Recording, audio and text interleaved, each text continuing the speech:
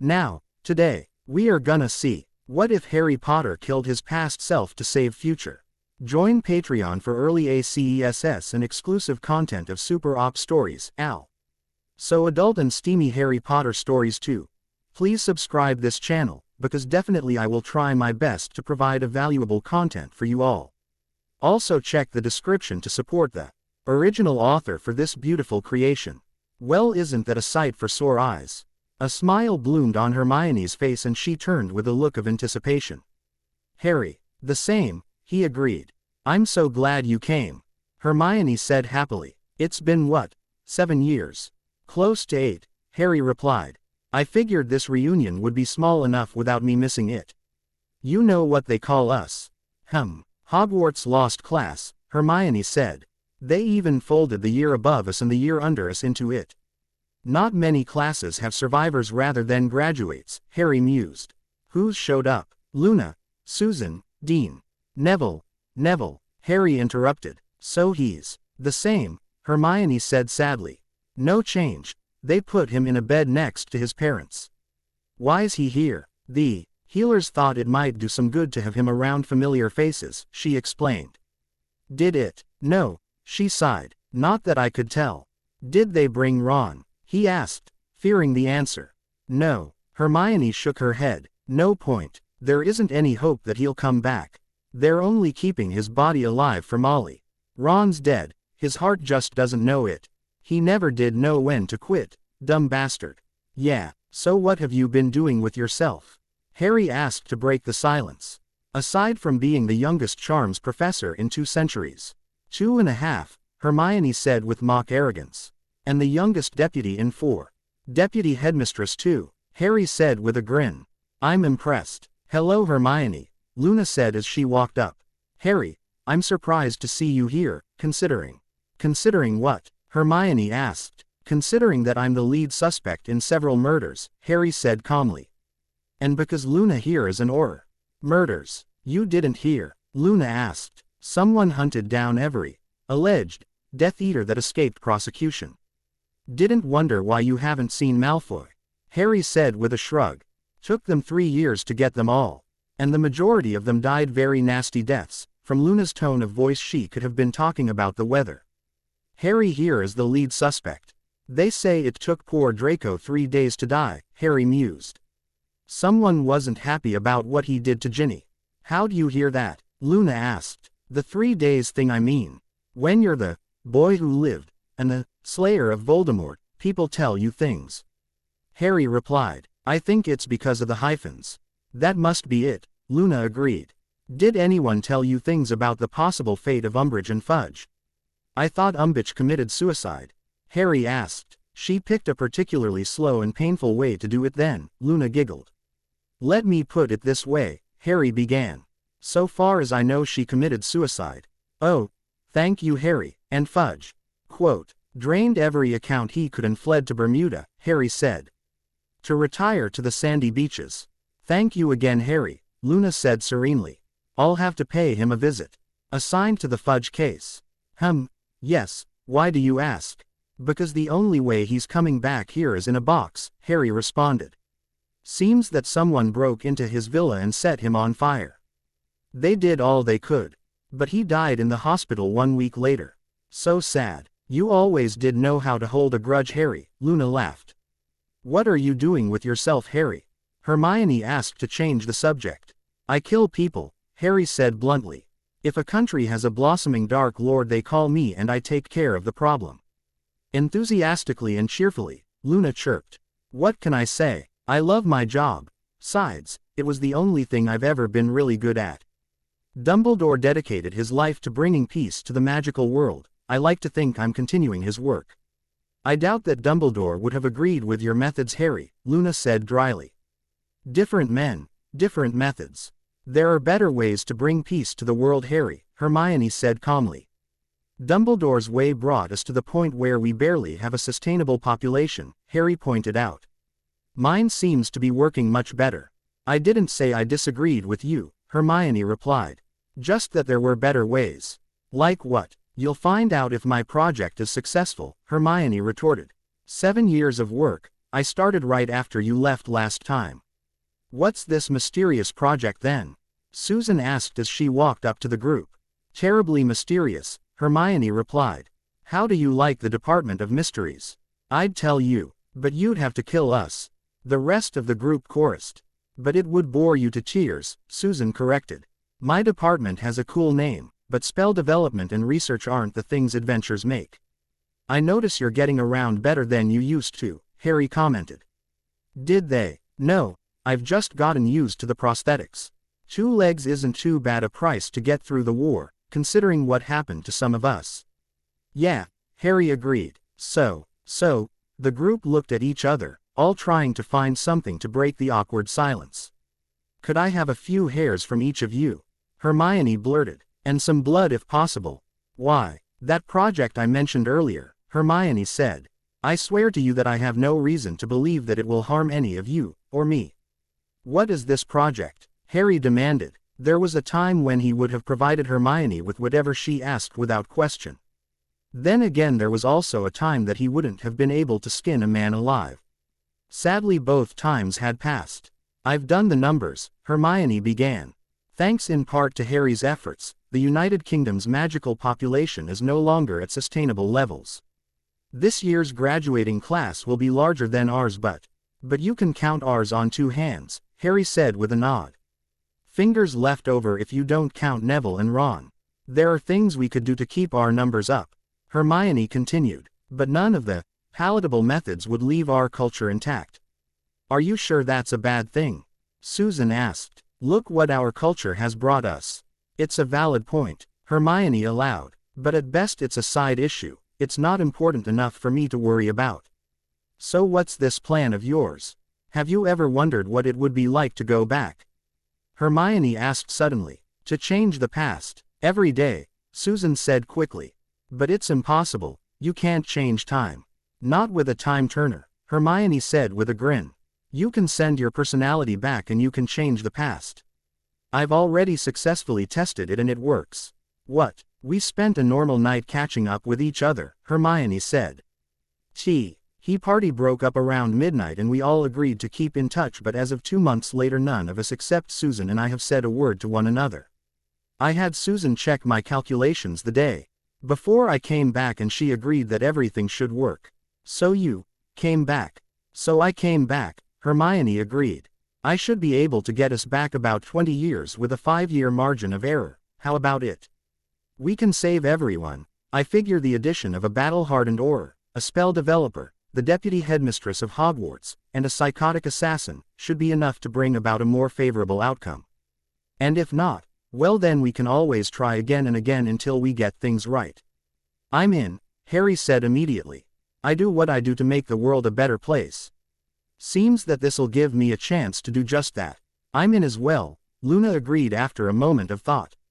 Especially if it gives me a chance to save Mummy. Susan, Owsley, are you kidding? Susan asked incredulously. A chance to make history with a spell thought impossible. Of course I'm in, besides it's not like any one of us will lose anything if something goes wrong, is it? The group nodded grimly at her question. So, when do we start? Harry awoke with a groan and the first thing he noticed was that the world seemed larger than it did when he went to bed. It worked, he asked with an amused smile. Wonder how old I am. Shrugging the matter off as unimportant, Harry examined his surroundings and found that he was back in his cupboard. Be it ever so humble, he muttered as he slid a loose nail out of the door frame and used it to pop the lock. According to the clock, it was a little before 3 in the morning, so Harry figured that he had about 4 hours to arrange things and 6 before his loving family woke up. Harry ghosted up the stairs and into his aunt and uncle's room. A few minutes of rummaging garnered him an old-fashioned hat pin from his aunt's jeweler. Box and 2 quick thrusts between the vertebrae paralyzed 2 of the people that had shaped Harry into what he was. Harry had gathered everything portable, valuable, and easily missed into a small pile. It wasn't like Petunia and Vernon were going to need it, he reasoned, and no sense letting it go to waste. This would have been so much easier if one of them smoked, Harry groused to himself as he rewired an outlet. Electrical fires take so much time to arrange. Shrugging the matter off, Harry drained the battery on the smoke detector with a small application of magic before turning to complete his task. On the other hand, he thought to himself, Dudley hasn't really done anything yet. Sighing, he replaced the battery before sparking the fire. Why not let fate decide if the fat boy should live? He reasoned, as he disappeared into the night. After all, he could always return to finish the job if Dudley became the man he had in the old timeline. Electrical fire leaves boy orphaned. Hermione felt a wave of excitement as she read the story about the tragic deaths of the Dursleys. Harry had returned and her plan had worked. Even if it was just the two of them that had gone back, her plan had worked. The magical world was not a healthy place, Harry mused as he entered the abandoned house.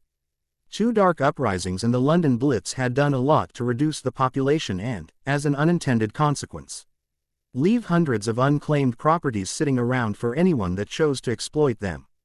The wards on this particular house were good, Harry thought admiringly, certainly good enough to keep it from being noticed by one of the few professional wizard thieves, but not nearly good enough to stand up to Harry's careful prodding.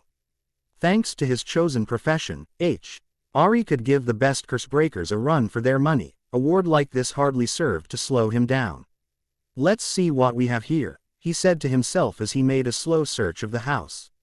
A few books, a few items, but nothing really useful. With a philosophical shrug, Harry pocketed the few things that seemed worth taking before settling down for the night. Mummy, Luna said in a low voice. Mummy, wake up. Hands trembling a bit, Luna grabbed her mother's wand and took a deep breath. Her entire demeanor changed as she began incanting, pouring every bit of magic she could muster into the woman's body in an attempt to stabilize her long enough to save her life. When she was done, Luna stumbled drunkenly towards the fireplace. Street Mungo's emergency, she slurred. You have reached Street Mungo's emergency room. Please state the nature of your medical emergency. Help me, Luna gasped before the world went dark. Harry woke up late that day and gathered his things. Long years of paranoia had taught him the value of never sleeping in the same place for more than one night. After one last look around, Harry automatically reached for his wand to cast the charms that would erase the signs that he'd ever been there. Damn, Harry laughed, forgot all about that. Guess I'm going to have to make getting a new one a priority. He bit his lip as he began to think. Suppose I could find a house with a good potions lab, he mused. Come to think of it, didn't someone used to keep a bottle of polyjuice in one of their pockets? Now who was that? And for that matter, will they have it on them now? Amelia stormed into Street Mungo's hospital for magical maladies with a look of determination on her face. After a quick look around, she found her friend's room and set about questioning the healer she caught coming out of it. Well, Amelia demanded. Well, what? The healer asked sourly. Well, Celine Lovegood is a friend of mine and I want to know what happened to her, Amelia growled. She says it was an accident, the healer replied, testing some sort of new spell and doesn't remember what happened after that. Would have died if someone hadn't stabilized her. Who? Amelia demanded. An aura of some sort would be my guess, the healer said after a moment of though, some of the medical charms used are the sort taught in the academy. Most of them are charms none of my healers have ever heard of, the healer said with a shake of his head, charms I didn't think were possible. So we've got a cross between an aura, a healer, and a spell researcher running around. Amelia said dryly. You know what? I'm fine with that. How's Celine's daughter doing? Says she doesn't remember a thing after her mummy wouldn't wake up, the healer replied, won't leave her mother's side. I guess that's understandable, Amelia sighed, thank you. She abruptly turned and walked into her friend's room. Always happy to help Madam Bones, the healer said dryly. Picking pockets is such a useful skill, Harry thought to himself, it's like the gift that keeps on giving. It hadn't been easy to find someone who habitually carried polyjuice, especially since Harry couldn't remember who it was. Hey, you kill enough people and their faces start merging. Not like dead people are important, Harry reassured himself, it's the live ones that are dangerous. On the plus side, in addition to his new polyjuice, Harry had also acquired a number of other potentially useful items, and enough gold for a moderately large shopping spree. Never let it be said that crime doesn't pay, Harry said happily. Now for the unpleasant part of my plan. He eyed the polyjuice in disgust. Bottoms up. After the transformation, he quickly dressed in some of the cloth.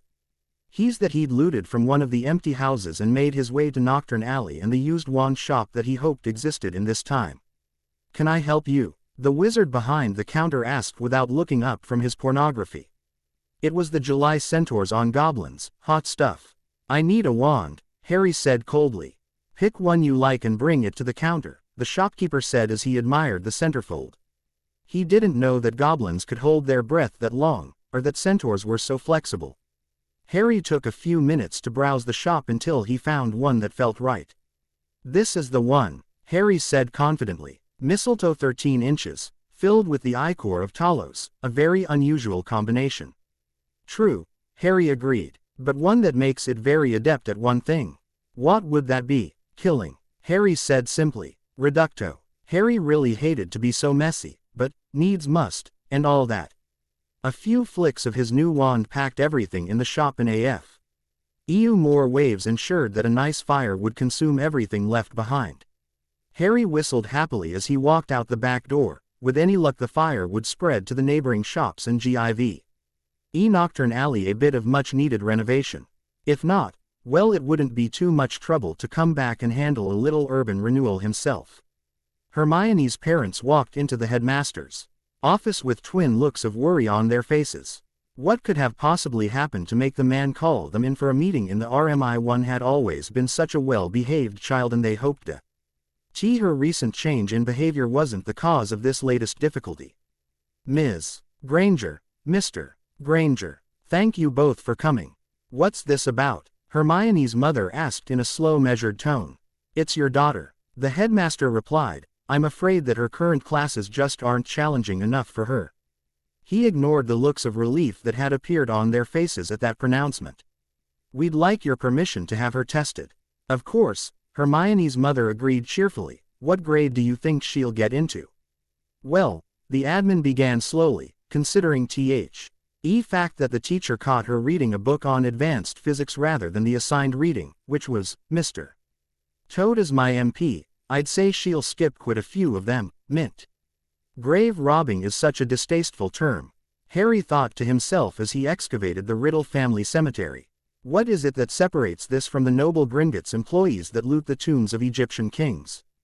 The time perhaps, Harry wondered, or perhaps because Egyptians were a bunch of wogs that didn't deserve to keep what they couldn't hold. Another ring, Harry said in delight after he'd pried up. The coffin belonging to one of Tom's distant ancestors. Must be my lucky day. A couple quick flicks of his wand destroyed the bones and Harry put a reasonable copy in their place. After all, it wouldn't do to destroy the bone of father, just to find out later that a bone of distant cousin would do just as well. Best to be thorough. Aunt Amelia, Susan squealed when her aunt got home. Look, we got a letter. You didn't touch it, did you? Amelia asked in concern. Nope, Susan agreed, just like you taught me. And let me tell you what a pain it was to find one of your spare wands and remove all the evidence that would disprove that statement, she thought to herself. What is it? Seems to be safe, Amelia muttered to herself. It looks like a page full of new spells, Amelia said in shock. Including a couple of new healing spells. Who sent it? There's no signature, Amelia said with a smile. But there is a smudge of black ink. Oh, she hadn't noticed that. Getting complacent in your old age, Susan, she reproached herself. Go wash your hands and get ready for dinner while I look over Mr. Black Ink's letter. Okay, Susan. Okay, Auntie Amelia, Susan agreed cheerfully. Well, she thought to herself, that was unexpected. Harry had crawled through 200 feet of what had to be the third nastiest muck he'd had to go through in his life. It was worth it. He assured himself, as he tried not to gag, worth it because it will help remove one of the major players that had made the old world as bad as it was. A few quick stunners urged that the elves wouldn't interfere, and a quick flow call to the Department of Magical Law Enforcement ensured that all the guests would arrive on time. While he waited, Harry amused himself by removing some of the more valuable items in the house. It wasn't like anyone would be around to miss them. Waste not. Want not and all that rot. Lucius Malfoy was awakened by a loud pounding coming from his front door. Throwing on his robe, He walked down the stairs and opened the door to see one of the more annoying people he had the misfortune to regularly interact with. "What's this all about, Amelia?" Lucius asked in a silky voice, his countenance betraying no hint about his true feelings concerning the woman. "We've received a credible tip that you've got a cache of dark artifacts hidden under your drawing room floor." Amelia replied briskly. "Well, I'm afraid that I have to admit that I do have some questionable items," Lucius oozed. "They're all in the nature of family heirlooms, illegal to own so long as they are properly stored and not misused." "I'll be the judge of what's legal," Amelia hissed. "Horrors." Lucius sighed as he watched the Aurors undo months of work, idly wondering what it would cost him to buy another pardon.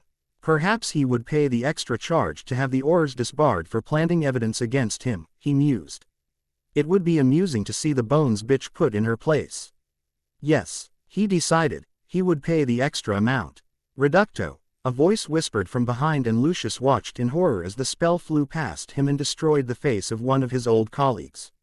"Shit," Amelia screamed. "Get him." Lucius didn't even have a chance to protest his innocence before his body was hit by several dozen restricted spells. The war hadn't been over long, and some people had very long memories. "Check. I am," Amelia ordered. She noted with satisfaction the way her Aurors spread out to cover the entrances. "He's dead, Amelia," one of the Aurors said with a satisfied grin. "I'd like to see the bastard try to buy his way out of the underworld." "Auror Perkins, dead too. Shame," Amelia sighed. "Find the rest of the family, I want them all in CU. Study while we get to the bottom of all this." Harry allowed himself a brief moment of satisfaction as he left the former Malfoy manor. 3 Malfoys and 1 traitor wasn't too bad. Sure, he'd had times where he'd done better. Considerably better, but that was in the past, future, whatever. The point was, that it was an impressive job for someone of his age. Now all he wanted to do is find a nice hot shower. Cleaning charms were all well and good, but they never really made you feel as clean as good old soap and water. Amelia took a quick glance through the trap door in the drawing room floor, and was amazed by the number of illegal dark artifacts she could see in the Malfoy Patriarch's hidden hole. No wonder the man had chosen to fight it out. She saw half a dozen items that each carried a mandatory 10-year sentence for possession. "We found the other Malfoys, Amelia," the Auror called out. "It's ugly." "What happened?" Amelia called back as she walked towards the scene. "Looks like the mother smothered her son with a pillow before offing herself," he said professionally. "Must have heard the fight downstairs." "Why'd she do it?" Amelia asked herself. "The most we could have done is, guess it doesn't matter. Tag them and bag them." "You want us to continue the search?" "Leave no stone unturned," Amelia agreed. "No sense wasting a perfectly good warrant." Dumbledore frowned as he read the paper. Shame about the Dursley family, but so long as the boy's cousin survived, then all would be well. He smiled as he read that Dudley would be taken in by his Aunt Marge, no doubt.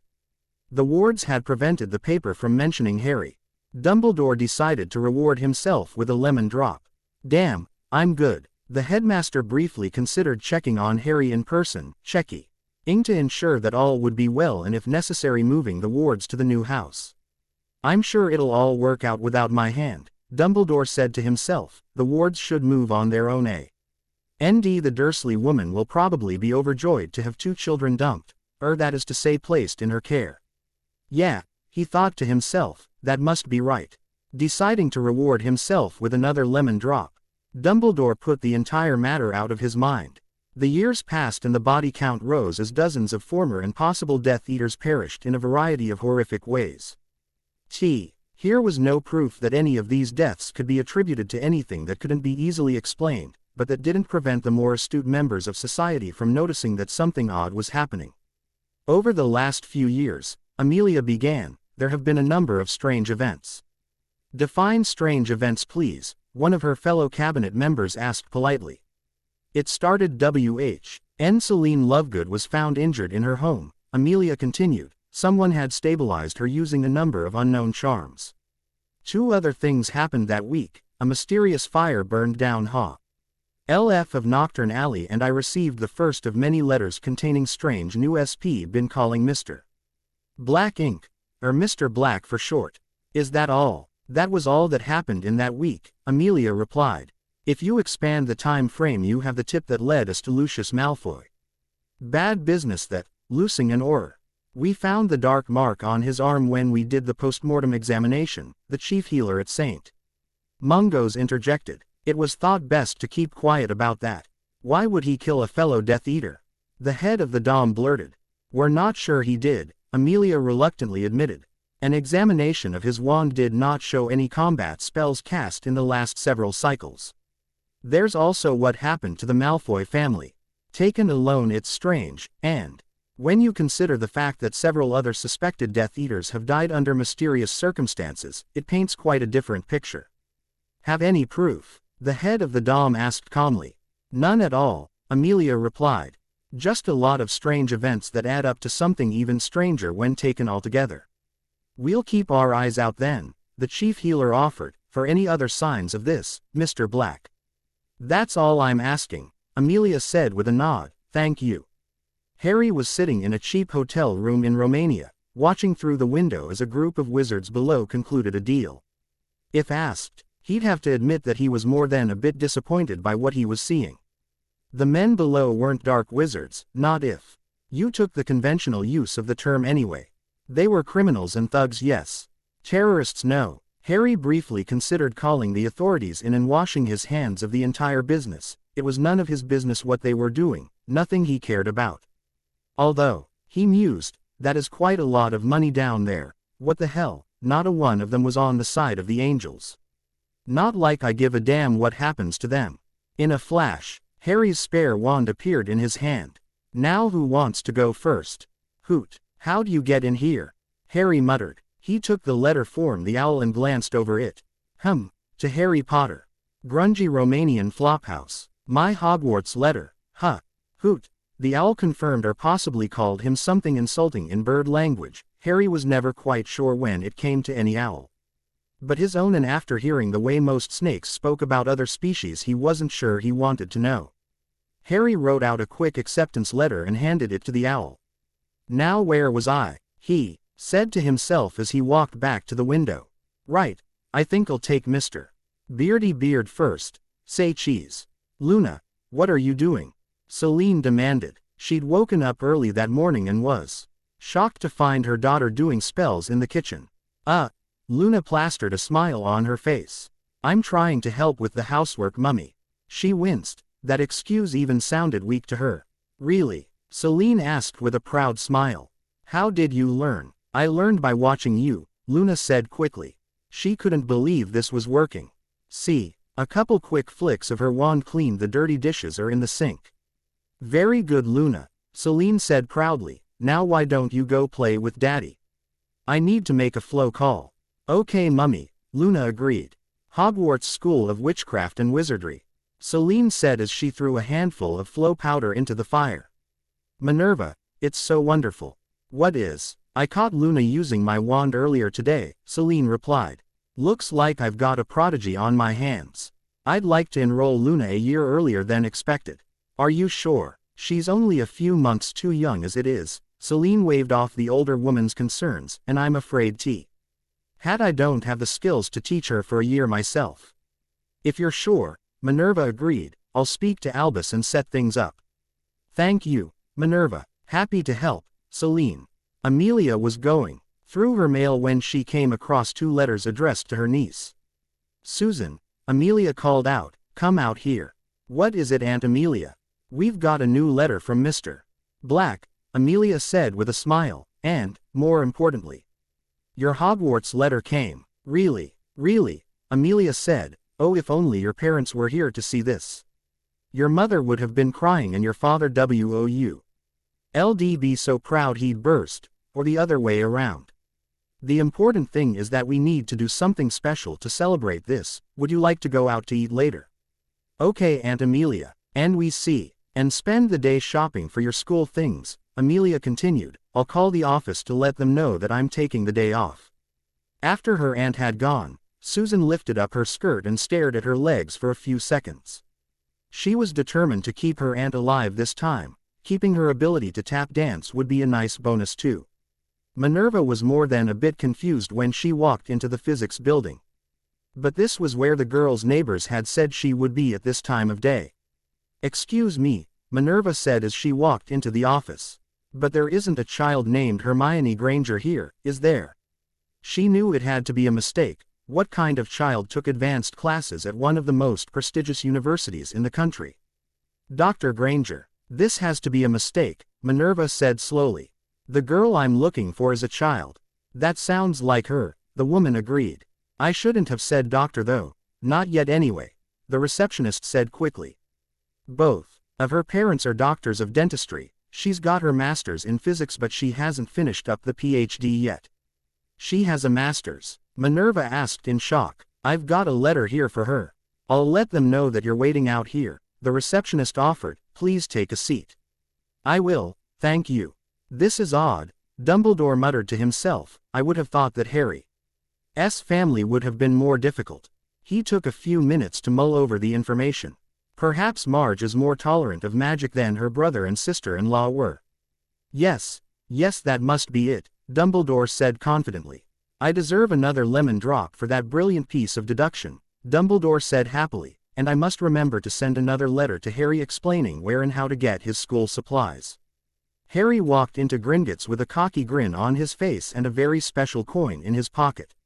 It hadn't been easy to set things up, but he had high hopes and low expectations. The goblin growled. "Don't have one," Harry said cheerfully. "Then I can't let you in," the goblin said with a happy smile. "Next." "Not quite correct," Harry interrupted. "According to my contract I do need a key to make withdrawals." "Then, but not to close my accounts," Harry continued. "Those will be the Potter Vault, my Trust Vault, my parents' personal vaults, the Black Vault, my godfather's personal vault, the Lestrange Vault, the Lestrange personal vaults, the Malfoy vaults, the Malfoy personal vaults, and the Gaunt and all-connected vaults which are mine by right of conquest." Harry grinned. "And I'll pay the 10 galleon fee for a records check to see if there are any other vaults that I can claim. If any are found then I'd like them closed as well." "What?" the goblin asked sickly. "I'm the heir to the heir of the Black family," Harry explained. "He's in prison and is such legally dead. Everything he once had was passed to me. Same situation with the Lestrange family. They're all in lockup so everything they had goes to the Black family, everything in the Black family goes to me. The Malfoys are dead, their monies and possessions go to the Black family and as you know." "Yes, would you like to supervise the transfer?" the goblin asked sourly. "I believe I would," Harry agreed. "Just think, I wouldn't have closed my accounts if you'd have had some way of letting me make withdrawals without a key. Shame that." "That was a lie, but they didn't know that." "We do," the teller said quickly, "all we have." "I'm afraid that I've already made my decision," Harry said or screamed. "Take this human to supervise the procedure. Just transfer it all to my Swiss account." Harry twisted the knife. "The gnomes give such better interest." "See that it's done," the teller snapped. "Yes sir," Griphook agreed. "This way, human." Harry watched with a satisfied smile as all the gold under his control was removed from Gringotts. The goblins in general, and one goblin in particular, had taken advantage of their ability to limit access to gold during the war. Armies may march on their stomachs, Harry thought to himself, but wars are won and lost by gold. More gold means more medicine, more food, more weapons. Less means death. After all, winning a war may take almost everything you have, but losing takes it all. "Is it rude to offer a tip?"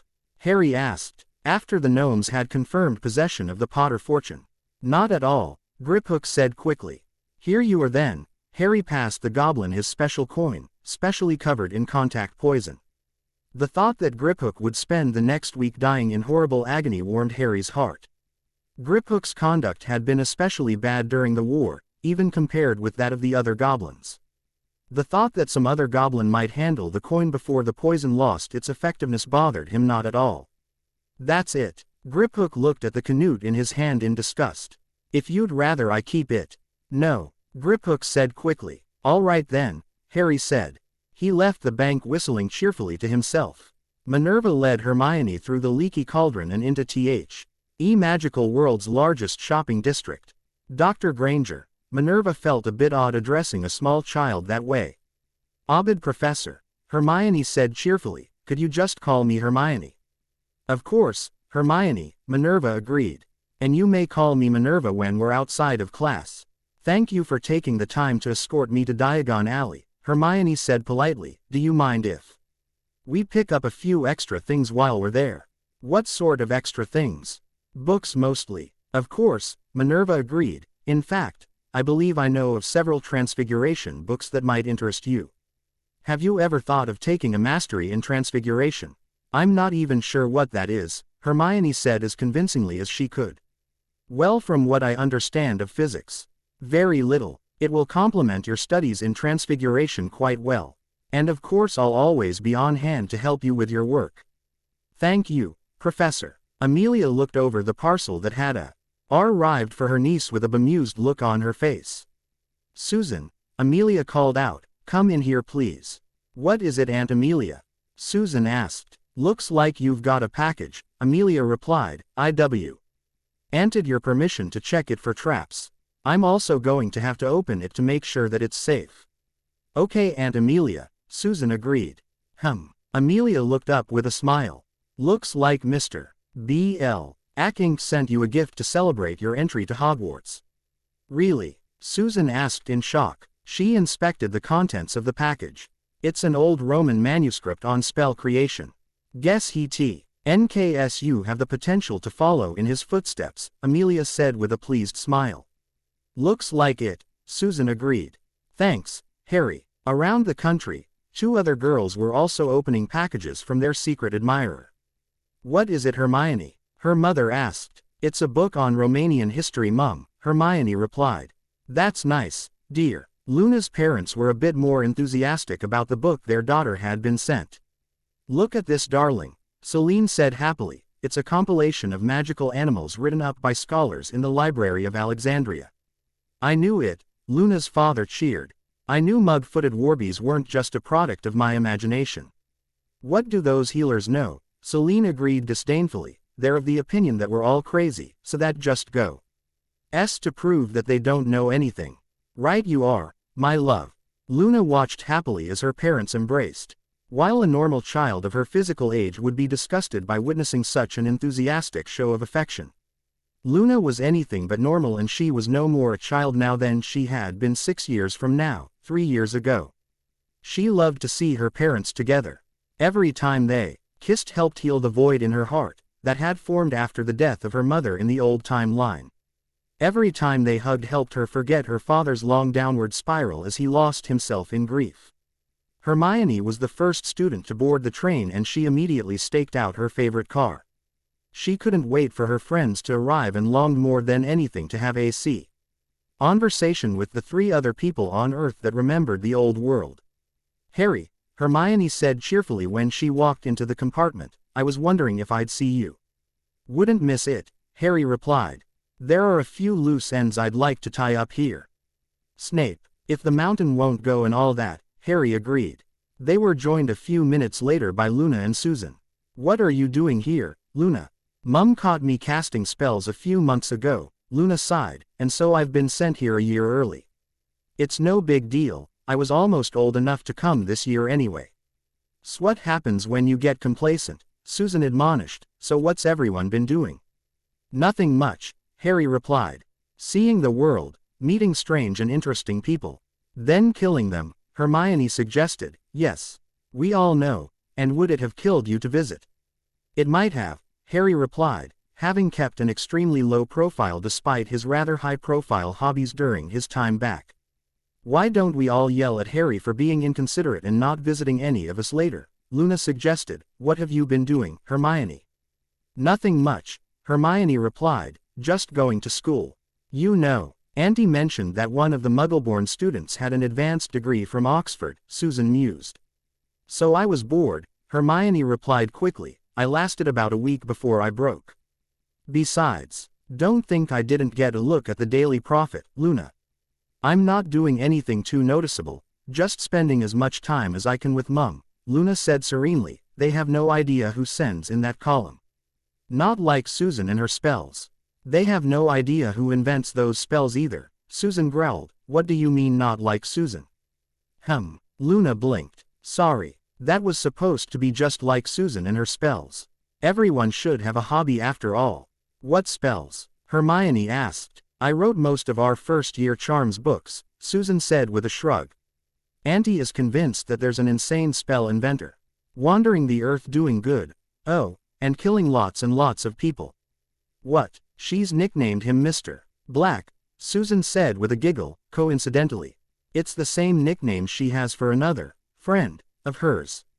You pick up the most mentally scarring information when you're testing new listening charms, she ended with a sigh.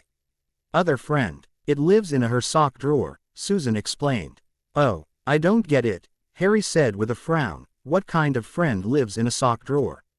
The kind for lonely women, Hermione explained absently. So how's everyone been doing other than that? Felt a bit odd to pretend to be a child, Harry replied, so I skipped it and treated myself to a world tour. Anne. I couldn't resist, just couldn't. How could you expect me to? Mr. Black returns. Well, sort of. Polish by Shanoa, Tommy King, Bobman 10,000, Gordon Petty, Ma Opperman, and Dogbert Carroll. Omake. Thrice defied. Snape glowered at the Frank Longbottom and his girlfriend Alice. How dare they defy him like this? He'd told them 3 times that stripes and plaid just weren't the right color combination to wear to the S. Pring formal, but the fashion-challenged fools had ignored them.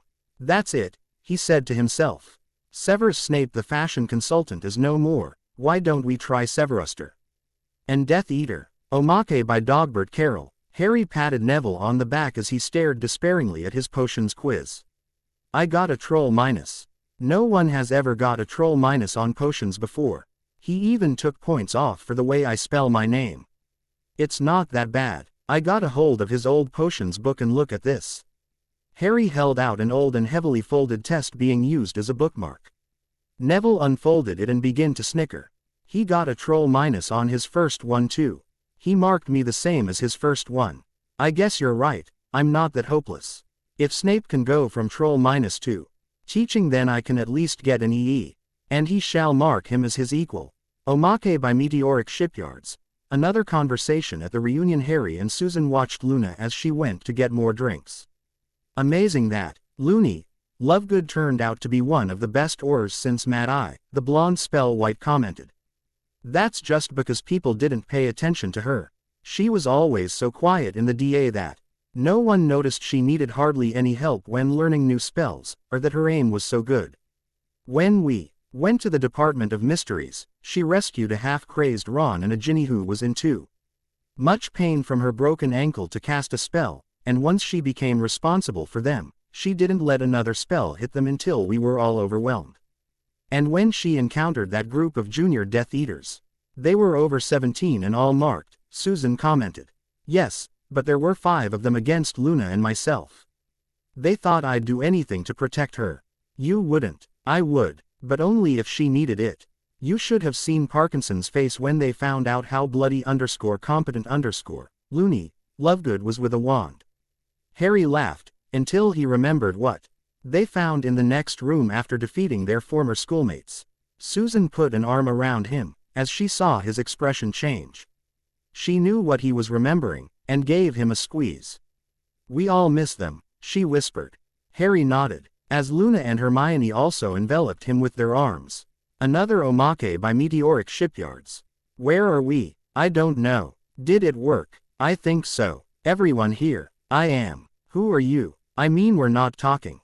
I don't even think we're breathing. This is Hermione. I'm Luna. Susan here. That means I'm Harry. So the spell did something. We're together, but we can't tell where we are. Or when. Or if. But we are together. I feel that this place is familiar. Who said that? Hermione. I just feel warm and protected. I hear something. Me too. I don't recognize the noise. I hear a heartbeat. It's really pounding. Now that you mention it, so do I. And, grunting. Boobala. Who uses that word? My mother. Who's that? Hermione again. My mother calls my father that when they're alone. At night. All alone. In the bedroom. How do you know? I was a very curious child. I would listen at their door when I heard sounds in the night. I hear something else. Singing. Very tiny singing. Who said that? Luna. I think I can direct us. I see something. Well, see isn't quite the word, but it's close. There, do you see it? It's tiny. And you're right. It is singing. Tiny. It's microscopic. It's spherical and microscopic and singing. Why doesn't that seem to make any sense? It's singing. Come to me. This isn't making any sense. Wait, I hear something else. It's like a crowd of voices. Yes, that way. What way? There's no up and down here. That had to be Hermione. You want to make something of it, Potter. I'm Susan. Sorry. But I hear the crowd, too. They're singing, too. What are they saying? Listen. I'm coming. Got to get there first. Over and over. There they are. Hundreds of them. Snakes. Oh, good lord. They're not snakes. What are they? They're sperm. And that's an egg. And I'm the oldest, so that's probably mine. Then that means, I always was a bit of a voyeur, but I've never watched this. You pervert, Harry. That wasn't me. That was me, Luna. I wonder if we can go up. Don't you dare. That's my parents. All those times listening, didn't you ever watch? No. They always locked the door. Oh, look, one's made it. They're singing a duet now. And the rest of the sperm is going away sad. I wish. Don't you say it, Luna. Ah, so, the spell must have taken us further back than planned, right, Hermione? Hermione, I don't think she's with us anymore. I think that we're looking at her. So what happens now? I think we wait a few months and visit my parents, and then yours, Harry. Luna, you're going to be like this for about a year. It will only be a few months after Harry. He's born in July and I'm in October. Do we know if this will work when we go all the way back to the beginning? Equals yes. Someone else. Who said that? Equals me. Hermione. I am in the cell. Can't talk much now. I'm getting ready to split. You're leaving. Equals no. Not split, leave. Split, divide. Talk to you later. I guess it worked. Omake bye. Meteoric shipyards. Harry. Did you kill those Death Eaters? No. Hermione. I'd never. Harry. Well, I may have. A little Harry. Maybe a little, yeah. And it was an accident. My wand went off when I wasn't paying attention. 16 times. Yes, it was an accident. What am I going to do with you, you goof? Luna piped up. Oh Harry.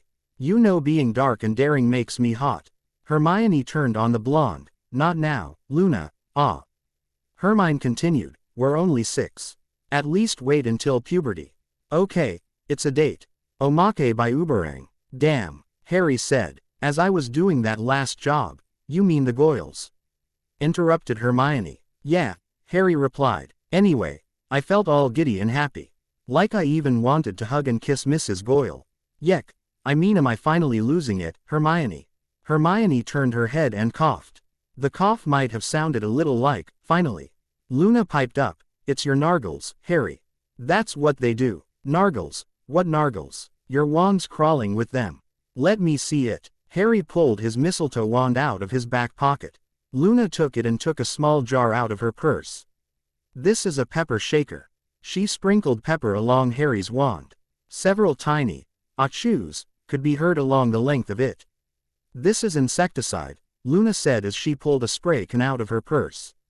Soon several tiny args could be heard falling from Harry's wand to the carpet. Oh, Harry, Hermione chided. Didn't anyone tell you not to carry your wand in your back pocket? Harry's tone was acid. I'm not going to blast a buttock off. Maybe not, but certain infections can spread from there, Hermione replied as Luna pulled Harry's waistband out and sprinkled in some pepper. Several tiny achoo's could be heard from Harry's boxers. Beta note. We keep tracking him down, but he keeps moving before we can make him take his medication. The Slytherin curse. While the group of time travelers rode the train to Hogwarts, Dumbledore was having a very difficult conversation in his office. Thank you for meeting with me, Amelia, Dumbledore said as he waved the woman towards a chair, lemon drop. Why thank you, Albus. She pocketed the candy with a mental note to pass it along to forensics. Now then, what can I do for you? I'm sure you've noticed the large number of accidents befalling several of our alumni. You're speaking of the so-called Curse of Slytherin, right? Yes, Dumbledore agreed. I have reason to believe that either one person or a small group is responsible. Do tell, and I would like you to investigate this. The headmaster continued, Hopefully we can put an end to this before there are more senseless deaths.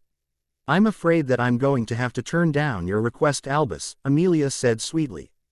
I just don't have the resources to waste on what could be a wild goose chase, unless of course you have proof. No proof, Albus admitted reluctantly, but sure. Lee, you realize that there are too many incidents to be attributed to coincidence. Surely I don't care enough about THRS to act without proof, Amelia said happily. She would treasure the look of show CK on the old bastard's face for the rest of her life. You've always been a big believer in second chances, Albus. That is why you arranged for a multiple murderer to turn state's evidence after all. How is Severus doing anyway? Still teaching, Dumbledore said sourly. Then why don't you, I don't know, offer this mythical man a job? What? Just think of this as a chance to give whoever is behind the Slytherin curse, assuming they exist, a second chance. Or a third, or fourth. If that doesn't work for you, then think of it as a chance to round out your teaching staff with another multiple murderer. Be a good change to have a competent professor in defense. Oh, and one more thing, Albus. What is it, Amelia? Dumbledore asked with an annoyed sigh. If Susan comes to harm due to you, our actions are due to those of your pet Death Eater, then I will kill you, she said in a cold voice. Him too, she added absently. There won't be a place on earth that either of you can hide from me. I hardly think that's necessary. Amelia, don't patronize me, she snapped. I'm well aware of the fact that you're hiding something in this school. If my niece comes to harm because of it, or you to any one of your little decisions, then you will die. Am I making myself clear, Albus? She asked sweetly. Crystal, he replied, stunned at her lack of faith in him. Then have a good day, Albus, she said as she showed herself out. I enjoyed our little conversation so much that I believe we'll have to do it again sometime. I'm afraid that with the coming session, I doubt that I'll have the time. That wasn't a request, Albus, she interrupted, unless you want me to up the security around Susan. I think 5 oars within 2 meters of her at all times would be sufficient. As I was saying, Dumbledore said tightly, I doubt I'll have the time to have too many meetings, but I'll try to keep my schedule open. Thank you, Albus, Amelia said as she walked out the door. I really appreciate that. The first thing the group noticed when they walked into the Great Hall was the sheer number of students, almost twice the number that they remembered from the first go-around. What in the world? Hermione muttered. Didn't you know? Susan whispered. In the old world only 1 in 3 Muggle-born students lived long enough to receive their letter. It seems that they were especially prone to fatal accidents. Then Lucius Malfoy and a few of his friends suffer fatal accidents of their own, Luna chimed in, and the number of accidents befalling Muggleborn falls to almost 0. What an amazing coincidence, isn't it though? Hermione agreed. I also noticed that there aren't very many students in Slytherin, Hermione mused, and that most of those are in the upper years. Slytherin alumni tend to die in horrific ways, Susan said. Families tell their children to beg the hat to keep them out of it. It's funny, but most of the Slytherins in the here and now are Muggleborn. That's priceless. Hermione giggled. I know what house I'm going to be in. Me too, Harry agreed, less of a commute. Harry's eyes turned to the sneering head of his future house. And much more space, Luna chirped. I'll bet we could each have private rooms if we wanted. Good point, Susan agreed. No way she was going to be stuck alone with a bunch of brats in another house. It's agreed then. Agreed, the others chorused. At that staff table, the astronomy professor was in a deep conversation with the head of Gryffindor House. Isn't he a little charmer? Aurora Sinistra said, elbowing her neighbor. Isn't whom? Minerva asked. The one with Lily's cheekbones, Aurora whispered, surrounded by girls. Not sure where he got that from, Minerva mused. James thought LS were icky until sometime in his 4th year. Forgot about that, Aurora giggled. You know, me and Alice once cornered him in an empty classroom and took turns kissing him. James went to Poppy and demanded she regrow his lips. When was that? Middle of our 1st year. Ah yes, Minerva sighed. After Poppy wouldn't help, James had Mr. Lupin brew up a potion to cure the problem, I believe. The house elves finally managed to get the smell out last year. Shame Lils isn't around to see this, Aurora sighed. she had Harry's whole life planned out for him within a week of his birth. Right down to where he'd have his wedding. Quote, Lily and her lists, Minerva said wistfully. What did she finally decide on? Coast of Dover, Aurora said after a moment of thought, with 2 or 3 oath. Choices if Harry or his future wife didn't like Dover. Shame the accidents didn't start until a couple years ago, Minerva observed tightly. Shame I didn't arrange a few myself. If I'd have known that serious, I'm sorry Aurora. No, Aurora said with an angry frown, I agree with you. If I knew then what he'd do, I'd have killed him myself. Excuse me, Minerva said. She stood up and began reading off names, pausing just a bit before calling out Harry's name. Potter, Harry. Harry walked up to the hat and calmly plopped it on his head. Slytherin, the hat said loudly. The room was still, and as Harry placed the hat back on the stool and calmly strolled over to rejoin his friends. Minerva quickly overcame her surprise and finished the sorting before taking her seat beside the astronomy professor. I didn't expect that, Minerva said in shock. James would have been beside himself. Until he realized that Harry got the hat to sort him into Slytherin to stay with his little girlfriends. Aurora said between bouts of giggles. Then he would have been so proud he'd have burst, talking about the Potter charm and how Harry was a chip off the old block. Well, I guess that's true, Minerva agreed as she watched the 4 students speak with each other. He had to give up his dream of having a harem in his 5th year after all, so I suppose he'd be happy to live his dream through his son. 6th year, Aurora corrected, after Lily threatened to cut off his best friend if he didn't. Do you really think little Harry's building himself a harem? Of course not, Minerva said quickly. But that wouldn't have prevented James from bragging about it. True, James never did let inconvenient facts ruin a good story. McGonagall and Sinistra's interest in Harry and his companions did not go unnoticed. Or unremarked upon. Why do they keep looking at us? Harry said nervously. Years of hunting the most dangerous prey in the world had left Harry acutely aware of when he was being watched. Who knows? Hermione said with an easy shrug. Don't be so paranoid, Harry. It's not like they can listen in, Susan agreed. I cast a spell on the train to keep people from being able to monitor our conversations. Even if they can lip read, all they'll get is a conversation about ponies. Ponies. I like ponies, Luna offered. Couldn't you have a manlier conversation? Harry asked. Little girls talk about ponies, Susan said confidently. Not manly things. They do, Hermione asked in surprise. I'm fairly sure they do, Susan agreed uncertainly. Don't they? 3 bewildered looks met her question. I guess we'll have to research that then, Susan said, to make it more realistic. Amelia was sitting in her office when one of her underlings brought a bit of welcome news. Madam Bones, another pureblood has died of the curse. Who? The Lestrange family, the Auror replied. Well, every member we know about anyway. What happened? Amelia asked mildly. August. USTA Longbottom and Moody discovered them in their cell, the Auror said with a straight face. They were going to visit Sirius Black to ask him why he betrayed the Potter family, and the guard accidentally took them to the wrong cell. Do tell, Amelia purred. And we're sure that Augusta Longbottom and Moody didn't decide to, I don't know, get a bit of unofficial justice. No evidence to support that theory. The Auror replied with a grin. Moody even tested him that they didn't do it and that he did not witness Augusta Longbottom cast any spells. Guess that there's no reason to investigate, Amelia mused. People die in Azkaban all the time. Dispose of the bodies and seal the file. Yes, Madam Bones, the Auror agreed. Anyway, I should dispose of them. Fire is always good, Amelia replied, prevents the spread of disease. Quote, understood, Madam Bones, the Auror agreed, knowing of a charm that she had taught him that could be used on the spot to incinerate the corpses and kill any traces of magical sickness or disease. Although it did have the unfortunate side effect of completely wiping out any trace of magic used in the area. Amelia sighed heavily after the man had left. Things were so much easier in the old days. Before she'd found out how the world was really run. After the feast, Harry and the girls followed one of the Slytherin prefects to their new digs. These are your new quarters, the prefect said sourly. He was one of the few purebloods in Slytherin House, a fact to which he owed his badge. Boys on the right and girls on the left. Where are the... Hermione began. Ask someone who gives a damn.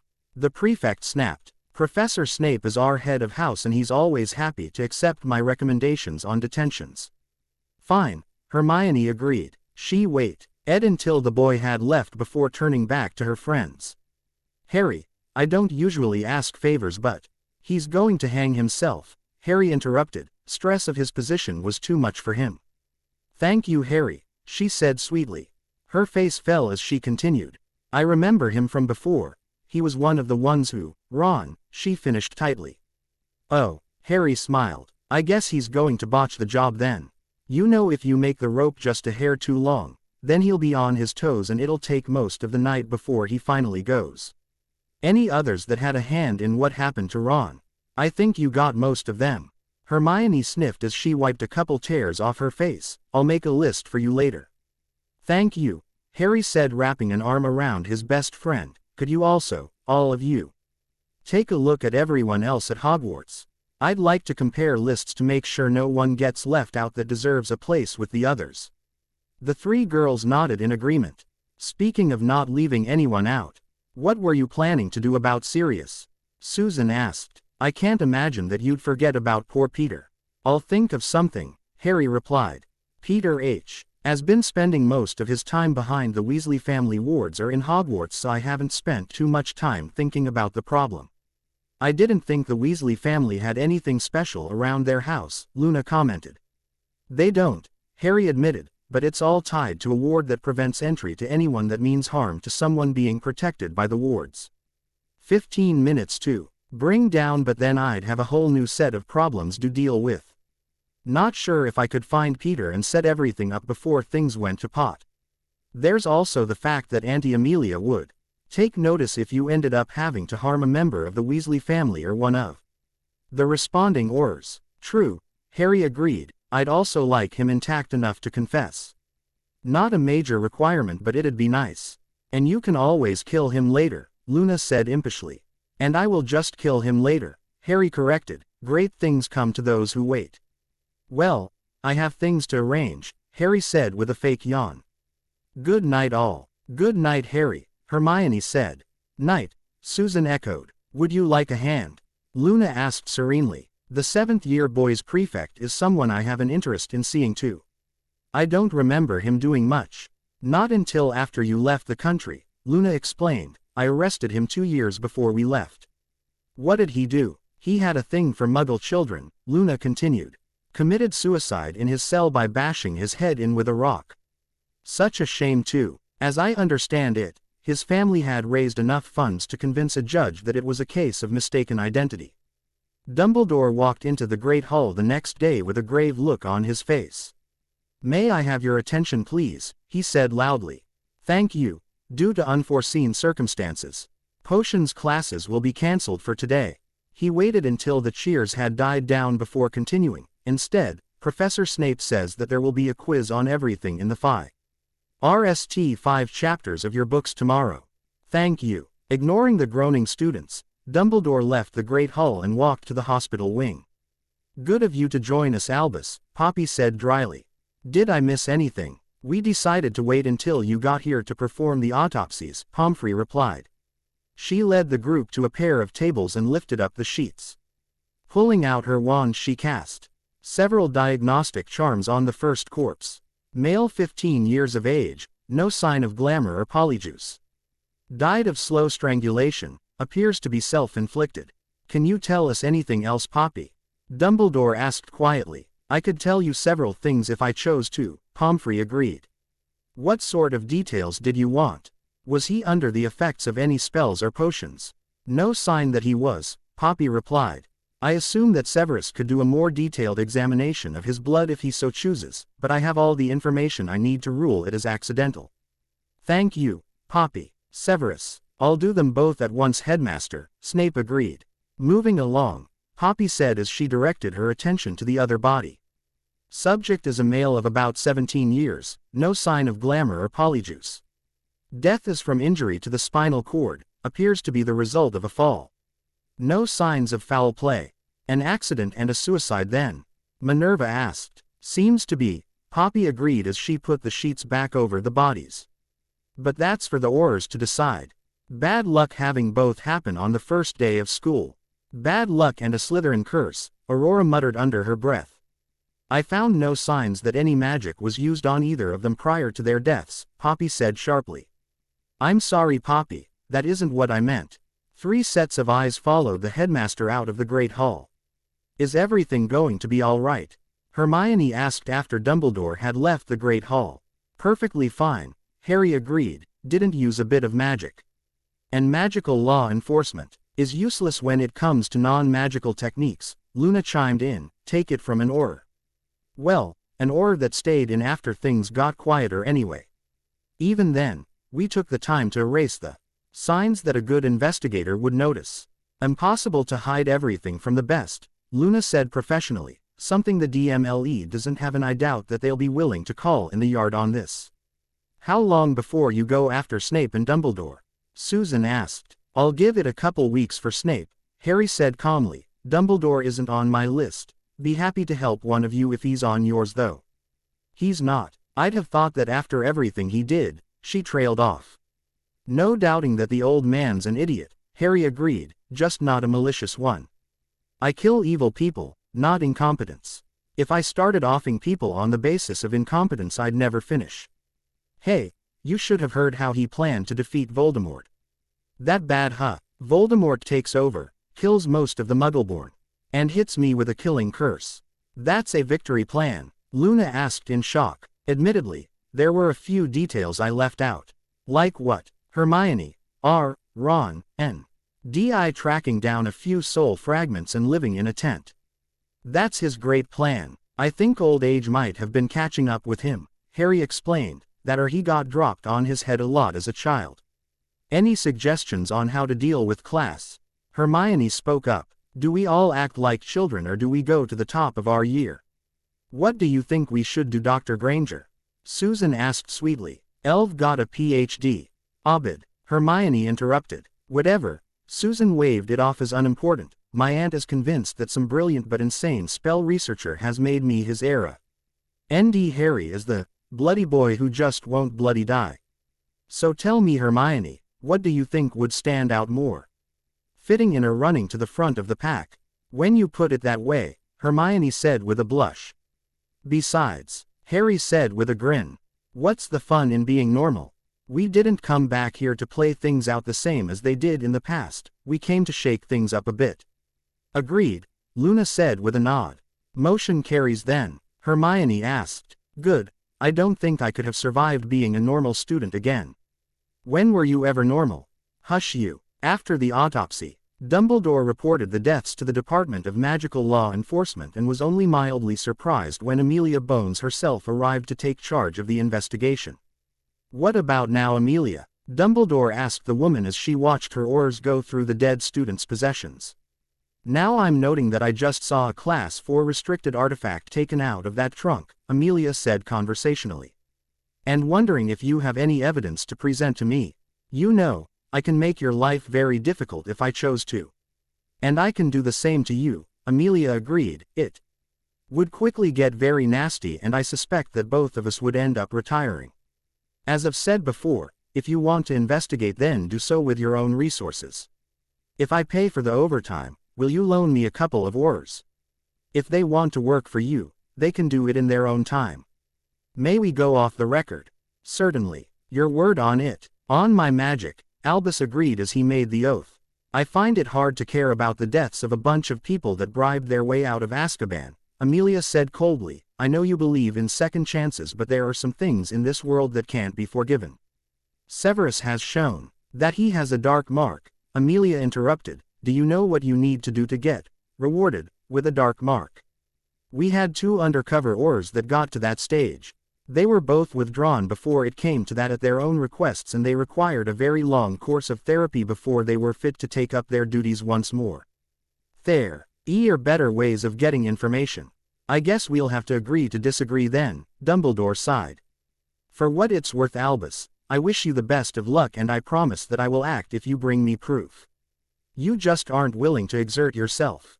Not on their behalf, she agreed with a curled lip. Be honest with yourself, Albus. There is nothing suspicious about either of these deaths. Of the suspicious ones, Can you name one person who didn't deserve it? Everyone deserves a second chance, Amelia, Dumbledore maintained. Even them. Do you know what the historic meaning of the word, outlaw, is, Albus? Amelia tried a different track. It is someone who has been deprived of the benefit and protection of the law. As far as I can tell, every one of the dodgy deaths has earned the title of outlaw, and as such their deaths do not but fill me with joy. I see. What would it take for the use of your equipment and facilities? The case files, forensic labs, and such. Yes, my budget could use a bit of padding, Amelia mused, but what I'd really like is a new prison. I really don't like having to depend on Dementors. Agreed, Dumbledore sighed, in return for the use of your equipment. I, Albus Dumbledore, agree to use my influence to give you a bit of padding to your budget to be used on new equipment, training, and to increase the number of Aurors. And the prison, as a task I agree with you on, Dumbledore said with a smile, so no deal need be made. I will give you my support in that because I agree with you. We really must agree to have more conversations like this, Albus. Amelia mused, who knows what other common ground we might have.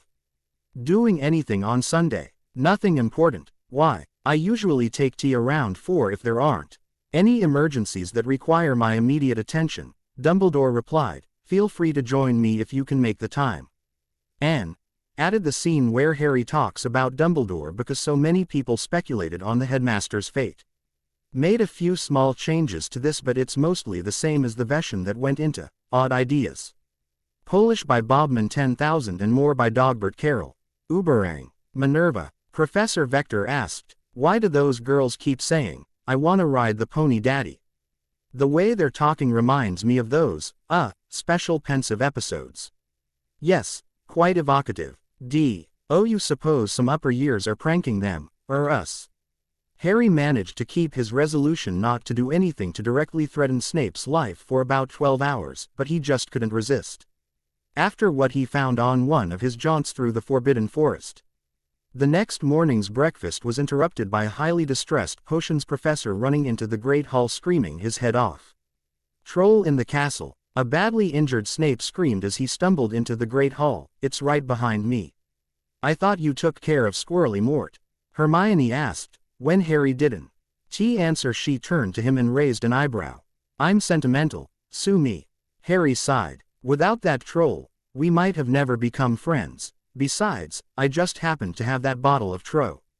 in heat laying around, and Snape really should lock up his cologne. So it's trying to. Yep, Harry agreed. Rada, the troll screamed as he ran into the Great Hall and towards Snape. Rada, Rada, Rada, professors, Dumbledore said loudly as he drew his wand. On my mark, fire. The group watched as their professors traumatized the Hufflepuff table by covering it with a fine troll mist. So you did all this for me? Hermione asked in an odd tone of voice. Yup, that's so sweet, Luna cooed. Yeah, Hermione agreed with a tear in her eye. Thank you, Harry. Well, our friendship means a lot to me, Harry said roughly. Just wanted to make sure you knew that. Which professor are you going to attack with a bloodthirsty creature for me? Luna demanded. Or do I mean nothing to you? Yeah, Susan giggled. But it wouldn't have the same symbolism, Harry protested. I don't care, Luna said stubbornly. How about bitch? Harry asked. Been saving that one for a special occasion. Okay, Luna agreed. Suddenly cheerful again. And me, Susan mock growled. This situation was too funny for her not to get involved. Any requests? Never did like Sluggy. Susan shuddered, the way he looked at me. I didn't know that, Harry said, grinding his teeth together at the thought of the bastard who had helped make Tom such a pain to kill, perving over young girls. Creep, Hermione agreed. Well, anyway, do you think you could cover him in flesh-eating slugs? Susan pleaded. Pretty please. I'll see what I can do, Harry promised. In the entire world you three are my only friends. May as well do my best to keep you happy. Thank you, Harry, Susan said. She and Luna hugged him while Hermione gave him a chaste kiss on the cheek. We love you too. Back at the staff table, Aurora and Minerva were paying close attention to the antics of the Slytherin first years. Look at that, Minerva, Aurora giggled. It seems that Mr. Potter's harem was frightened by the TR. And he's being good enough to comfort them. James would be insufferable after seeing that, wouldn't he? McGonagall asked dryly, the corners of her mouth twitching. Not a patch on how bad Sirius would have been. Aurora froze when she realized what she'd said, or, the Sirius I knew anyway. He seemed so proud when, bastard. He's getting his due. One of the few things that bring me joy is the thought of him suffering. Aurora said savagely, there's a special place in hell reserved for traitors. Why don't we change the subject? Minerva suggested. Tempted the Hat to put those 4 into Slytherin. The fact that there isn't anyone else willing to go to that house. Aurora theorized. Who knows how the enchantments have mutated on that thing, could just as easily be because one of them was the 5,000th student since some arbitrary date, or because another was born during the correct astronomical phenomena, while the third happened to have the same name as some histor. I see Slytherin and the Hat got confused and just tossed them back into their house. And the fourth, well, it's obvious that Harry belongs in Slytherin, Aurora said seriously. Any boy his age that's managed to charm 3 girls. Well, he is a little charmer, isn't he? Gonna break a lot of hearts when he gets older. As had previously occurred, the 2 professors' scrutiny did not go unnoticed or unremarked. They're watching us again, Harry said out of the corner of his mouth. What are they saying? I'd rather not cast a listening charm under their noses if I don't have to, Harry replied. Looks like something about charms. Breaking things, hearts. Frigging glasses. Need a new prescription then? Hermione asked sympathetically. Yeah, Harry agreed, that or a pair of binoculars. Reading lips is a pain in the ass if you can't see very well. Why don't we stop by the infirmary before class to get you a new pair then?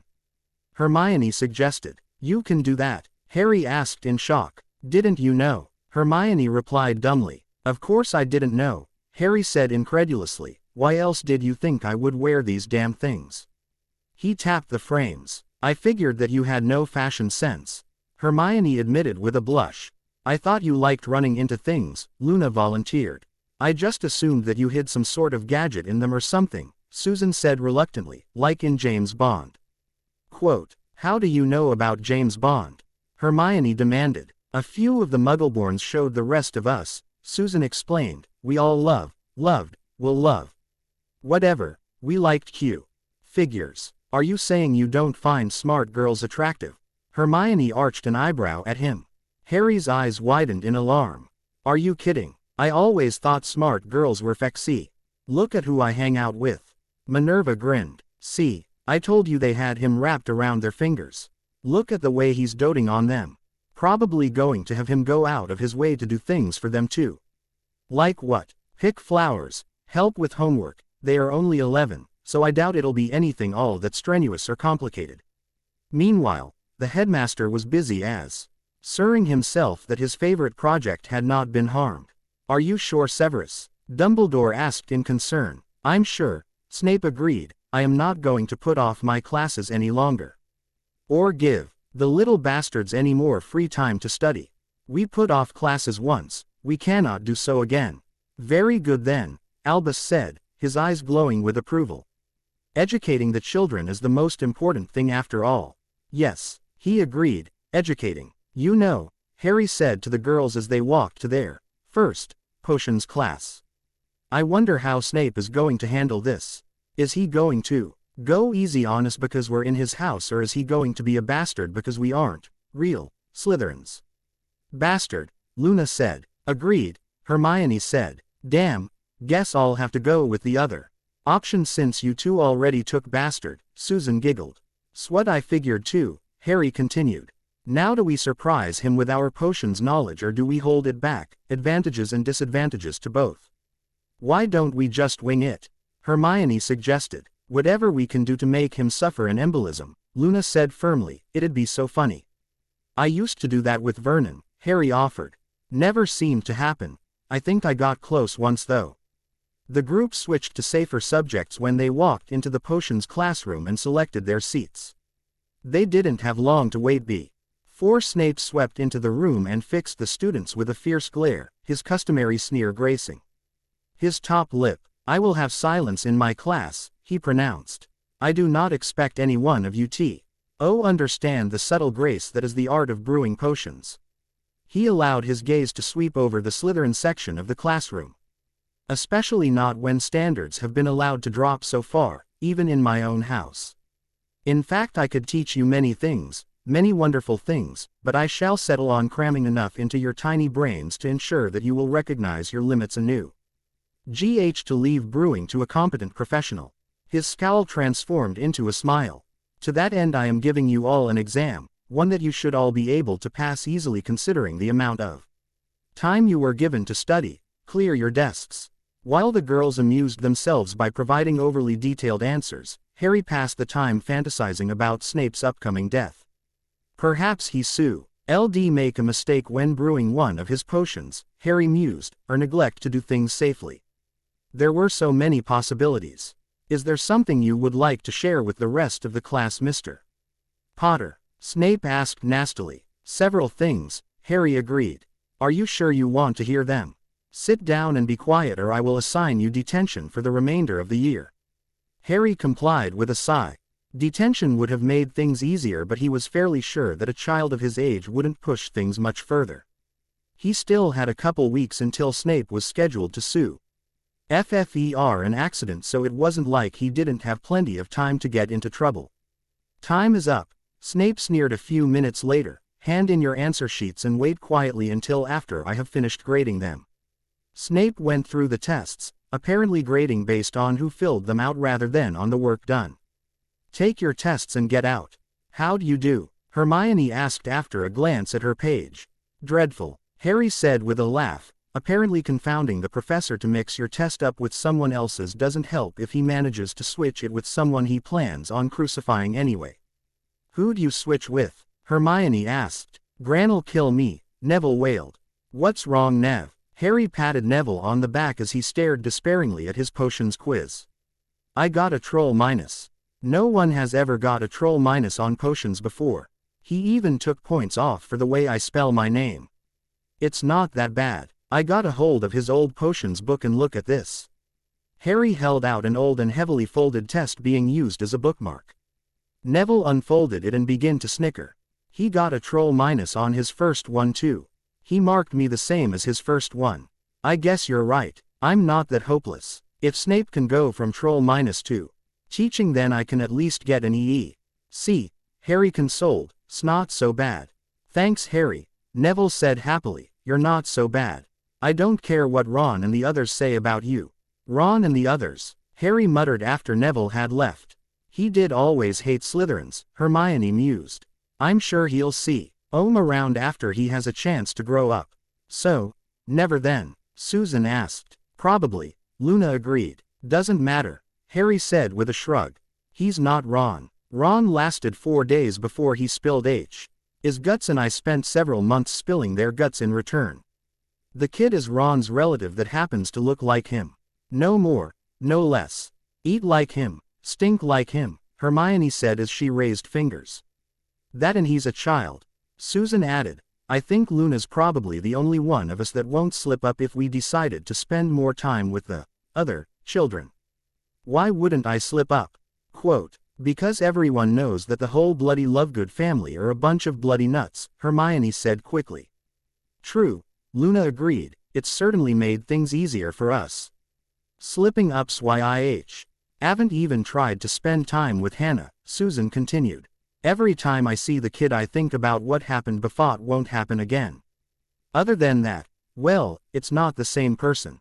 It'd be like trying to have the same relationship you built with one of your friends with one of their children. No one ever said Sirius was healthy, Harry said uncomfortably. Azkaban has a way of changing a person. The group again switched to safer topics as they walked into the Transfiguration classroom. What a pretty kitty, Luna squealed. She picked up the cat she knew to be her professor and began caressing it. Would you like some tuna, kitty? I think I've got some catnip, Susan offered with a grin. Why are you carrying catnip? Hermione asked oddly. The same reason I have tuna, Luna answered for her friend. In case we run into a kitty. Oh, well, in that case I just happen to have some cream with me. I wonder when McGonagall will get here, Harry asked as the bell rang, doing his best to conceal his amusement. Maybe we went to the wrong classroom, Luna mused, and the Hufflepuffs too.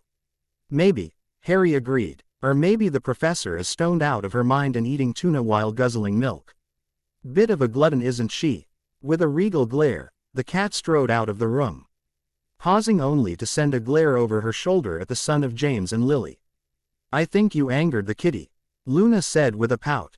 I think I'm gonna die if I don't get to laugh soon, Harry choked. Why didn't you tell me you were going to do that? OPSEC, Luna asked innocently. And, do. Bert Carroll had a scene or two that was added, and he also added a ton of polish. More polish by JK, JC4U 2001. Omake by Mashahim. What did you do, you imbolical child? Screeched the dead professor painfully. Send me back. Send me back. Quote, oh, I fully intend to, Professor Snivellus, said Harry. In fact, that's exactly why I brought you forth from the realm of the dead, you understand. Oh, exclaimed the ghostly potions professor. Yes, I wanted to kill you. I planned to kill you. I planned ahead. For years, coming with better and better plans, that is, Harry explained, more and more painful plans and ways for you to die. I fantasied about it. Then you bastard go and get yourself blown up by a stupid potion. Harry nearly shrieked that last bit. Severus flinched involuntarily, that, as much as a dead spirit could flinch. He was beginning to feel glad he died. So now I brought you back, said Harry, and, indeed, I will send you back to your eternal rest once more, after I had my fun. Are you done with the dramatic speech yet? Asked Luna. Ah, asked Harry. Oh, yes, he said sheepishly. Good, she said. Then let us begin. Over the castle painful, horrifying, gut-wrenching shrieks were heard, by the dead alone. The bloody Baron went completely pale, as if he'd seen a ghost, which went unnoticed, as he was already pale as a ghost himself. Well, that comes naturally, from actually being one. Speaking of which, Peeves found himself a new worse fear. 3 years later, Loony, Loopy Lupin, said the Poltergate. Here is a useful little jinx, class. You might want to pay attention. It may come in handy. Wazzy-waddy. The gum shot off the keyhole and into Peeves's left nostril. The Poltergate floated away, plotting revenge. What do we have here? Peeves wondered aloud. A monster locked in a trunk. Peeves will set it free, yes he will. Ruin Professor Loopy's office, it would. Peeves somehow unlocked the trunk and released the monster within. T came a life-sized tortured ghost of Severus Snape, shrieking in terror and pain. Peeves soon joined in the shrieking as he fled away as if he was chased by a ghost. Is an interesting coincidence. Since he really was being chased by a ghost. Somehow along the way, the ghost of Severus Snape had acquired a woman's robe and a tall hat with a stuffed vulture on it. Wow, said Hermione. You weren't kidding back in first year when you said you were sentimental, were you? Harry just smiled happily. Poor Neville now had a new shape for his Bogart to take, too. Amelia Bones, however, wasn't impressed with what proof Albus Dumbledore presented her with. Really, Albus, she said. That is the most ridiculous cockbull story I have ever heard. Poor Frank and Alice, she thought. Wasting away in St. Mungus like that. How does Dumbledore come up with such foolishness? What did you three want to show me? Asked Harry. Well, you see, said Hermans. We developed a cure for overexposure to the Cruciatus curse. Luna interrupted her. Oh, good, soughed Harry. I wasn't going to leave anyone alive to suffer after I finished torturing them, though. I suppose if someone really annoyed me I could prolong it a bit. Harry once more rue the day Neville managed to kill Severus Snape. No, you lout, said Susan. We mean it for Nevile's parents. We want you to sneak it to them in St. Mungo's. What? Yelled Harry. Bastard kills Snape and now he gets a reward. No way. I'm not helping him. Please, said Susan. No, pretty please. No, pretty please with sugar on top. Ain't gonna happen. How about now? Somehow Susan managed to open the top 3 buttons in the front of her robes. Keep talking. You see, Amelia, I told you they were behind it. Albus said triumphantly. Oh, stuff it, Dumbledore. Said Madame Bones, I just had it with your stupidity. Now, if you don't mind, Two of my best Aurs just recovered from severe illness, and I would like to give them a visit. Not a word. And no, you can't come. And I'll post a guard to keep you away, too. Well, thought Dumbledore, at least with a guard watching over them, the two supposedly sick Aurs couldn't get away with murdering anyone, could they? Satisfied, Albus Dumbledore sat down at his desk and plopped a lemon drop into his mouth. Omake by SPD 3432 Harry. Yes, Hermione, I've been thinking. Go on. Well, you know how there's all these extra Muggleborns this year. How would Lucius and the other Death Eaters have known who they were? There's only one way. Mafalda Hopkirk. That was my thought too. I never did like her. Especially after she sent me a letter for Dobby's hover charm. I'll get the other two girls and we'll think of something special for her. Thanks, Hermione. Minerva managed to sober up enough to safely transform back into a human a few minutes later, and the change in mass and brain chemistry made quick work of the issues caused by her catnip overdose. Taking a few quick breaths to steady her nerves, she walked back into her classroom and fixed them all with one of her patented stern looks. Good afternoon, class. My apologies for the late start. 50 points to Slytherin for always being prepared to meet a cute kitty, she said calmly. Today is your first lesson in Transfiguration. Sometime later, she allowed herself a brief moment of pride as the class wound to a close. Despite the rocky beginning, Minerva was confident that she had managed to inspire her new students to look on her branch of magic not as a chore to be endured for the sake of being permitted to use magic without restriction, but as a useful pleasure that would enrich their lives. Ms. Granger, a moment. Yes, Professor. Hermione asked. I nodded. Ed, that you have no more classes this afternoon, and as I am also free, I was hoping that you would accept my invitation to have afternoon tea. That would be lovely, Professor, Hermione said politely. Thank you. Dumbledore was sitting at his desk when the wards indicated that a visitor had arrived and was coming up the steps. Good afternoon, Alistair. Dumbledore stood as the man entered his office. Have you and the others had a chance to look over the files Madam Bones was good enough to give us? Preliminary finding is that 99% of them look like accidents, Moody said thoughtfully. Don't know that I agree with some of the findings the investigating Aurs made, but I don't think they were covering anything up. I see. What do you mean when you say you don't agree with some of the findings? Narcissa Malfoy's wand wasn't checked for Spelliately. The Aurs couldn't find any traces of recent offensive magic in Lucius's wand, but since they didn't check Narcissa's, then we can't conclude that anyone else was involved. What do you think is causing all this? Two things spring to mind, Moody said after a moment of silence. The first is that you are correct. There is a witch or wizard with a grudge against Death Eaters. And we have quite a few of those around, Albus sighed. But not many who fit the profile, Moody said slowly. First, the individual is brilliant. They'd have to be to do all this without being caught. Second, the individual is absolutely ruthless. Some of the things they'd have had to do too. The old Auror gave an involuntarily shiver. Finally, the individual has a grudge against Death Eaters, a grudge so strong that the Death Eaters would have to have done something unspeakably horrible to provoke it. If they exist in the why ever come after me, then I'm gonna dig my own grave and wait in it till they arrive. Do you have a list of suspects? I might be able to do it, Moody said thoughtfully. You might, maybe a handful of others. Only a few people fit the profile and none of them are still alive. Of the people that are, none of them have that much of a grudge, or at least I don't think they do. Who fits the entire profile? Several. Best match is Lily Potter. Lily was a stone-cold bitch in a fight, lost her husband, and was one of the most brilliant witches of our time. James is a close second. The third doesn't matter, Moody said firmly. I'll write you out a list if you want, but I already checked to confirm that we're sure everyone on it is dead. What's the other? Other what? Theory, Dumbledore explained. That there is a curse, Moody replied. How many wizards and witches died cursing Voldemort and the Death Eaters? One or more of those curses might have stuck. I hadn't considered that, Dumbledore said thoughtfully. Magic is a wonderful and terrible thing. One wonders just how much of what we know is false. Thank you, old friend. May I impose on you to keep digging? You may, the old Auror agreed. Finding, on the other hand, might be a bit more difficult.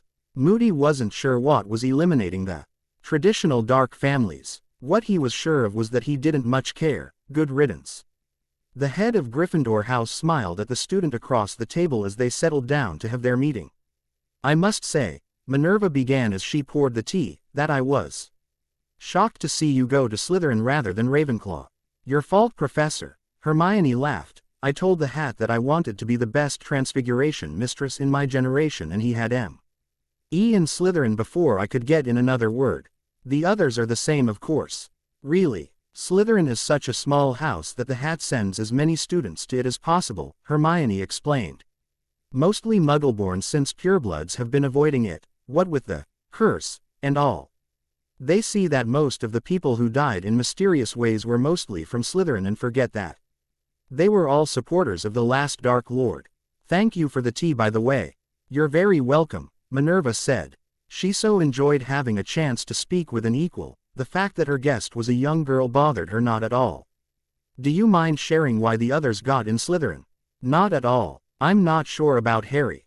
That was a lie. Harry wanted to get conveniently close to his targets.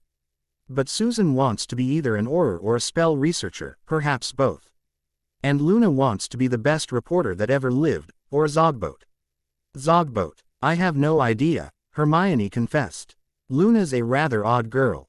Not surprising considering who her parents are, Minerva mused. You wouldn't believe the sorts of trouble her mother used to get into. And of the two, Ms. Lovegood's mother is the sane and level-headed one. Quote, Harry whistled to himself as he went through Snape's office. He wasn't looking for anything in particular, well, maybe a few handwriting samples since suicide. Notes are so much easier to forge if you know what they're supposed to look like.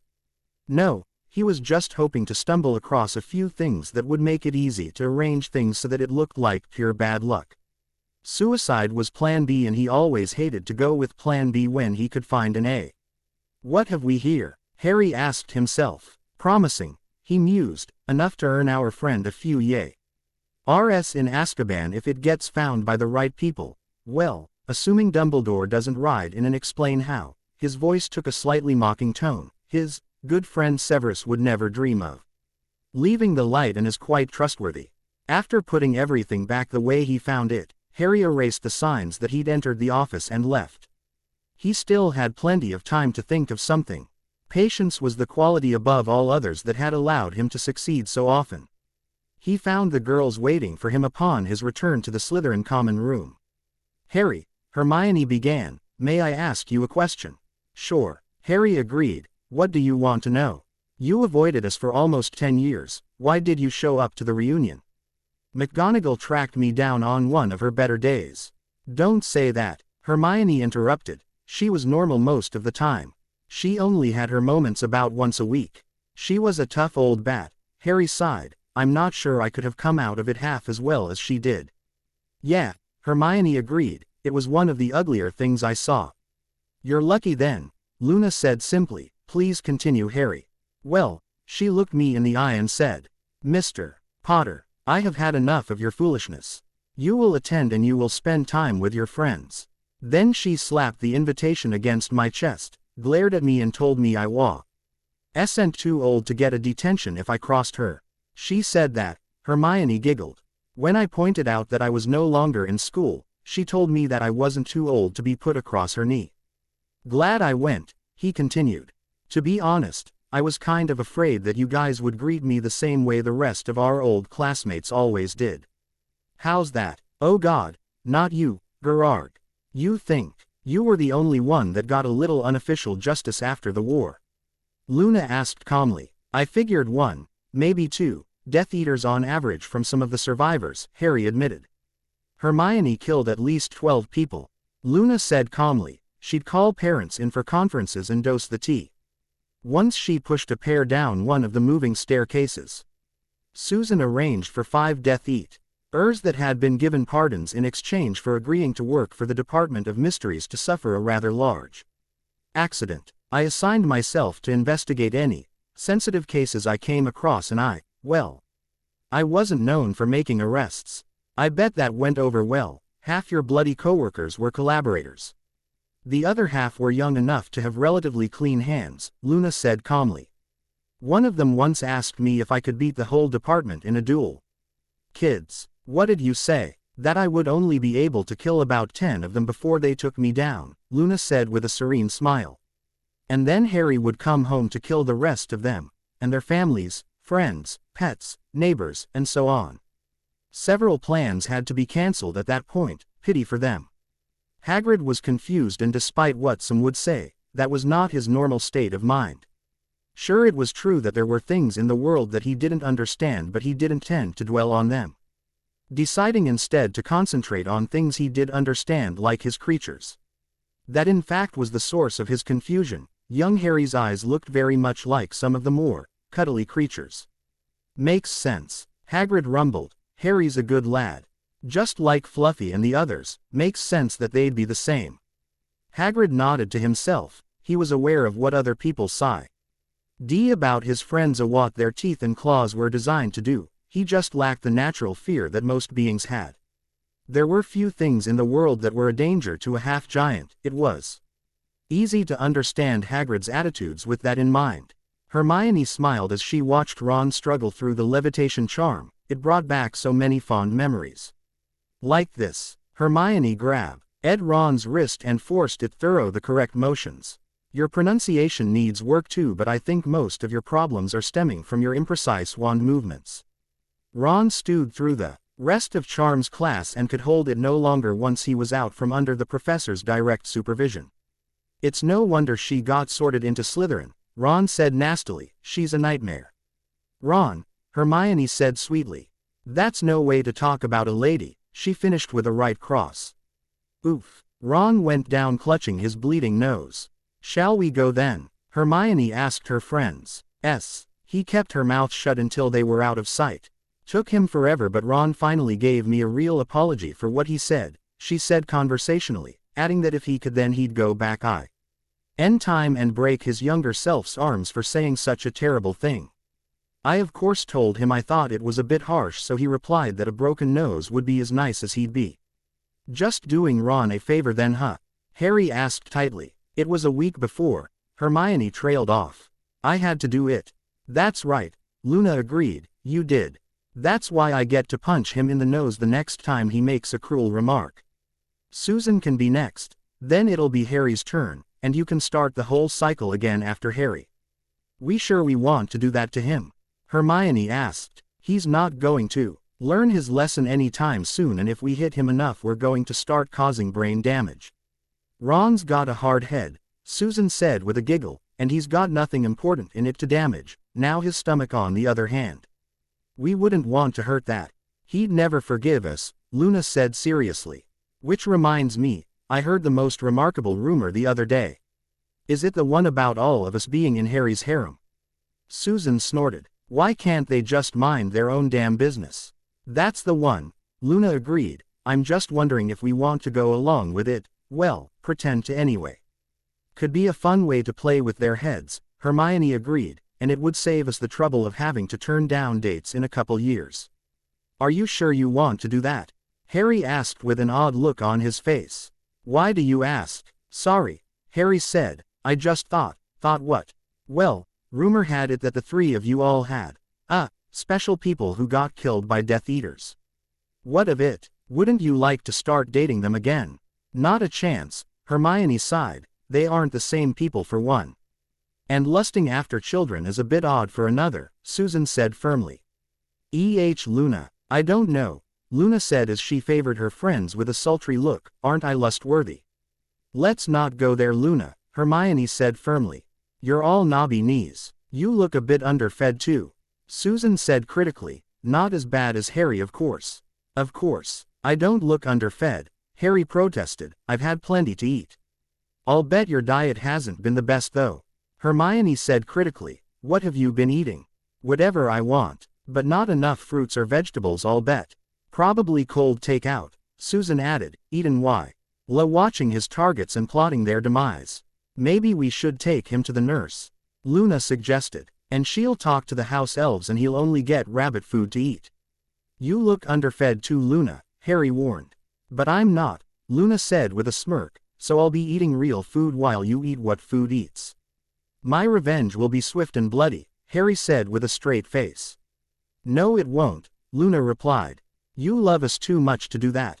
But I'd be deranged from having to eat rabbit food, Harry pointed out with a grin. True, Luna mused, but I was always a better duelist than you were. You got one bloody win on me and refused a rematch, Harry protested. I didn't want to hurt your feelings by beating you again, Luna said with a superior smile. I don't think your fragile little mind could have taken it. Who uses a bloody cooking charm in a duel?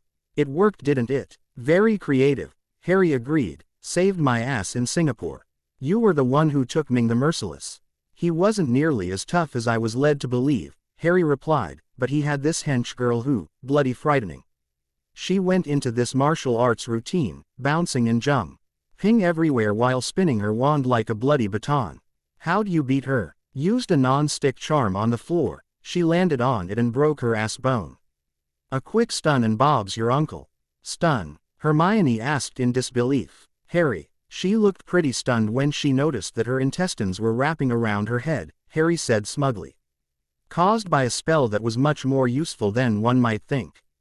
And not planning any pairings for this, above conversation was mostly so I could toss out a few ideas. Polish by JC4U 2001 and Dogbert Carroll. Revelations. Harry was skipping down the hallway towards the dungeons for his first potions class. The boy was positively giddy with anticipation.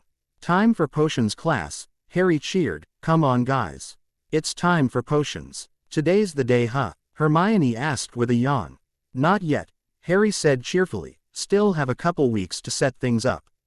Wouldn't want to miss his last few lessons, Susan mused, coming Luna. Of course. The blonde girl assumed her customary place in the group. They walked down to the potions classroom and, at Harry's insistence, sat at the front table. Snape's lesson was nothing special. The man blathered on about an assortment of less than interesting things and didn't even have the common courtesy to do the silly wand-waving speech. Harry tuned it out as he prepared the stage for a little accident for his favorite professor. Harry never was very good at potions, he imagined people saying. He messed up every one.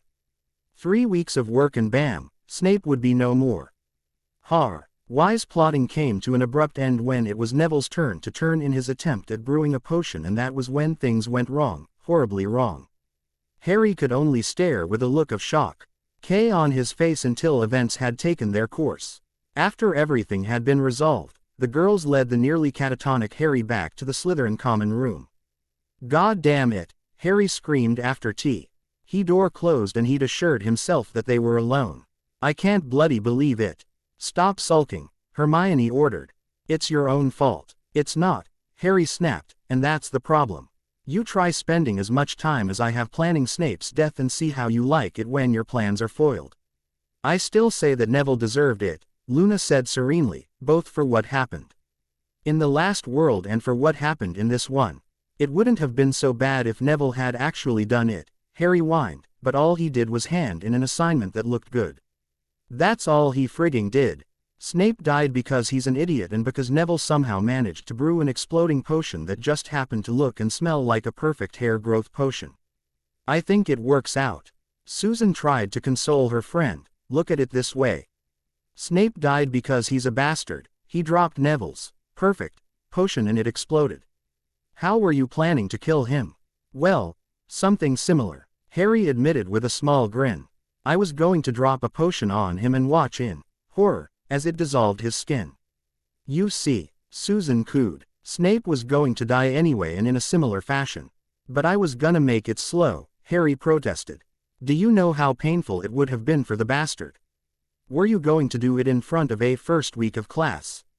No, Harry admitted. You see, it ended up being a good lesson on safety. Snape was never all that important anyway.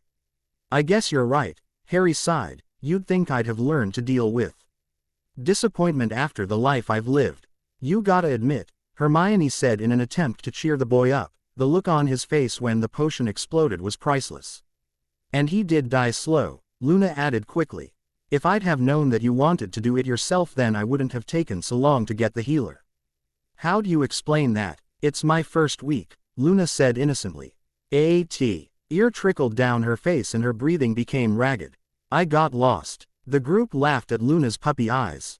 I didn't mean for Professor Snape to die. Her face was twisted into a fair approximation of sorrow. They bought that, Hermione demanded between giggles. Gave me a passing grade in all my classes till the end of the year too, Luna said proudly. Because I've been so horribly mentally scarred. I just had a sudden thought. Harry scratched his chin. What is it, Harry? I'm gonna be really annoyed if I find out Neville's parents defied Snape 3 times, Harry replied, really annoyed. Minerva finished with her business in the hospital wing at record speed and immediately went to find her colleague to share the newest bit of gossip on the lives and times of the cast of their favorite soap op, the Slytherin first years. Did you hear? Minerva asked. Terrible about Severus, Sinistra agreed. Not that, Minerva said impatiently, the way Mr. Potter's harem reacted. Do tell, Sinistra prompted. An eager look replaced her fake look of sorrow at the loss of a valued comrade. One of them rushed for help. Can't blame the poor dear for getting lost, she tried. And the other 2 took things rather badly, their poor shoulders were shaking so much. Go on. They both had their faces pressed into young Harry's shoulders, Minerva giggled, then when Ms. Lovegood returned they all went back to their dorms. What a little charmer. Never hesitates to turn things to his advantage. The next day, the 4 children walked into Great Hall to find a new professor occupying Snape's old seat. Upon seeing Harry's smug grin, the 3 girls began watching the figure intently, not wanting to miss the festivities. Students, Dumbledore began, I'd like you all to give a big Hogwarts welcome to our new potions professor Horace, the chameleon, Slughorn. Dumbledore was more than a bit surprised when the students spontaneously applauded. He would have been even more surprised to learn that the reason for that applause was due to the fact that the announcement had been taken to confirm the rumor that Snape had shuffled off the mortal coil. Right. Professor, if you could give us a few words. Thank you, Headmaster, Slughorn said with a smile. First of all, I'd like to. He stopped with an odd look on his face. Where did all these flesh-eating slugs come from? He said nervously. No. Graakkkkkkkkk. Not wasting any time, are you, Harry? Hermione asked with a grin. Not giving Neville a chance to beat me to it, Harry replied with a dirty look at Neville. Dumbledore looked down at the corpse. May I have your attention? Professor Slughorn is very tired, so he's resting. For a completely unrelated reason, we find ourselves once again in need of a new potions instructor. Any requests? We want Umbridge, Luna said loudly. More quietly, she turned to Harry. And I want my turn. I promised to act a professor with some sort of creature for all of you, and I have every intention of doing it.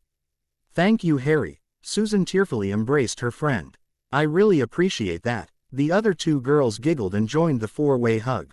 Minerva and Sinistra observed this latest chapter of their favorite school drama, and neither woman could let the incident go without comment. There goes Mr. Potter's harem again, Minerva said with a grin. It's almost like he plans these things. James would have been beside himself, Aurora sighed, and Lily. Are you still in contact with Remus? No, we were never all that close. He was Sirius's friend, not mine, or at least we thought Sirius was his friend. No sense dwelling on the past. True. Do you think I should send him a letter? To let him know how things are going with Harry, I mean. I think he'd like that, Minerva agreed. I could send it if you don't wish to. No, I can do it. Thank you for the suggestion, Minerva. Not at all. Dumbledore walked into his office and froze. He had a feeling that he was not alone. Slowly, his hand crept towards the concealed wand he kept in his garter belt. Good afternoon, Albus, a sinister voice rumbled. Alistair, Albus asked in relief. Thank you for coming. I can't find anything mysterious about your pet's death, Moody said, so don't bother asking. And the other, aside Fr. Own the mysterious appearance of flesh-eating slugs? Moody asked with a grin. Found an expandable jar with a loose lid. In his pocket. Easy to understand why it's there considering the fact that he's a potions master, or was anyway. Thank you, Alistair, Dumbledore sighed, so there isn't any chance of foul play. Plenty of chance, no evidence. I see. There were some other things though. What other things? We found something while we were searching their effects, Moody said. Sluggy liked them young. No reason to think that he went further than looking, but he was still not a person I'd like around children. Snape, well, what about Severus? Albus asked with growing dread. While the headmaster and Moody were having their meeting, our favorite band of heroes were having a meeting of their own. Rumor has it that they found a scrying mirror in Snape's quarters set to monitor the boys' showers, Hermione said with a speculative look at Harry. I kill people, Harry replied. Quote, I don't ruin their reputation. Didn't even think to. Don't look at me, Susan said quickly. I didn't do it either, Luna offered. Just think, Harry. Every shower you took, Snape was watching you. I think I'm gonna be sick, Harry said. I feel so violated. If it makes you feel better, Luna said sympathetically. They also found a red-headed Dutch wife named Lily.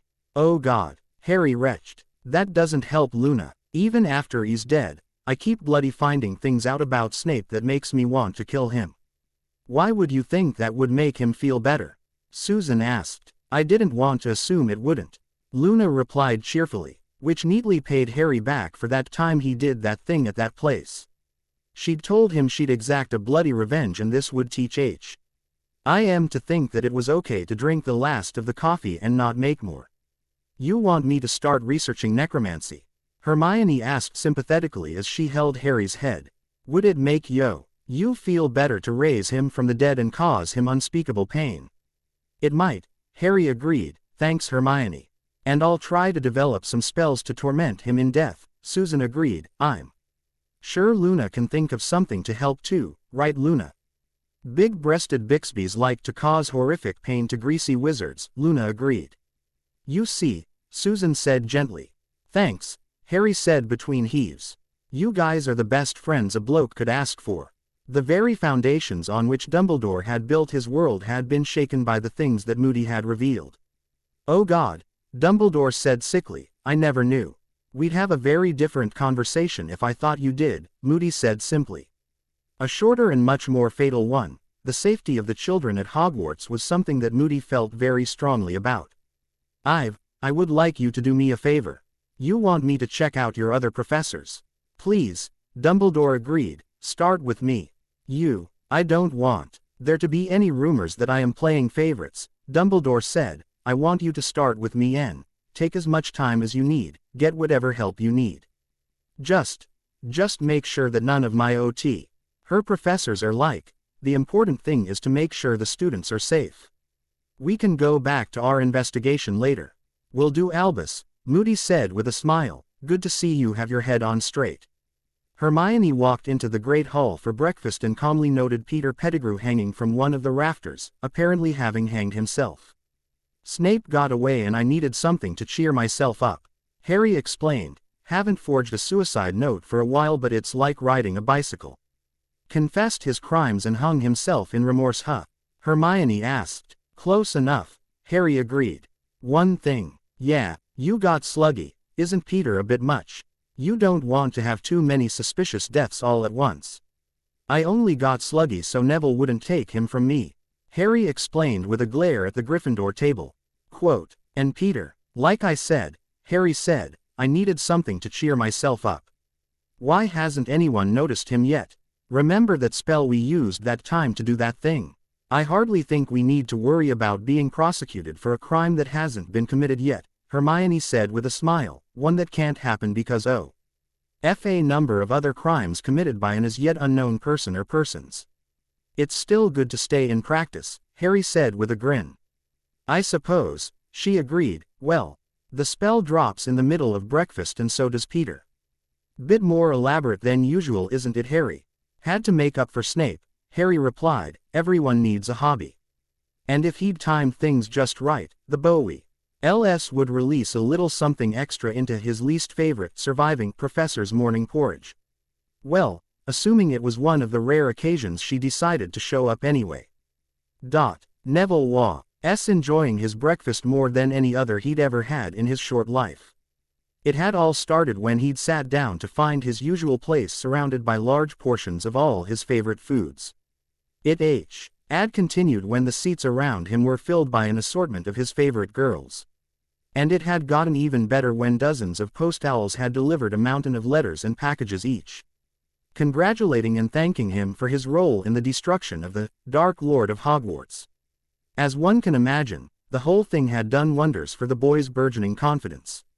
The only thing to mar what was shaping up to be a perfect day was the strange corpse with a rope around its neck that appeared over the professor's table and voided its bowels onto the rarely used seat belonging to the head of the divination department. "My God," Minerva whispered, "that's Peter Pettigrew. You can tell who he is at a glance while he's hanging there after having been missing for over a decade," Aurora asked skeptically. Minerva flushed with embarrassment. "He has a scar on his left hand that I gave him when he surprised me in his 6th year. For some reason my animagus form's instincts took over and I bit him." "May I have your attention, students?" Dumbledore said loudly. "It appears that someone has decided to prank us all with a Halloween decoration, and, why don't you all return to your dorms to have another day off?" Quote, "Do you realize what this means, Aurora?" Minerva said. "Sirius is innocent." "Oh God," Aurora gagged, "what have we done?" She collapsed into the older woman and began sobbing. It was as if her entire world had been destroyed. "We'll have to get him out of that place." Dumbledore tried to console the woman. "We can put him in the ministry holding cells or the secure ward at St. Mungo's while we investigate." The group was in high spirits as they strolled back to the Slytherin dorms. "And that is that," Harry said with a lazy grin as they all made their way back to the Slytherin dorms. "I thought putting it above Trelawney's seat was a nice touch," Susan offered. "Yeah," Hermione agreed. "Pity she wasn't there." "What?" she added upon seeing their shocked looks. "I really don't like her." "I suppose that someone constantly predicting your death would get annoying after a while," Luna agreed. "Not to mention that whole, by the hand of the other, nonsense," Susan added. "Who's next on the menu, Harry?" Luna asked. "Are you taking requests?" Amelia was waiting in the headmaster's office along with the entire staff of Hogwarts when Poppy came to deliver her report. "It's Peter," Poppy said in a professionally calm voice, "no doubt about that." "So we have an innocent man in Azkaban," Dumbledore said sadly. "We have a man innocent of one of the things he was charged with," Amelia corrected. "I have my people digging through the records department to find the transcripts of his trial and the evidence assembled against him. Since it was a wartime case, I'm going to need your signature to authorize unsealing the records, Albus." "Yes, of course," Dumbledore agreed quickly. "How are you going to get the minister to sign it?" he added with a grin. "As head of the DMLE," Amelia began with a smile, "I don't need to ask for it. 2 signatures from top-level officials are all that's needed if I say that I was opening it to explore the possibility of adding more charges. And so long as appearances are maintained, you may do whatever you wish after the documents are unsealed," Dumbledore said with a twinkle in his eye. "Nicely done, Amelia." "Thank you, Albus," the woman said with a nod. "I have already ordered Black to be transferred to one of my holding cells while we carry out the investigation and—" "May I see him?" Aurora interrupted. "I'm afraid not," Amelia replied, "at least not until we've had a chance to. Well, you have to understand that after spending a few years in Azkaban," she trailed off. "Why don't you wait until we've established all the facts in this case before getting your hopes up?"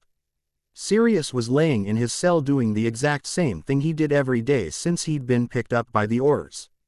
It sure was lucky he was a dog animagus, Sirius reflected to himself, or else he'd never be able to contort enough to lick his own. He froze when his sensitive canine hearing picked up the sound of footsteps approaching his cell. With an annoyed whine, Sirius transformed back into human. "It's your lucky day, Black," the guard said with a grin. "You're going on a trip to the ministry." Sirius allowed his tongue to slip out the side of his mouth and plastered a stupid look on his face, the same stupid look he'd perfected in his 2nd year during Transfiguration class when he should have been studying. It was composed of 30% Hagrid faced with someone afraid of a dangerous creature and 70% Snape looking at an ethics question on an exam. It never failed to make him look harmless and clueless, and had once almost convinced Lily that he hadn't had anything to do with the latest prank. "Get him up," the other guard sighed, and wiped that drool off his face. Back in the dorms, our 4 protagonists were using their less than limited resources to study the situation. "Well," Harry asked, "what's going on?" The foursome had retired to their dorms where Hermione had the bright idea of remotely accessing the stenography spells in the headmaster's office. They aren't used much anymore, Hermione had explained to the others, not for the last 100 years or so.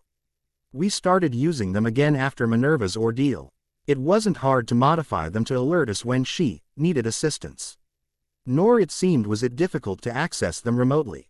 They're releasing Sirius from Azkaban, Hermione relayed to the group. Sinistra wants to meet him, and nothing else worth passing on. Amelia stepped out of the interview room with a look of extreme displeasure on her face. Move him to the secure wing at St. Mungo's, she ordered, and be sure that he is treated with kindness and respect. He's innocent then? Her assistant asked with a look of shock on her face. I'm afraid so, Amelia agreed. I'll see to it 3 of our people with him at all times, Amelia continued. I don't want there to be any accidents. Accidents, ma'am? One of our own got sent to Azkaban, without a trial, and I am going to get to the bottom of things.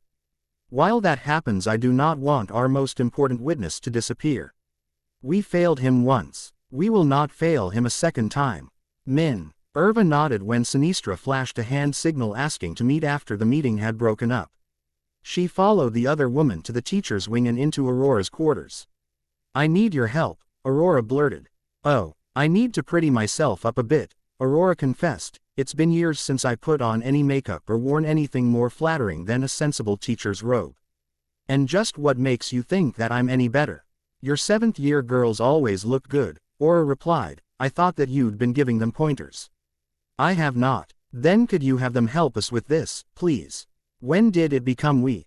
Minerva. Aurora looked close to tears. I didn't even go to the trial. Fine, McGonagall broke. Let me figure out how I'm going to explain this. Thank you, Minerva. The 3 girls followed Harry through the night-darkened halls of Hogwarts Castle, wondering what had been so important that it required awakening in the middle of their normal sleeping hours. What did you want, Harry? Hermione demanded, a bit cranky that her beauty sleep had been interrupted. Yeah, Susan agreed. Why are you dragging us all to an unused part of the castle in the middle of the night? I believe I made a promise to Luna, Harry said with a grin. You mean? Luna squealed. She clapped her hands in excitement and for once looked and acted her age. Yep, Harry agreed. I always keep my word. Harry led them to the top of a staircase and checked his watch. Any time now. What are we waiting for? Hermione asked. Listen, Harry said. They strained their ears. ND heard the sound of footsteps coming up the stairs. Could you hand me that box? Please. Here you go, Harry, Luna said cheerfully. What's in it? A horrible flesh-rendering monster of some type. Not quite, Harry said with a grin. Hem. What are you children doing out of your dorm room? In reply, Harry just opened the box to let its prisoner escape. Umbridge screamed as Neville's toad L.E.A.P.T. out of the box and smashed into her face. Arg, she screamed as she tumbled backwards down the winding stairs. Accio Toad, Harry said calmly, before flicking the spell away to allow the larger creature to resume plummeting and casting it again, this time specifying, Accio Smaller Toad, saving Trevor from a nasty fall. A quick charm confirmed the fate of their latest potions professor and Harry turned back to the girls with a grin. Oh Harry, Luna sobbed, it was beautiful. What's going on here? Minerva asked as she walked up to the group. Madame Umbridge was helping us look for Neville's toad, Hermione said. Her face contorted in an effort not to laugh. And, she gave up trying to control it and thrust her face into one of Harry's shoulders. And Madame Umbridge fell down the stairs. Susan took it up. Is she dead? Susan put in an award-winning performance as a worried little girl while Luna still had tears running down her face, overwhelmed by how far Harry would go to make her happy. I'm sure that she's just resting, Minerva said calmly. Why don't you take the girls back to your dorms, Mr. Potter? Yes, Professor, Harry agreed. You're excused from classes tomorrow, Minerva added as the group walked away. Just stay in your dorms. I'll have the house elves deliver your breakfast. With an annoyed sigh, Dumbledore stood up to address the Grey Tea Hall the next morning to announce that there was yet another staff vacancy that needed to be filled. May I have everyone's attention please, the headmaster said loudly, due to a recent, condition. Madame Umbridge is unable to continue her position as potions professor. He ignored the group of 7th years checking the dead pool to see who won. He was unable to ignore the way Minerva cackled as she collected her winnings. Minerva, like taking candy from a bunch of half-wits, Minerva chuckled to herself. And speaking of half-wits, I believe that you owe me something, Sybil. My I must have been on the fritz this week, the woman grumbled. Are you trying to welch on our bet?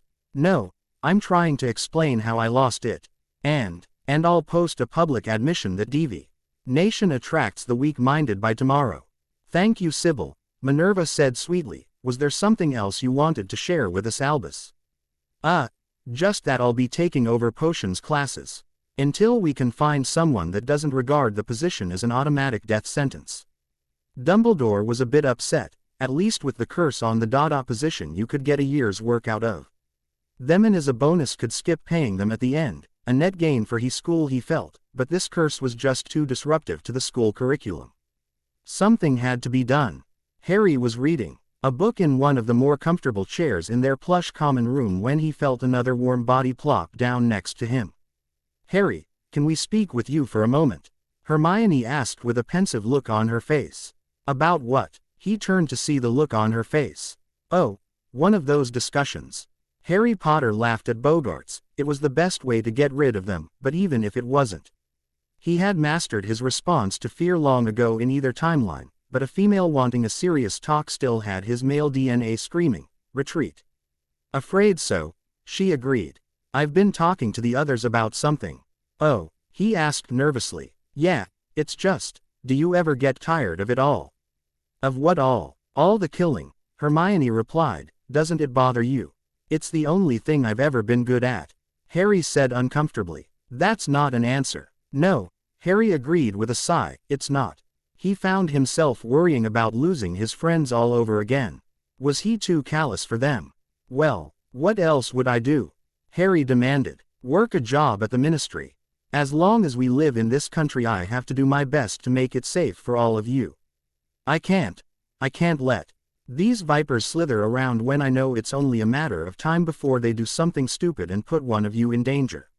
My uncle owns a cattle station in Australia, Hermione said slowly, with a growing hope that Harry would agree. It's a Commonwealth country, they speak English, great beaches. So you want us to work for your uncle? Harry asked. Another thing about Australia, Hermione said with a grin. Harry was usually good at hiding his emotions, but she'd known him long enough to catch the brief flash of hope in his eyes. Land is cheap, we could all buy ourselves a little place the size of Ireland. And raise cows, sheep, whatever, Hermione shrugged. Maybe just kangaroos or koalas, who cares? It'll be quiet and far from here, does anything else matter? Luna and Susan are on board with this. Harry asked softly. We've been talking about it for a week. Hermione agreed, haven't worked out any of the details. We also agreed that it's all or nothing, if you don't want to go then we don't go. None of us, we're all just. I understand, Harry said, I like having friends again too. So tell me more about Australia, Harry said with a grin. What do the others think of it? Luna likes the animals, Susan and I like the beaches and the fact that it's about as far from here as you can get without leaving the English-speaking world. What do you like about it? I like the fact that you guys are going, Harry said, and the fact that Dark Lords aren't exactly common in that part of the world. Oh, had a couple contracts in that area, Harry explained. Not all that many, and none of them had the level of competence that Draco achieved by his second year. So why'd they call you? Because they were evil bastards and the locals to put them down, Harry said calmly. Same reason I got called in on most jobs. Because I'm willing to do things that turn a well-adjusted individual's stomach. Speaking of that, is there anyone here you want to send off before we retire? Few politicians, Harry said with a careless shrug, no one too important. It's settled then, Hermione said with a satisfied smile, the others will be so happy to hear that you agreed. When do we want to go? As soon as we finish our newts, Hermione said firmly, education is important after all. 7 years. As if, Hermione giggled, as far as he world is concerned we're all prodigies remember. You're the boy who lived, Luna's a girl genius, I'm one step away from my PhD, and an insane spell developer has chosen Susan to be his heir. It'd be suspicious if we all stayed in school half that long. So end of the year then. That or the middle of next. We do plan on making some contacts with past friends before we leave, because there is still a good chance they'll grow up into the friends we remember. Neville limped into the nurse's office a bit stiffly. He'd been ambushed by a pair of third-year Slytherins and some of the lipstick had taken a bit of effort to remove. Madame Pomfrey, Neville said nervously, while the metric ton of thank you notes he'd gotten from current and former students for the accidental extermination of the Dark Lord of Hogwarts had boosted his confidence. Deep down he was still the shy boy that had first boarded the Hogwarts Express. What is it, child? She asked the Gryffindor first year. I think there's something wrong with Trevor, he said, holding out his toad. The poor creature's eyes stared off into the distance, as if he had seen and done things that no toad should ever experience. He's not running off like he usually does, he just seems to sit on my bed quietly. There doesn't seem to be anything wrong with him, she said thoughtfully, maybe a bit of vitamin deficiency. Why don't you give him a few extra mealworms with his meals and maybe a couple of mosquitoes for flavor? Okay, he's probably sticking to your bed because he realizes that it's where you live. Then why did he run off before? Because he wanted to explore the area, she said with a smile. Now run along then and be sure to come back if you have any problems. Thanks, Madame Pomfrey, Neville said cheerfully. Trevor rubbed his front legs together, wondering if the oil from the greasy which he'd landed on would ever come off. The teachers looked up as Dumbledore walked into the meeting room and took his place at the head of the table. Something was off. The old man almost looked broken. My friends, Dumbledore said to the collected Hogwarts staff, I've asked you here to deliver a confession. I allowed myself to fall into a very dangerous trap, a trap which I think many of you can understand.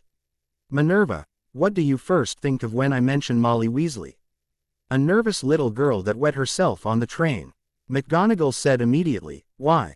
Because I've been teaching so long that I see not the witches and wizards that people have become but the children that they were, Dumbledore sighed. I find that it has hindered my ability to be objective. That's where I come in, Moody interjected. Albus has asked me and a few of my old co-workers to take a look at all the current professors. He ignored the outraged shouting. Starting with him, found a few shady things in his past but nothing that worried me. Found a few shady things in all our pasts but nothing that bothered me. Current professors are mostly worth keeping. The last few were scum and their fates don't bother me none. Buttonhole. Disclaimer. Finals week. Sucks for students, rocks for me. Buttonhole. Aurora paced back and forth in the St. Mungo's lobby while she waited for clearance to visit the newly exonerated Sirius Black. Sit down and stop fidgeting, Minerva ordered. I can't help it, Aurora protested. I need to burn off this nervous energy somehow, so it's either this or I suppose I could burst into tears. I wouldn't recommend the second option, Minerva sighed, not sure I could fix your makeup. Remind me to thank your 7th-year girls again later, Aurora said quickly. What am I going to do, Minerva? Her voice wavered. I would suggest talking to him. But what if he hates me? Aurora wailed. What if? We cannot allow ourselves to be bogged down by what ifs, Minerva said sharply. Whatever will be, will be. I suppose. Both women looked up as the door opened.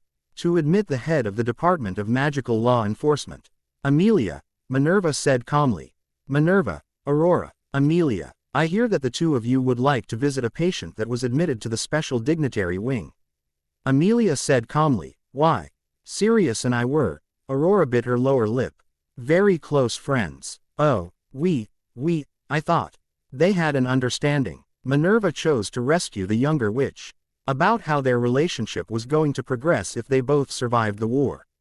I see, Amelia sighed. I suppose it wouldn't hurt to escort you up to his room to ask if he's willing to take visitors. Is he? Minerva tried to find a gentle way of asking if Sirius was sane. Most of the time, Amelia offered. There are good days and bad. I see. After you then, Amelia. Right this way. Harry and the girls filed into the Defense Against Dark Arts classroom, eager to find out who Dumbledore had found to take the position and even more eager to see if another name might get crossed of their list.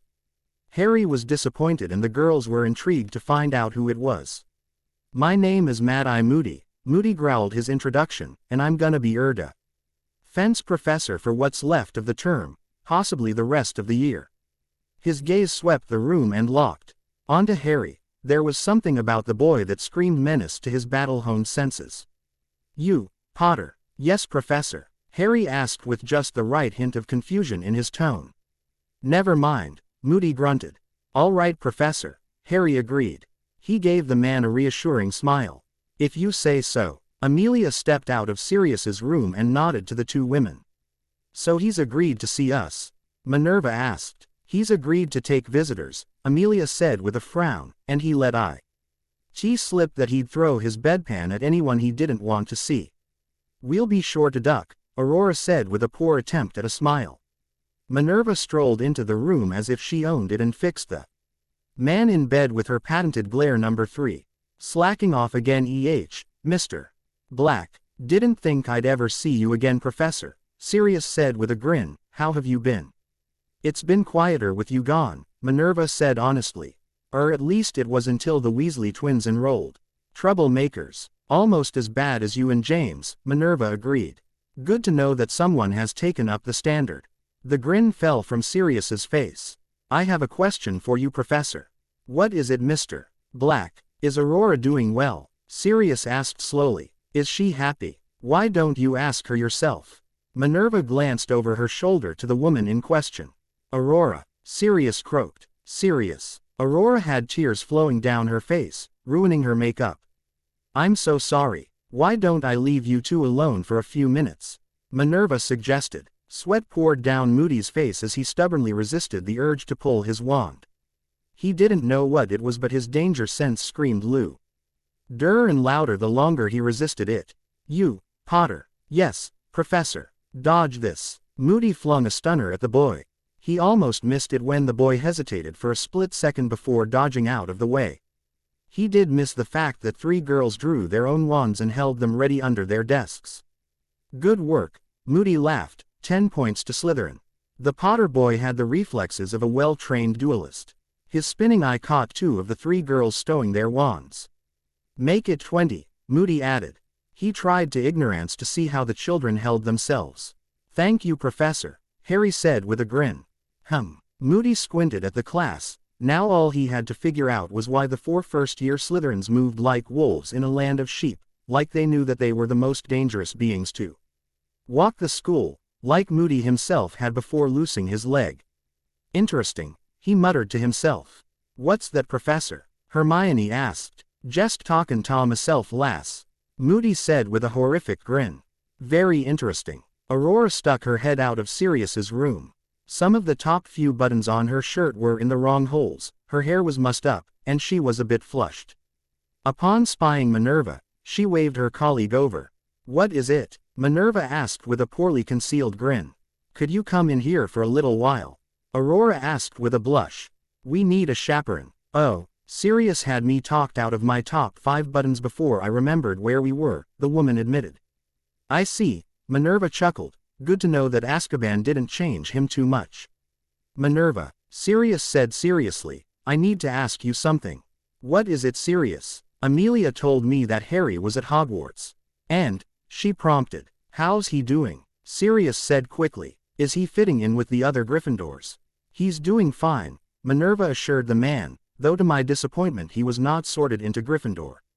Takes after Lils then, Sirius sighed. Guess Ravenclaw isn't so bad. Not that one either, Aurora giggled. Hufflepuff, Sirius said weakly. Slytherin, Aurora corrected the man, to stay with his harem. Sleeth, wait, my godson has a harem. Sirius perked up. Takes after his godfather then, he said proudly. Tell me about this harem of his. Amelia's niece, Celine's daughter, and a Muggle-born girl. The 4 of them are the brightest students to walk the halls of Hogwarts in decades. 4. So Harry does take after his mum a bit too, Sirius said with a shrug. Would have been better if he was a bit more like me, but I suppose that no one's perfect. They are pretty right. Their first years, Minerva said with a smirk, but they look like they'll grow up to be real beauties. Hey, Sirius's face adopted a smug expression. I'm the man. What did you do? Aurora asked despite herself. My manliness obviously affected Harry, Sirius boasted, causing him to form a harem. Damn, even I didn't know I was that good. Harry and the girls returned to their dorms and immediately went to their safe room. Convenient but not surprising that the Slytherin dorms had one, a bit surprising that it had come with a thick layer of dust.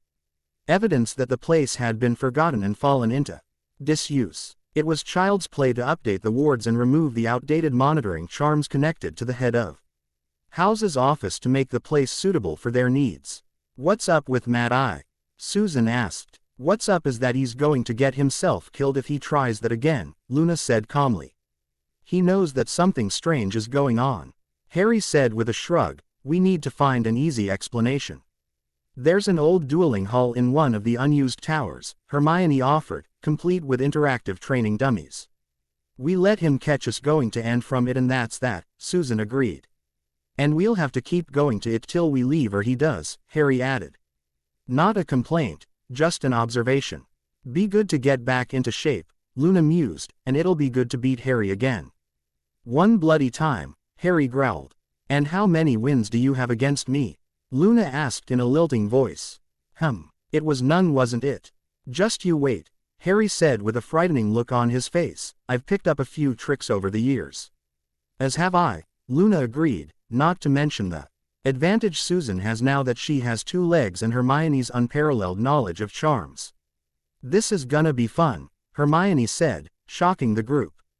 What? I like a little of the OL ultra-violence every now and again myself. They all dissolved into laughter at that statement and it was several minutes before their conversation could proceed. The Marauders map, while an impressive bit of magic, had been created by a group of students. It was nothing compared to what those same students could have produced as adults with years of experience under their belts, nothing compared to what could be produced by a master Auror with decades of paranoia and practice. Moody was sitting at his desk staring at what appeared to be a miniature version of Hogwarts, detailed down to the last brick. Interesting, Moody muttered as he followed the students' routes as they went through his doll house. Very interesting, he corrected himself as he saw what spells were being used. He'd give it a couple days before he discovered their practice location. Nothing overt of course, maybe just disturb some of the dust or move a piece of furniture. To be sure, Moody checked the last week and confi. RMED that the Slytherin first years hadn't used the old dueling room in the past. The old Auror wasn't sure just what he'd found, but he was sure that there was more to the foursome than met the eye. Harry and the girls let their lives fall into a routine. They went to class during the day and practiced during the evening, being very careful to hide the fact that they were anything more than a group of extraordinary first years. The weeks passed and it was winter holiday in what seemed like no time at all. Any plans for winter break? Harry asked the girls. If not, would you care to take a suggestion? What is it, Harry? Susan asked. You remember how the goblins were? Harry asked. Their power is derived from the gold they have under their care. Take the gold and their power is broken. Do you have a place to move it? Luna asked. Yeah, Harry agreed, I do. Where? The gnomes of Zurich are great bankers, Harry replied. Gnomes instead of goblins, Susan mused. They aren't really gnomes, Susan, Hermione said. Actually, they are, Harry interrupted, Illuminati gnomes, dedicated to world domination. They aren't so good at world domination, but they're wonderful bankers, oh. And they like to steal underpants. What? They seem to think that if they steal enough underpants then they'll get profit in world domination, Harry said with a shrug, no clue how that's supposed to work. Has something to do with a renegade gnome called Haposai, but they got me a killer interest rate. Would you do me a favor, Harry? Luna asked suddenly. Of course, Harry agreed, what can I do for you? I need Dumbledore to be kept busy with something for a day or two after we go home for winter holiday. Luna batted her eyelashes. Do you think you could do that for me? With a little help from our resident poisoner, Harry agreed. What do you say, Hermione? I suppose we could slip him something to keep him busy, Hermione mused, and I just happen to have. Developed a variant of lysergic acid diethylamide that should do the trick. Thank you ever so much, Luna cheered. What do you need it for? Your interest rate gave me an idea, Luna said with a mysterious smile. Yeah, I just thought that it would be polite to make sure that everyone knows about it. Luna giggled. I wonder what would happen to the goblins if there was a run on the bank. Bailout. Disclaimer. This has nothing to do with any recent real-life events you may or may not have seen featured on the news. Move along. Bailout. Dumbledore smiled down at the students that had awesome to stay at the castle over the holidays. The old man collapsed and was aware of nothing else for quite some time. Luna skipped into the press room and plopped down on her father's lap. Fixing the man with an adoring gaze, she opened her mouth and made her request. Father, Luna began. What is it, Buttercup? I am not Buttercup, father, I'm Luna.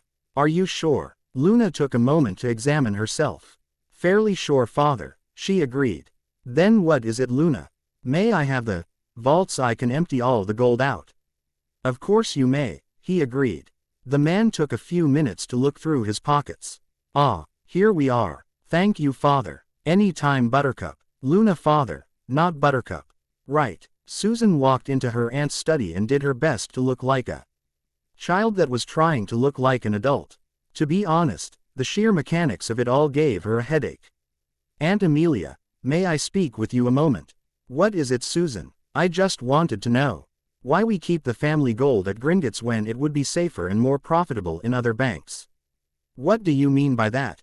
It explains it all in this handout, Susan chirped. I heard about it from my friends. Be sure to thank them then, Amelia said absently as she read over the handout. While Luna's father thought nothing of handing his daughter the key to the family vault, it was only money after all. Celine Lovegood had a very different view of the matter. All right, young lady, Luna's mum said. You are in big trouble. I am. You are, she agreed. Now you will put the gold back in Gringotts and I won't. You will. Won't. Will. Won't. She sighed. It appeared that she'd been a member of the Lovegood family a bit too long. Okay then, why don't you give it to me so I can return it then? No, I won't. Why not, honey? She tried a different track. My name is Luna, mummy, not honey. Okay. She took several deep calming breaths. Then why not, Luna? Because it's fine where it is.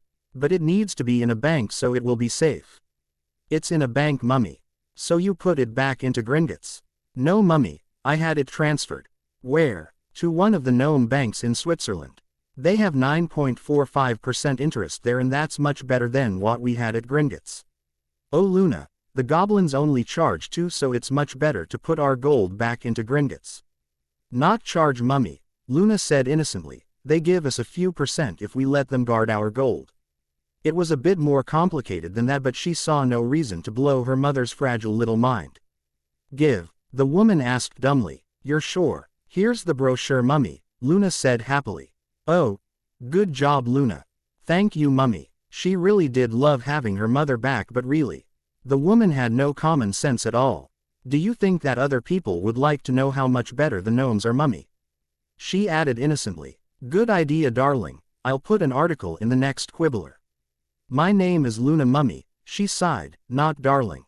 I know that, Luna, the woman said with a smile. It's just, she bit her lower lip as she tried to find the words to explain terms of endearment. Are you feeling okay, mummy? I'm fine, Luna, because they say that the memory is the first thing to go, Luna said in concern. Maybe it would be good to get you to a healer. That won't be necessary, Luna. If you say so, mummy, Luna said skeptically. She made a mental note to ask Susan to send her a senility detection charm. Luna had lost her mother, then gotten her mother back, and now she'd be damned if she lost the woman again. Hermione sat her parents down and looked at them while she tried to figure out how she was going to broach the subject. What is it, darling? Her father asked. How attached are you to England? Hermione blurted. What? Would you be willing to relocate to another country? Hermione asked. Why ever would we do that, darling? Her mother asked. Mum. Hermione sighed. I just want you to seriously consider it. If you find that you'd be willing to go, then we'll talk about it. Do you want to move abroad, hun? Her father asked cautiously. No, Hermione said. I want you to come with me. Though limited in readership to the more open-minded segment of the population, the news on the front page of the next SSUE of the Quibbler quickly spread and a large crowd formed before Gringotts the next morning.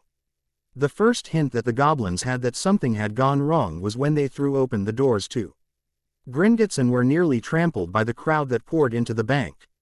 "No more withdrawals," the branch manager screamed. He'd just gotten word that the same scene was being replayed at Hogsmeade and at every other annex around the British Isles. The security goblins tightened the grips on their poleaxes when they took in the mood of the crowd. "Give us our money," one of the crowd screamed.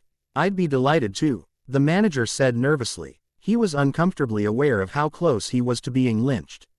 "But I'm afraid that we have a break in the tracks." He took a deep breath. "Come back in 2 hours and you'll be able to withdraw everything you want." "I'm not going anywhere," someone screamed. "As you like," the manager agreed. So much for his first plan of getting the humans out and barring the doors. He stormed back into his office. "Get me a senior ministry representative now," he hissed. Harry was in the false ceiling over Fudge's desk when the first aide rushed in and woke up the minister. The boy who killed had originally planned to lower a bit of cord to the minister's mouth as a means of poisoning the pathetic freak. As he listened, Harry's plans changed. Never interrupt an enemy when they're making a mistake or an ass of themselves. "You're sure about this?" Fudge asked. "Yes, minister," the flunky agreed. "We can use the gold in the ministry vaults to keep Gringotts solvent.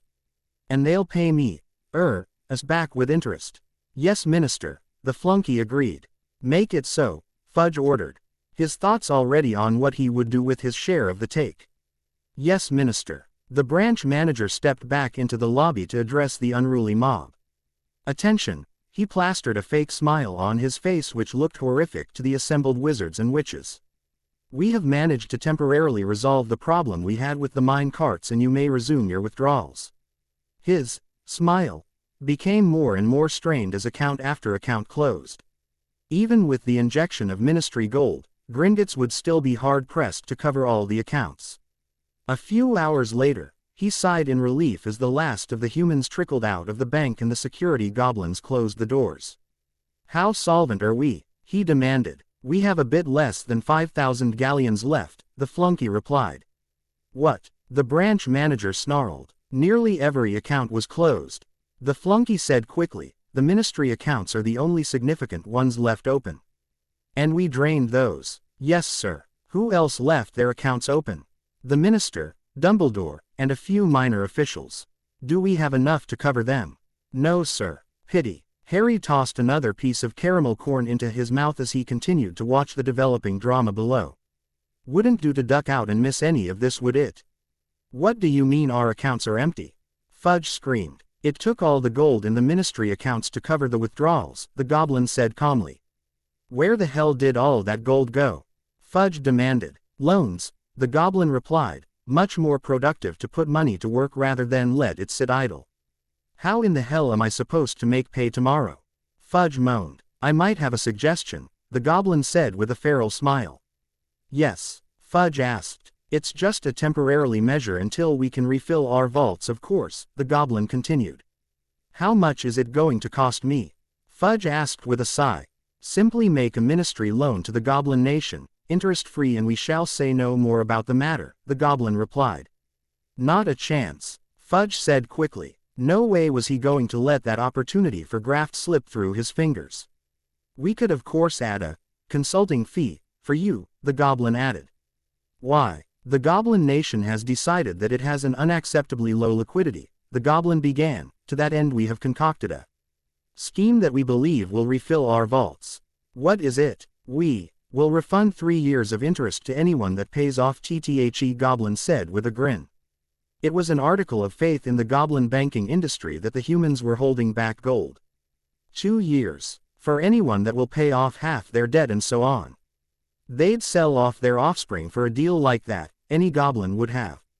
There was a score of enraged workers outside Fudge's door the next day, all demanding to know one thing. "What in the hell is this?" One of the lower-level clerks bellowed. "Paper. You expect us to accept our pay in paper." "Those are ministry-backed galleon certificates," Fudge said quickly. "They're just as good as gold. They're bloody worthless is what they are," the man replied. "Give us our pay." If you want gold, then you need only go down to Gringotts and exchange them for. We bloody well tried that, another flunky screamed. They told us that they would no longer allow withdrawals of hard currency. I'm sure this is all a misunderstanding, Fudge said in an oily voice. If you'll just give me time to. No pay no work, the man said in disgust. He pulled off his ministry issue robe and threw it on the ground. Yeah, another member of the crowd agreed. What he said, a third screamed. Wait a minute, Arthur raised his voice to be heard over the crowd. He looked over at Fudge. If you'll give us a minute, minister. Of course, Fudge agreed. He was trembling in relief. I'll be in my office. The angry mob waited until Fudge left before turning to Arthur. What's your game, Arthur? One of the men demanded. Yeah, another agreed. My friends, Arthur began with a grin. It occurs to me that we've got ourselves an opportunity.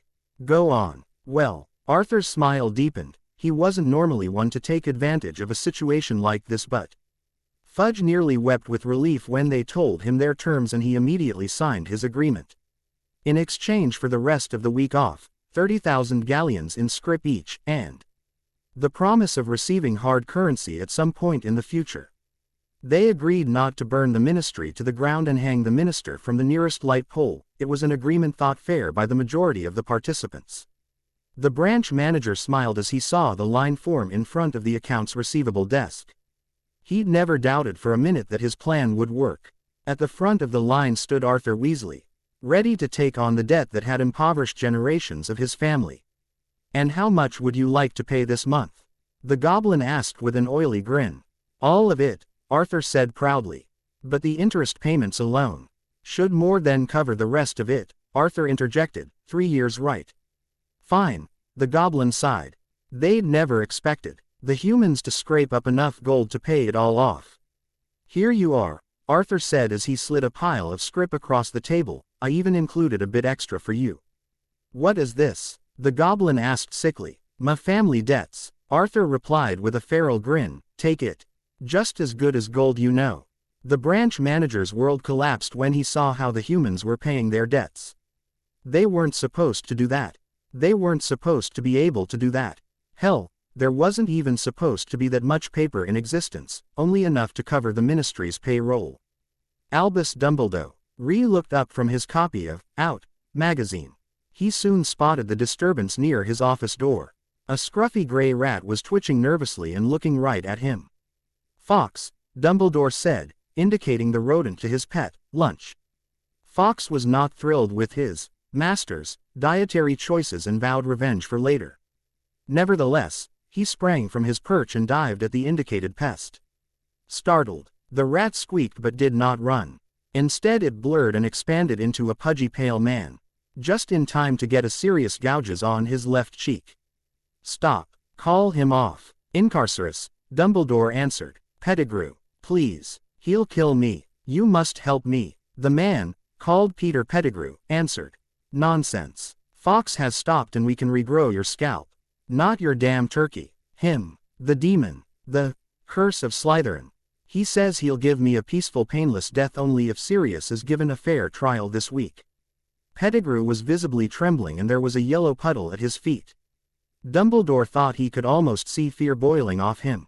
He also says, Pettigrew continued, that the Supreme Mugwort, his words, not mine, that the Supreme Mugwort has yet to determine how painful his death will be. He said that second chances should start with the good guys, especially those that never got a trial in the first place. As Dumbledore stood there, trying to decide what memories to obliviate Pettigrew with, his fireplace roared to life. Albus, Professor Sprout called, there's a swarm of reporters here. They say they have evidence that Peter Pettigrew is alive and in your office. Reunion Omake Sergei Svetkov. If Neville's potion killed Snape, then Dumbledore might want to expel. Neville is too dangerous. Of course Amelia insisted that expelling was decided by Wizengamot, not Dumbledore himself. And another interesting consequence of Harry's killings was the fact that most of the remaining Wizengamot members were not Slytherins. Of course, they still were purebloods and many of them were bigots, but they have children or grandchildren that had been unfortunate to attend Hogwarts when Snape was a professor there. So Wizengamot is clearing Neville Longbottom by this decree. Dumbledore looked very annoyed. The next issue, Wizengamot's secretary, gave him a parchment. Is petition for rewarding of, what? What is it, Dumbledore? Ia was quite annoyed with Chief Warlock's behavior. Headmaster continued with a weak voice. Rewarding of Neville Longbottom for inventing a new painkiller potion. I thought it was explosive. Someone shouted. Oh, it's also a painkiller. 2 in 1. Proudly said Isolde Twister, who was a curator of St.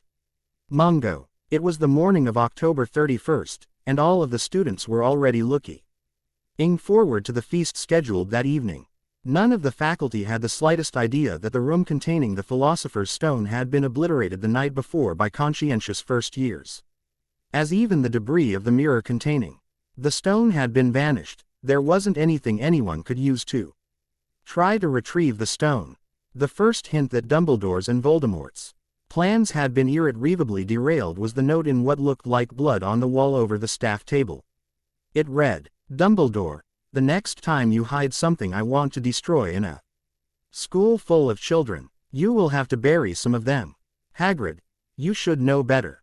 Fluffy needs to be taken for walks daily.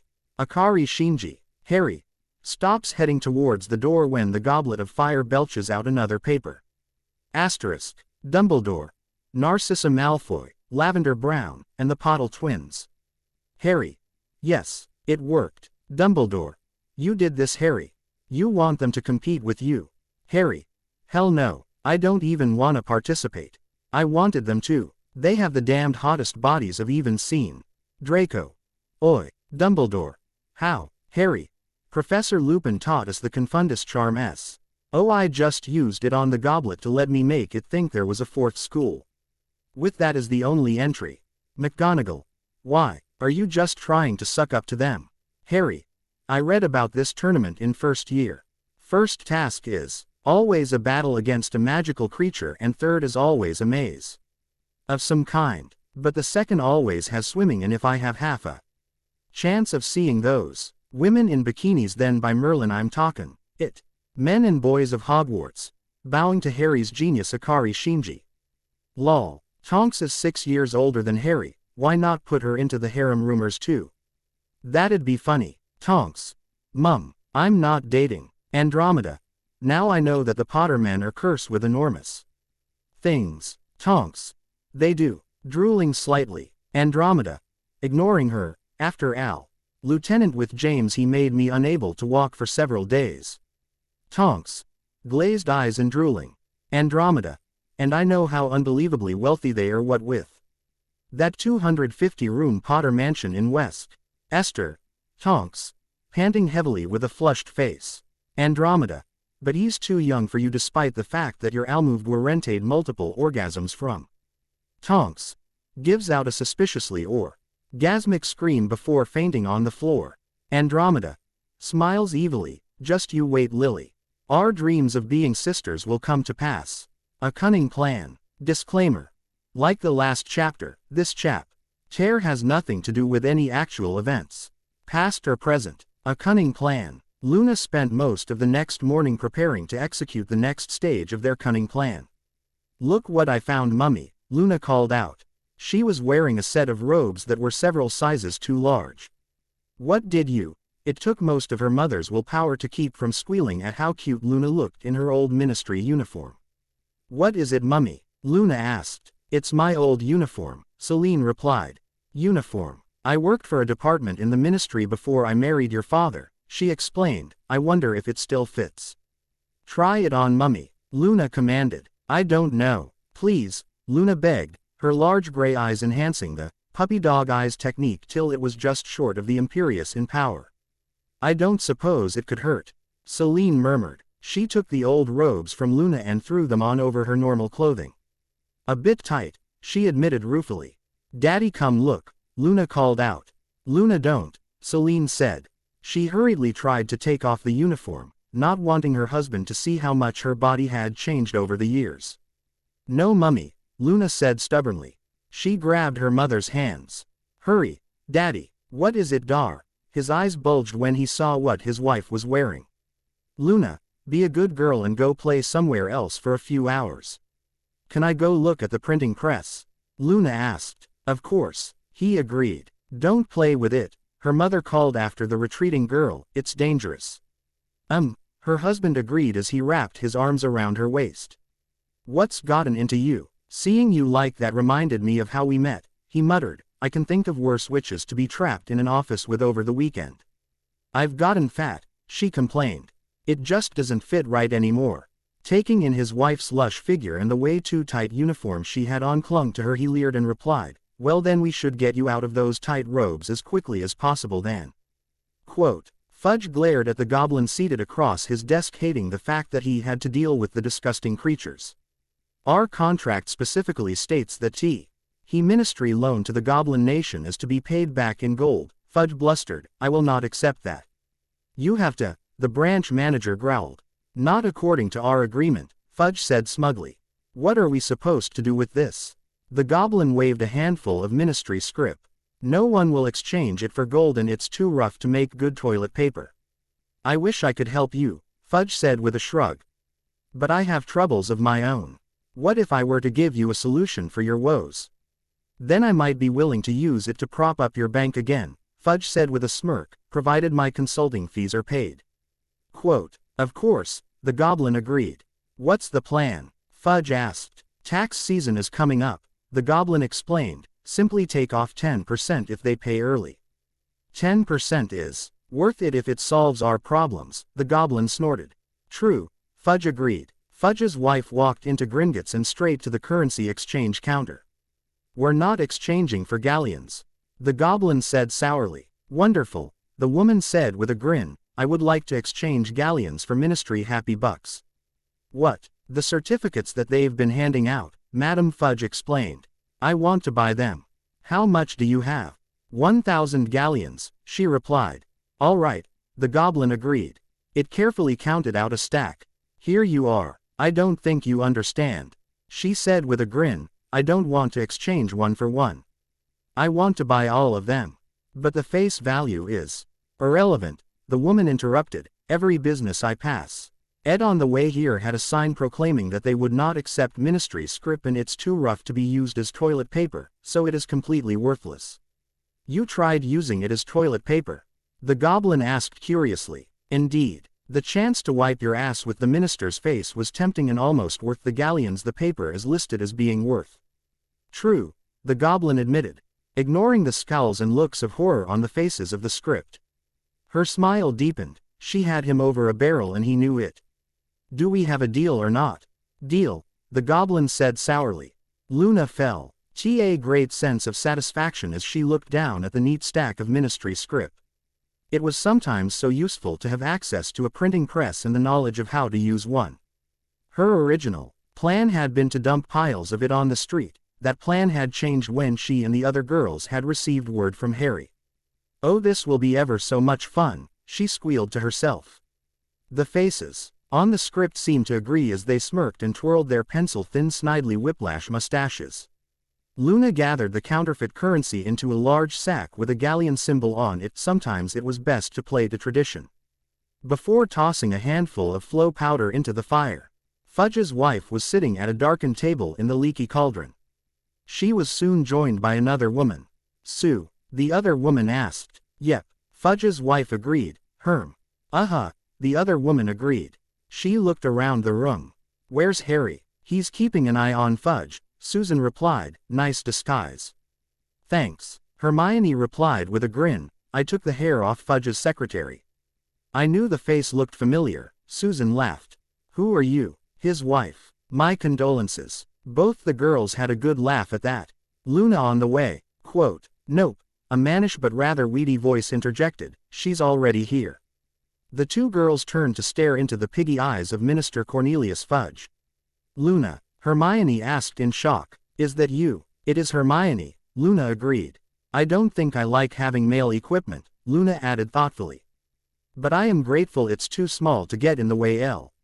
Ike Harry's did that time when I polyjuiced into him to provide an alibi. Oh, well, do you think we should set up shop? I think we should, Luna agreed.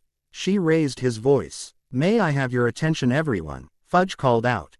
As you know, we are offering a substantial discount to everyone that pays their taxes off fully. I don't have more than half what I owe, a voice called out. That's fine, Fudge assured the crowd. Give me half now and we'll pay your taxes off in full while you watch. What's the trick? No trick, Fudge assured the man. He turned to the bartender. Tom, would you like to come over here so we can demonstrate? Don't have much gold on hand, Tom demurred. Don't worry about it, Fudge called out. Come over here. All right then. Tom walked over and placed a large bag of galleons on the table. Let's see, Fudge said. 2,000 galleons. Only a third of what I owe, Tom said mournfully. Tell you what, Fudge said with a grin, why don't we lower our price to 1/8 of your taxes? Luna counted out a stack of galleons and pushed the rest to Tom. And now we'll count out what you owe. A large stack of ministry scrip appeared next to the pile. Put it in the envelope and, here is your receipt, paid in full. Fudge's wife collected the gold galleons that Tom had brought. Next, a nervous flunky stepped into Fudge's office with a box full of tax forms. Yes, Fudge asked. Tax revenue is coming in, sir, the flunky replied. Wonderful, Fudge enthused. How much paper to redo the break room walls? The flunky sighed. No gold. What? Fudge growled. Then tell them we refuse to take paper. It's our paper, sir, the flunky said quickly. We have to take it. Like hell. What'll they do if we say no?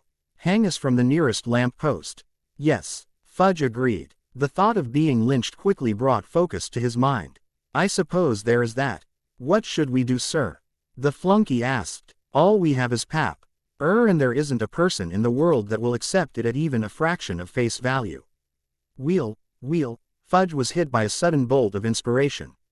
We'll make possession of gold a crime and force the people to exchange their gold for ministry scrip.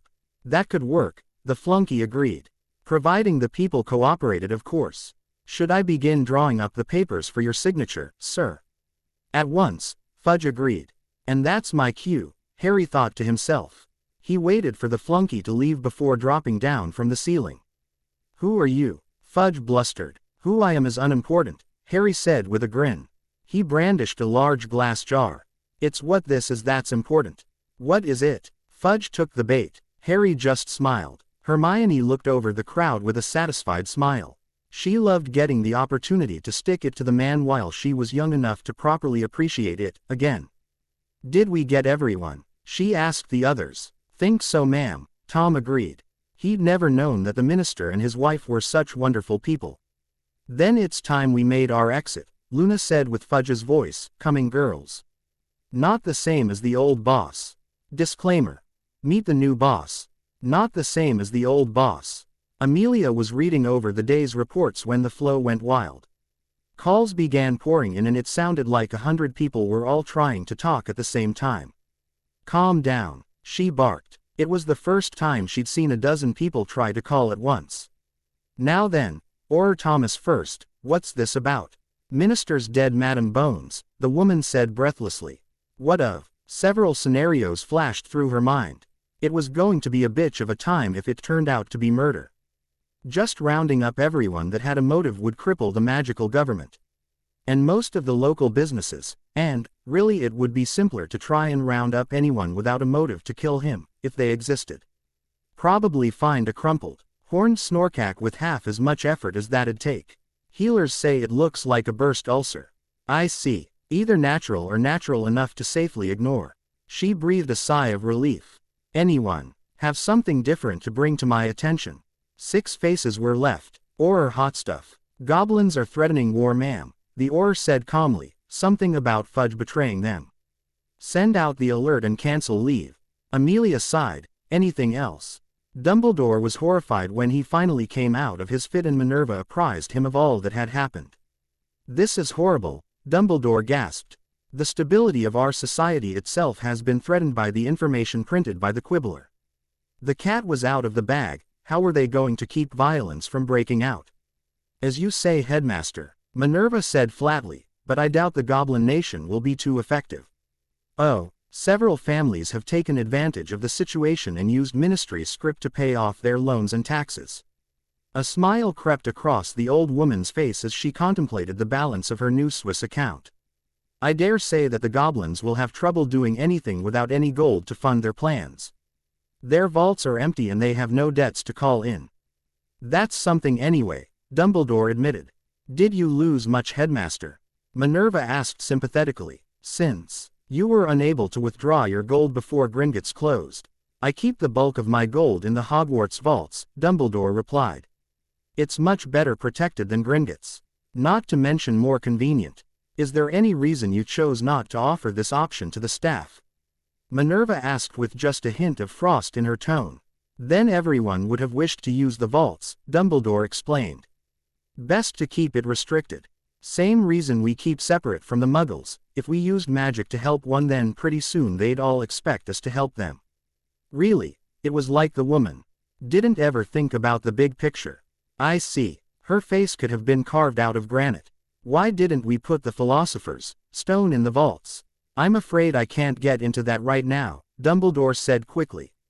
Not with all the paperwork that's been piling up on my desk during my convalescence. Amelia looked around the table at the rest of the government. The things they'd offered, it was like her every dream was coming true, like she'd reached the very peak of her career. Which was why it was all the more heartbreaking to have to. I would like to start off by thanking you all for offering me the position of Interim Minister of Magic, Amelia began. It is a great honor and the pinnacle of my professional career. She sighed heavily. That is why it pains me so much to decline. Whatever for, one of the others demanded. I'm an Auror, Amelia replied. I know how to solve crimes and arrest criminals. I wouldn't know how to even begin to solve the mess Fudge put us in. What we need is someone that understands how banking and money works. Do you have anyone in mind? The Prime Minister's advisor on magical affairs, Amelia said immediately, Nigel Stuffington. Can't place the name. Hogwarts class of 52, Amelia recited from memory, worked at Gringotts for a couple of years before taking a job with the Prime Minister, also holds an advanced degree in economics from one of the Muggle universities. Whatever did he go and do something like that for? It was needed to fit into the Muggle side of things, Amelia explained, fortunately for a CH. It would just be temporary. One of the others said slowly, his prejudice conflicting with his desire to protect his assets. Of course, another agreed quickly, just until the current crisis has been solved. There was almost a sigh of relief from the august body as they successfully managed to put their love of money ahead of their desire to keep power in the hands of the purebloods alone. Harry met the girls at one of his London safehouses. His cheerful mood evaporated when he laid eyes on them. They were hideous and Harry wondered for the first time if maybe, possibly, they had finally gone too far in their quest to cleanse the world of Death Eaters. How long before the polyjuice wears off? He asked, resisting the urge to vomit. Shouldn't be long now, Luna replied. Whoa, old it have killed you to keep some bloody robes on? Harry demanded. All this body fat makes it difficult to regulate heat, Luna said with a shrug. If you don't like it then wait somewhere else. I don't like it, Harry agreed. But I suppose our friendship is strong enough to survive this. Would have been another story if any of you had gone as Umbridge. I might not have been able to look at you again if that had happened. He shuddered. They all shared a laugh at that thought. Well, after the dry heaves had finished anyway. Who was going to be the new minister? Hermione asked. She BBED a new robe and stepped behind a privacy screen as the polyjuice began to wear off. Was going to be Bones, Harry replied, but she turned it down. Tough luck, Susan. You kidding? Susan laughed. Do you know how much more difficult this would have been if I had to duck my bodyguards? How do you know that you'd have bodyguards? Luna asked. She grabbed a robe of her own as the polyjuice started to wear off but didn't bother stepping behind a privacy screen. She assigned them for less last time around, Susan replied. So who is the new minister? Hermione asked as she stepped out from behind the screen. Some guy that works with the Prime Minister's office, Harry replied. Good to space again. Good to have it, Hermione replied. How much do we have left? All of Luna's counterfeits and about 10,000 in scrip. Hermione answered. Why? Just wanted to know what our resources were, Harry explained. Excuse me, Susan said as her polyjuice started wearing off. She grabbed Bet a robe and stepped behind the screen. Damn it, Harry sighed. What is it? Luna asked as she pulled her robe on. I was just wishing that you girls were a few years older, Harry replied, biologically. Nigel wandered into the meeting with a look of annoyance on his face. What in the bloody hell did the morons in what was laughingly called the Ministry for Magic want now? Years of misunderstandings, had left him with very little in the way of patience for the failings of the magical government. Please have a seat, Amelia said with a grin. What's all this about? He said gruffly. And make it quick, I've got an appointment later today that I would rather not reschedule. We would like you to consider taking the post of interim minister for magic, Amelia said calmly. What? Nigel asked dumbly. But, I'm a half-blood, he protested weakly. And I'm a pureblood, Amelia agreed. What I'm not is equipped to deal with our current crisis.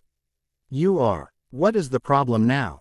He sighed. Not another Dark Lord, is it? That I'd have some idea of how to deal with, Amelia said with a laugh. We're having a bit of an economic crisis. What sort of economic crisis? He asked, actually finding the idea rather interesting, as he had several theories on closed societies and economic growth that he'd always wanted to test out. Moody waited outside Madame Beau's office for several hours before the woman arrived. Meeting with our new minister then? Moody asked. Yeah, Amelia agreed, and again after he gets back. Where's he going? Moody demanded. And who'd you assign to guard him? Meeting with the Muggle government to arrange to have them loan or give us enough gold to get through our current difficulty and none of your damn business. Finally learned about need to know, Moody said with a satisfied grin. I was a first year or when I made that mistake, Amelia retorted. That was how many years ago? More than either of us would care to think about, I'd wager. Moody laughed. What can I do for you, Madai? Amelia asked, getting to the point. I'd like to exchange a bit of information, Moody replied. Then step into my office. CE and give me a second to get the privacy wards up. Moody followed his old trainee into her office and noted with approval the way she unobtrusively hit him with several charms to verify that he was not under the effect of any spells or potions. Well, I noticed that you withdrew all your gold before the announcement in the Quibbler, Moody began. What I want to know is why. My niece got a pamphlet from one of her classmates. Amelia replied. Why is that significant? Fitz, Moody grunted. Explain yourself, Madai, Amelia demanded. You and the Lovegoods withdrew their assets around the same time, Moody said with a grin. Only other person to do so in the last 100 years is Potter. So they learned about all this from him, Amelia said with a frown. So what? They are friends after all. So it all started with Potter, Moody explained. But how'd he find out about all this? He's just a child after all. Maybe his guardian. Amelia trailed off. But how would a bunch of Muggles know? That's what I figured, Moody agreed, so I asked Albus about it. What did our headmaster tell you? That young Harry is with relatives from his mother's side and that there is no need to check on him. Moody said with a grin. Did a bit of digging and I learned that he'd originally been placed with his aunt and uncle and that Fig was keeping an eye on him. Moody licked his lips. Until his aunt and uncle died in an accident. Albus won't talk about where Potter went after that, and so far as I can tell he hasn't sent anyone to check things out. But he's sure to see the boys with a blood relative on his mother's side. One of the people I thought capable of being behind the so-called Slytherin curse was Lily Potter. They didn't call her the Bleeding Lily for nothing, Amelia mused. And there are several sets of Muggle-born cousins currently attending Hogwarts, so we know that magic runs in some Muggle families. Funny how that's only started to happen since Malfoy and his ilk finally received justice, Moody said dryly. Quite, Amelia agreed. Have you shared any of this with Albus? Not until after I'm sure he isn't under any compulsions, Moody replied with a grin. And even then not unless I have hard evidence. Would you mind doing a little more digging or would you rather I did it? I'm a bit preoccupied with Hogwarts at the moment, Moody said with a blush. Not as young as I used to be, you know. None of us are, Amelia sighed. All right. I've got some assets I can use for this. Thanks, Amelia. No problem, Madai. She looked up suddenly. I'm afraid I'm going to have to cut things short. Minister come back. That's what the wards tell me, Amelia agreed. The manager of Gringotts erupted into fury when the note from the ministry arrived. They knew. The manager hissed, the bastards knew. He summoned his clerks. Prepare the Fudge records for release to the Department of Magical Law Enforcement, the manager ordered.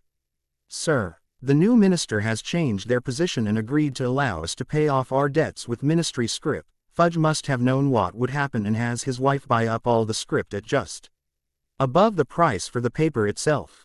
I want to be ready to use his records in case it should prove necessary to persuade him to aid us. Yes, sir. The news that the ministry was off earing to redeem scrip for hard currency received a much different reception at Harry's safe house. How much scrip did you print, Luna? Harry asked. Enough to bankrupt the ministry. Possibly, Luna agreed, but I wouldn't recommend we try to exchange it as ourselves. Why not? I didn't do a very good job of it, the girl explained, not good enough to survive more than a bit of scrutiny anyway. We were going to use it to pay off the taxes of anyone we thought deserved a bad turn, Hermione explained, but we didn't get the chance. So we need a patsy, Susan mused. Still got that polyjuice? Harry asked with a grin. Enough to do what you're thinking, Susan agreed with a grin of her own. Amelia was waiting in front of the minister's office when the new minister arrived. Were you able to arrange the loan, minister? She asked hopefully. Easily, the minister laughed. I could have signed for it myself, but I thought it best to have someone else authorize it to prevent any hint of impropriety. Oh, Amelia was stunned by the revelation that her new boss had so much power in the Muggle world. So our problems are solved then. So we've got some time to fix them, the minister corrected. Fudge's wife received a rather cold reception when she returned to the exchange counter at Gringotts. What is it? The goblin spat. I'd like to exchange this script back into galleons, she replied. The ministry is offering 1-to-1. And we're offering considerably less than that, the goblin retorted with a predatory grin. That's outrageous. Then go to the ministry and exchange them there. The goblin replied with an evil smirk, unless of course you can't, because it'd look like Fudge was using the current crisis to make a profit. Fine, she growled, what are you offering? How much do you want to exchange? This much. She opened her valise and showed the contents to the goblin. I suppose I could give you, I don't know, 10,000 galleons, the goblin mused. There's over 1 million galleons here, she protested. That's today's rate, the goblin said with a shrug. I guess I could just have someone else exchange it all for me, she said slowly, unless you've got a better offer. What do you want? The GOBG. While he could make things difficult for her, he didn't have her over a barrel like he'd thought. I'll buy gold for 2-to-1, she said quickly. Not a chance. 3-to-1 is as low as I go, she warned. Gringotts lacks the liquidity to make such an exchange at this time. The goblin frowned in frustration. Then I guess we're stuck, she sighed. Unless you have something else to trade, she added, gems perhaps. We might be able to deal after all. The goblin's grin returned as he thought of a way to drive a wedge between her and her husband. Provided that your husband doesn't benefit from this. Money was far more important than relationships after all. Give me a better rate and I'll authorize the release of his financial records. I think that we might be able to come to some arrangement. The goblin smiled. Being authorized to do Fudge a bad turn would put them in a much better position than had previously been the case. Note. They can be, of course, both figuratively sold out and literally sold out to slavers.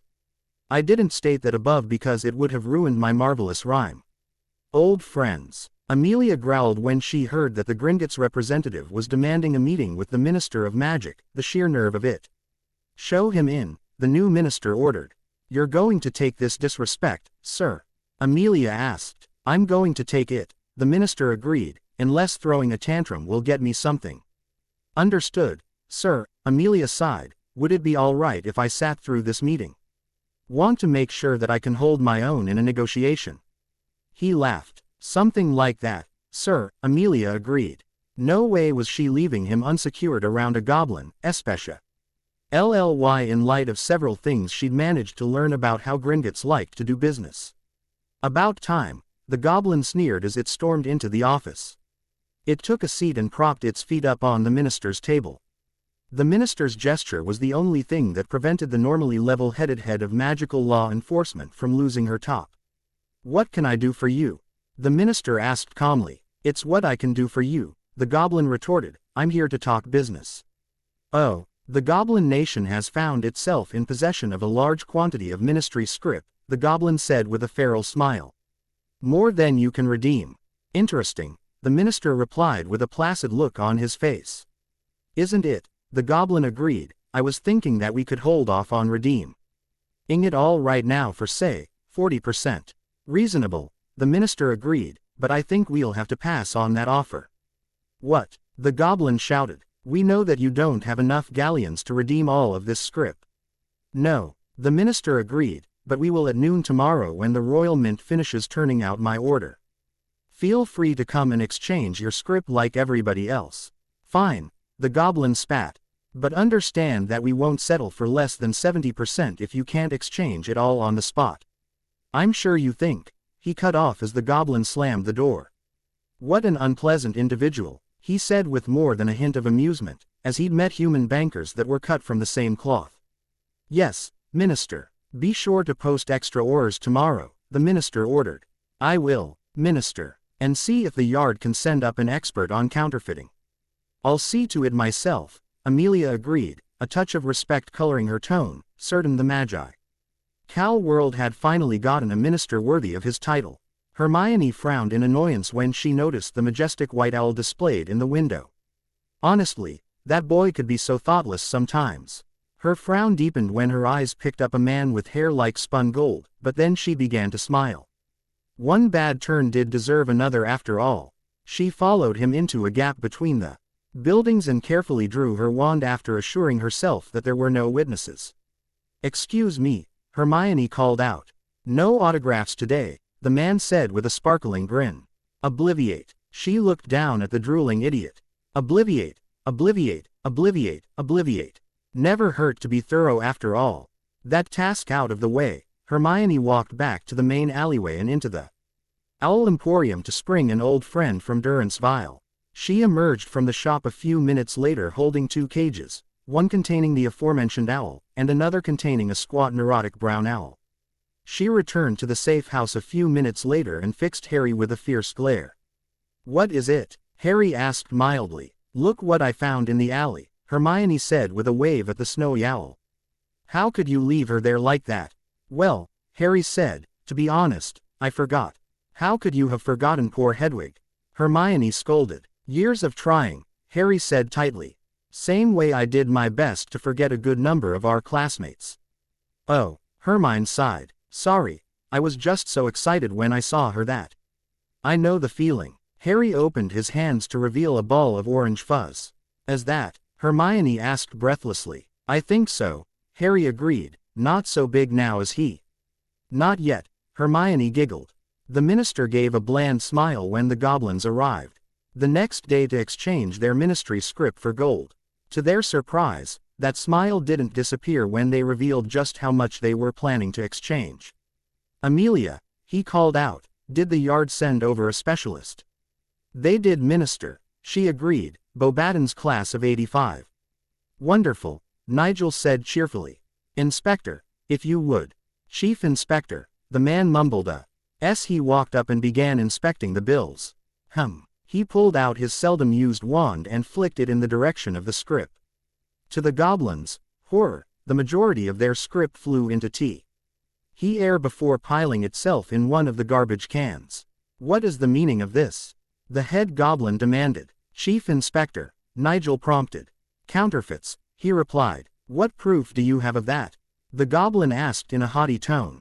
Besides the fact that they all have the same serial number. The chief inspector asked. Instead of the coat of arms of the ministry over the logo, as good a gold. Backed by the minister's honesty and integrity, the watermark was changed to a smiley face with an enormous protruding tongue, and a logo reading, "This is a fake, suckers." How about the act that they were printed on the wrong kind of paper and used the wrong ink? If that won't do then. Thank you, Chief Inspector, the minister interrupted, I think that will be quite enough. How much do we owe them? 4 galleons, 10 if you include the script I'm iffy on. All right, the minister agreed, here you are gentle beings. This is an outrage, the goblin screamed, we won't stand for this, we demand Madam Bones, the minister said calmly, if you would. Yes, minister. She raised her hand and clenched it into a fist. The goblins were suddenly aware that they were covered by a group of cold-eyed Aurors. Perhaps. The head goblin licked his lips. Perhaps we could come to some sort of arrangement. Perhaps. The minister agreed. What are you offering? Make the EXCH. Ainge and we'll release Fudge's financial records, the goblin offered. How about you give me that information and I'll tell you of a way that you might be able to recoup some of your losses. The minister countered. Deal. The goblin said in defeat. Excellent, the minister said. Turn the information over to Amelia and I'll give you my solution. We would also like for Madam Fudge to be earned over to the Goblin Nation for trial and eventual execution, the goblin added. Afraid that won't be possible, Amelia interjected. The body of Madam Fudge was found in her bedroom, appears to be a drug overdose. Fine. The goblin flung the file at Amelia. Tell us your information, human. You have numerous secure vaults, the minister said calmly. Rent them out as storage space. But we Woans. The goblin protested. But you will be able to make your payments to the ministry, the minister retorted coldly. Debts must be paid after all. His smile deepened as he watched He goblin delegation storm out of the room. He'd just fulfilled the dream of every human that had ever been employed by Gringotts. Seeing that the situation was under control, Amelia stepped back into the shadows to have a meeting with an old colleague. What is it? She whispered. Someone decided to obliviate Lockhart until his brain started oozing out his nose, Moody whispered. The author. Amelia asked in shock. What do you make of it? Either you've got someone else running around doing bad turns to the less than wicked, Moody rumbled, or the pretty bastard wasn't what he appeared to be.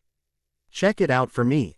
Amelia asked half hopefully. When am I supposed to do that? Right. Amelia sighed. You mind calling up a few of the old crew and using them? Pay. And overtime. Deal, Moody said with a grin.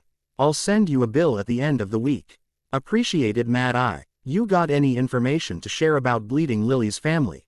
She had an aunt that married an American soldier and went home with him as a war bride. Amelia replied. Americans say that his records were lost. A little digging shows that they had a son. Only reason I can tell that the boy then existed was a mention in the local paper. Every other record was either lost or destroyed in an accident of some sort. Convenient, Moody grunted. I thought so. Ron was sitting in his bedroom, staring at the ceiling and trying to figure out how he was going to spend the rest of his holiday when a screeching ball of feathers burst through his window and began tearing up the place. Mum, Ron shouted, there's an owl in the house. Quote, take its letter and bring it down to me, Molly called back. I don't think it has one, Ron called back, and you're going to need to cast some repairing charms. What? Molly squawked. She stormed up to the room, captured the owl, and set everything right, with the aid of a few spells of course. Let's see here. A short inspection of the captured owl revealed that it was carrying a business card stating that its name was Pigwagen, Pig for short, and that it would like nothing better than to become Ron's post owl. Molly thought it was a nice toque. That the owl had been thoughtful enough to include a coupon for a free cage and a wide assortment of owl treats on the reverse of its business card. Can I keep him, Mum? Ron begged. Can I? We'll see, Molly said indulgently. But, Mooum, we can talk about it after your father has had a chance to check Pig for curses and hexes. Yes, Mum. Ron sulked for the next 15 minutes until it was time for lunch, at which time he put the whole matter out of his mind in favor of devouring as much as possible. He was a growing boy after all. Brain dead. Disclaimer. Death to the oppressors. Note. Any who disagree with the preceding statement will be held on suspicion of being oppressor sympathizers. Any oppressor sympathizers found will be suppressed using maximum force. Brain dead. Ari and the girls were looking over maps of Australia in an attempt to decide which part of the continent would become their future home when Hermione went very still as she remembered something. Harry, Hermione called out. I just had a sudden thought. What is it? What about what's his name? You know, our defense professor in 4th year. You mean Bert? Harry asked. Or was it Bart? Whatever. Hermione dismissed the name as unimportant. You ever take care of him? Don't remember doing it, Harry replied. All right, Hermione sighed. If you want something done right, she muttered under her breath. What was that? Harry asked. I said. Hermione raised her voice. Would you care to accompany me, Susan? I'd love to, Susan agreed. Amelia grinned as Moody slipped into her office and plopped down in the visitor's chair. What have you got for me? She demanded. Looks like our hero author had it coming, Moody grunted. You wouldn't believe what they've dug up on him.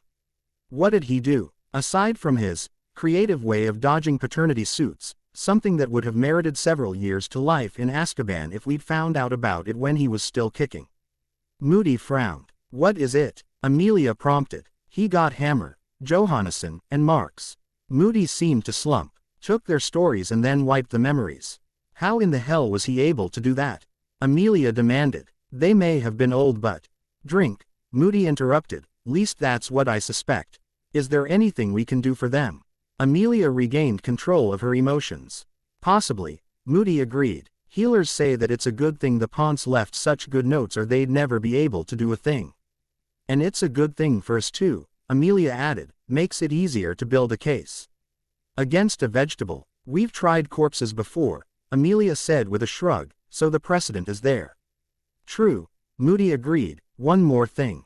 What is it? Judging by his notes, Moody sighed heavily. Judging by his notes. There are a whole hell of a lot of people missing memories, Amelia suggested. Including a good number of ex-Aurors, Moody agreed. No such thing as an ex-Auror, Amelia said with a weak grin. Just an Auror off active duty, Moody finished the saying. Bring in anyone you need on this one. Amelia's voice was hard. I want this taken care of as quickly as possible. Thanks, Amelia. No problem. May I? Hermione looked down at the man that had been directly responsible for Harry's forced participation in the Triwizard. It was only through sheer force of will that she was able to stay her hand while she waited for her accomplice to signal that they were clear to proceed. His house elf should be out of the way for long enough to do this, Susan whispered. Wonderful, Hermione whispered back. There's a plastic bag in my purse. Found it. Susan waved the item at Hermione. Could you hand it to me, please? Hermione pulled the bag over Barty's head and tightened it around his neck. And now we wait. Any reason we didn't just bash his brains out with a rock or something? Susan asked. Trying to keep the whole accidents and natural causes meme going on, Hermione replied. At least until we're ready to leave the country. Still not quite as fun, Susan sighed. True, Hermione agreed, but that's the price you pay sometimes. Shame to make it so quick, Susan continued. In light of what he did to Harry. Yeah, Hermione agreed. She pulled the bag off. How long does it take for a human brain to die of oxygen deprivation again? Should be there now, Susan said. Why, you think you could restart his heart? Easily. Do it please, Hermione requested. All right, Susan agreed. She cast a couple quick medical charms followed by another that confirmed Barty's ability to think had been removed. Why? Ron was dead, Hermione said tightly, but he went on for years. And you figured that turnabout was fair play, Susan said in sudden understanding. I figured that it might be best to keep the body count down a bit, Hermione said with a grin. The job is done. No need to call attention to it. That's why you relied on poisons and my choice was industrial accidents, Susan laughed. Wanna go get some ice cream? Lord yes, Hermione agreed. I don't know how long it's been since I had a glass. Let's grab Luna and Harry, Susan added. We'll go as a group. Celine Lovegood was a very sensible woman. Well, in comparison to the family she married into anyway. She therefore found it quite surprising when a large owl burst through the window and dropped a fat envelope on her table. A couple of quick detection charms revealed no dangerous magic and a couple of dozen slower and more thorough detection charms confirmed her original assessment. Once she dropped her voice and mumbled the next bit. Always mumble, Celine recited to herself. Even years after the war, years profession, she still retained the habits that had kept her alive. Celine's eyes bulged when she opened the envelope and found it stuffed with a stack of the new ministry script. After carefully closing it, Celine marched over to the fireplace and threw in a handful of flow powder. Department of Magical Law Enforcement, Director Bones, office. The minister stood up as Dumbledore walked into his office. Headmaster, he said cheerfully. So good to see you again. Yes, Dumbledore agreed, a shame you couldn't have met with me sooner. Afraid I didn't have the time to spare, the minister said with a sigh, what with everything that's been going on. Yes, of course, Dumbledore said glibly, I would have been happy to assist you with that. And take you away from Hogwarts. I wouldn't dream of it, the children are our future and we owe it to them to provide the best education possible. Years of dealing with politicians had made him a master of spin and misdirection. Now, what was it you wished to speak with me about? It's about some disturbing new rumors that have reached my ear, Dumbledore replied. Really, I'm sure it's not true, Dumbledore assured the man, and I'm just here to.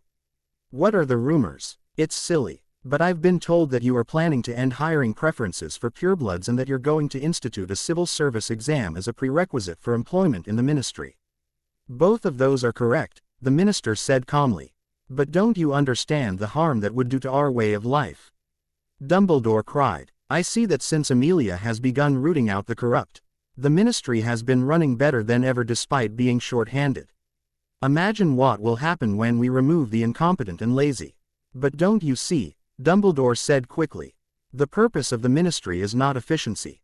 What is it then? The purpose of the ministry is to provide employment, Dumbledore explained. Now I can understand removing the corrupt. Understand but not agree with. But the rest must stay on in their current positions. That's not going to happen, the minister said calmly. Then transfer them to an unimportant post if you must, Dumbledore said with a wave. The important thing is that they remain employed and that the pureblood hiring preference remain in place. Why must the purebloods hiring preference remain in place? The minister sighed. Because unlike Muggleborn, purebloods lack the skills to find employment in the Muggle world.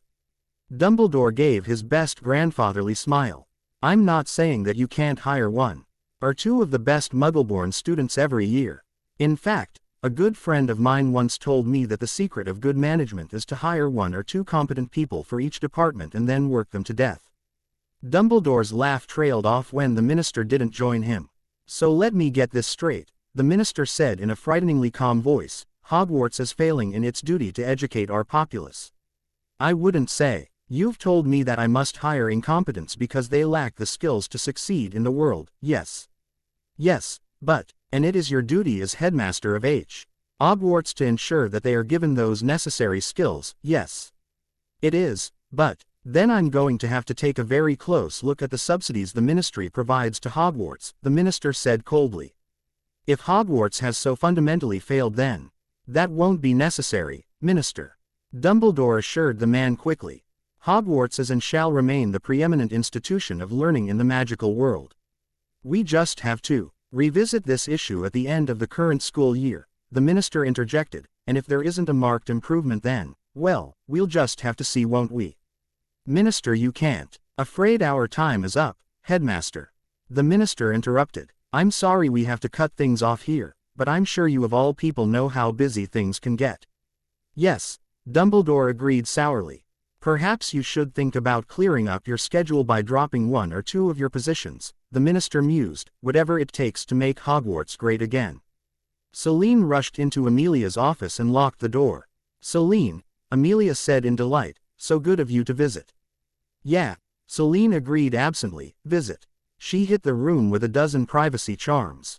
Still have the old paranoia from working at that place you used to work, Amelia laughed, guess old habits die hard. I just received an envelope filled with a large amount of ministry script. Celine got straight to the point. Wonderful, Amelia cheered, so did I. And wait, what? Did you bother reading the note that came with it? Amelia asked. There was a note, Celine asked dumbly, and that's why I like all my people to spend some time with forensics and evidence collection. Amelia sighed, you spend all your time doing all undercover type assignments, Celine suggested with a slight grin. Yes, Amelia agreed, undercover type assignments, and they don't even think to make a full inspection of a mysterious envelope filled with cash. Or rather, they consider it in. Knowing that they're rubbish at that sort of thing, and choose instead to keep it as undisturbed as possible so that the professionals have a better job of it. Touché, Amelia shrugged. Here's the note I got. I would guess that yours is similar. Celine skimmed the note once and then spent another few minutes examining it more closely. Trust Fund, E.H. For Susan, Amelia agreed. You know who sent this. What little evidence I've got suggests that the person who wrote this is the same person that saved your life. Mind if I take a look? Be my guest, Amelia agreed. Forte. Skew smiled as the 4 children burst into the shop and began chattering about the ice cream. It was why he'd opened the place. To see their little faces light up when they got their cone made the world seem like a happier place. Come to a decision then? He asked kindly when the one boy separated from the others and walked up to the register. All of them, Harry replied. What? We'd like a big bowl with a scoop of everything in it, Harry explained, with chocolate syrup. And cherries, Hermione interjected. Lots of them. Nuts, Luna added. I like nuts. And a banana, Susan added. Ed demonstrating a fine grasp of feminine logic, so it's healthy since bananas are healthy. All right, Fortescue agreed cheerfully. How many spoons do you need? 4, Harry replied. And how are going to pay for all this? Harry replied by dropping a handful of gold coins on the counter. Is this enough? 4 of these are enough, Fortescue replied. Pleasure doing business with you, he finally got a good look at the boy's eyes. Harry, he asked hesitantly. Yes, Harry agreed. You have your mother's eyes, Florine muttered. He shook his head. Sorry about that, I'll have your order out in a jiff. Thank you, Harry said. Thank you, the girls chorused. The benefits of Blarney. Celine was waiting when Luna finally decided to come home. Where have you been? Celine demanded. Lots of places, Luna replied cheerfully. Why do you ask Mummy? Where have you been today? Celine sighed. Lots of places, Luna repeated. Was there some place in particular that I should have been? Here, Celine said flatly. But I was here, Luna protested, and now I'm here again. You were supposed to stay here, Celine said in exasperation. But Father told me to go somewhere else for a few hours, Luna pointed out. And I was. So I really don't see why you're so worked up about all this. You said you were going to play around the printing press, she said weakly. I asked if I could look at it. Luna said with an impish smile. I never said that I was going to stay there. Celine opened her mouth to reply and then closed it. She supposed that this was the price she paid for marrying into the Lovegood family. Fine. Why don't you tell me about your day? She flopped down into her favorite Lutely Brilliant, Luna replied as she climbed into her mother's lap. Harry bought us ice cream and us who? Me, Hermione, and Susan. That was nice of him, Celine said. What else did you do? Hermione's parents were waiting up for her when she got home. Did you have fun with your friends, darling? Her mother asked. Yes, Mum, she agreed. Have a seat, Pumpkin. Her father took a deep breath. Where is it you were thinking about going? Aurora skipped into Sir Ias' room and flopped into the chair adjacent to his bed with a happy grin on her face. Guess what I just heard, she purred. What is it, my lovely? Sirius replied. Your godson was seen in Diagon O.N.A. date with all 3 of his girlfriends, Sinistra said. It always cheered Sirius to hear about Harry's romantic exploits. Really? Sirius perked up. Yep, she agreed. 1 bowl of ice cream with 4 spoons. Guess he decided to take the harem out for a little treat. Chip of the old block he is, Sirius said proudly. Oh, not that I'm not perfectly happy with the one which I've got, Sirius added smoothly. Can't imagine wanting anyone else when I've already got you. I'd have to say you are easily the equal of any 3 witches you'd care to name. Sirius slowly kissed his way up her arm. It takes a lot of gold veins to equal a diamond mine after all. Sirius, she moaned. Sirius smirked. Time to see how many garments he could talk her out of before they got interrupted again. He really needed to find a wand that worked for him so he could put a few dozen locking charms on the door. Damned nurses always seemed to know when things were getting good. Bad enough that they all outweighed him by a considerable amount, or that they were all looked older than Dumbledore, but to interrupt his Feck's life. Useless bags are probably just jealous, Sirius muttered under his breath. Unaware that his nurses were relying on his factual frustration to spur his magic into speeding his recovery time.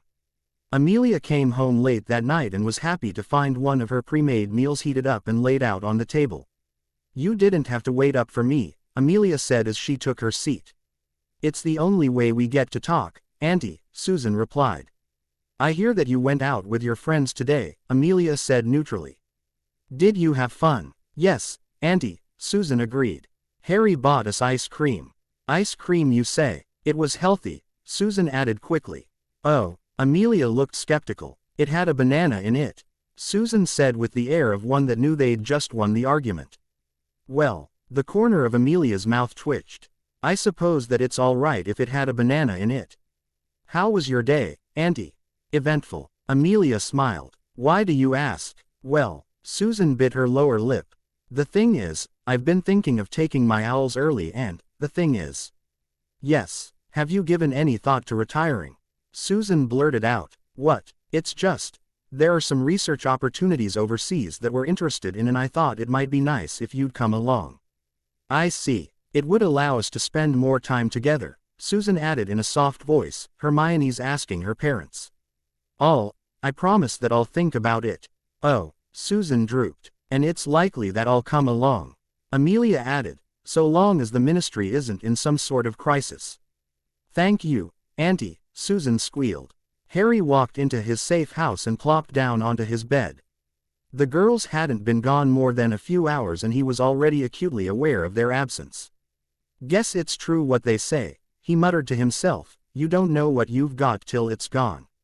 He went through his nightly routine, setting enough wards and traps to give a Gringotts curse-breaking team pause, before he settled into bed.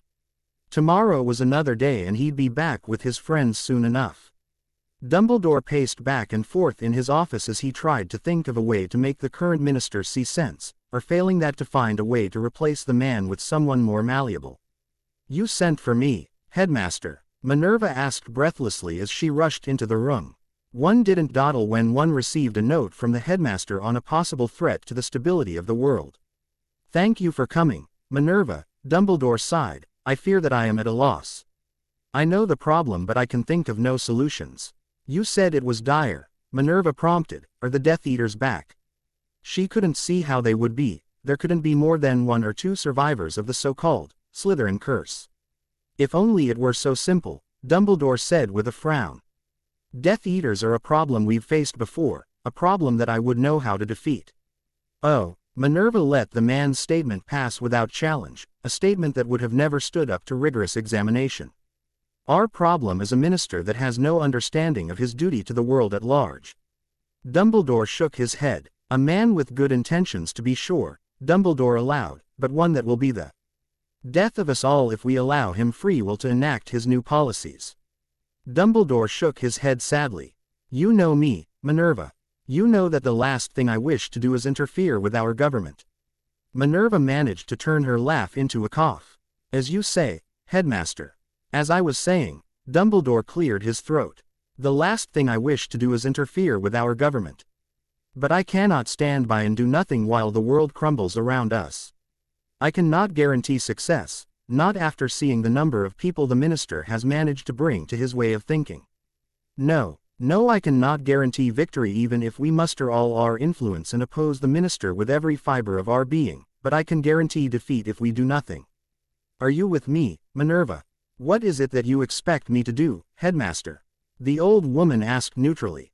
I need you to gather your contacts and muster what influence you can to combat the minister's disastrous policies, Dumbledore said. A look of resolve on his face.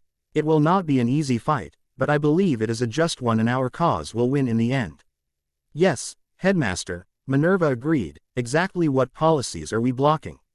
The most disastrous is the minister's plan to do away with the hiring preference for purebloods, Dumbledore replied. I do not believe that any of the man's off. Our policies will be so far-reaching and damaging as that one. If we are able to do nothing else, we must not allow the hiring preference to be removed.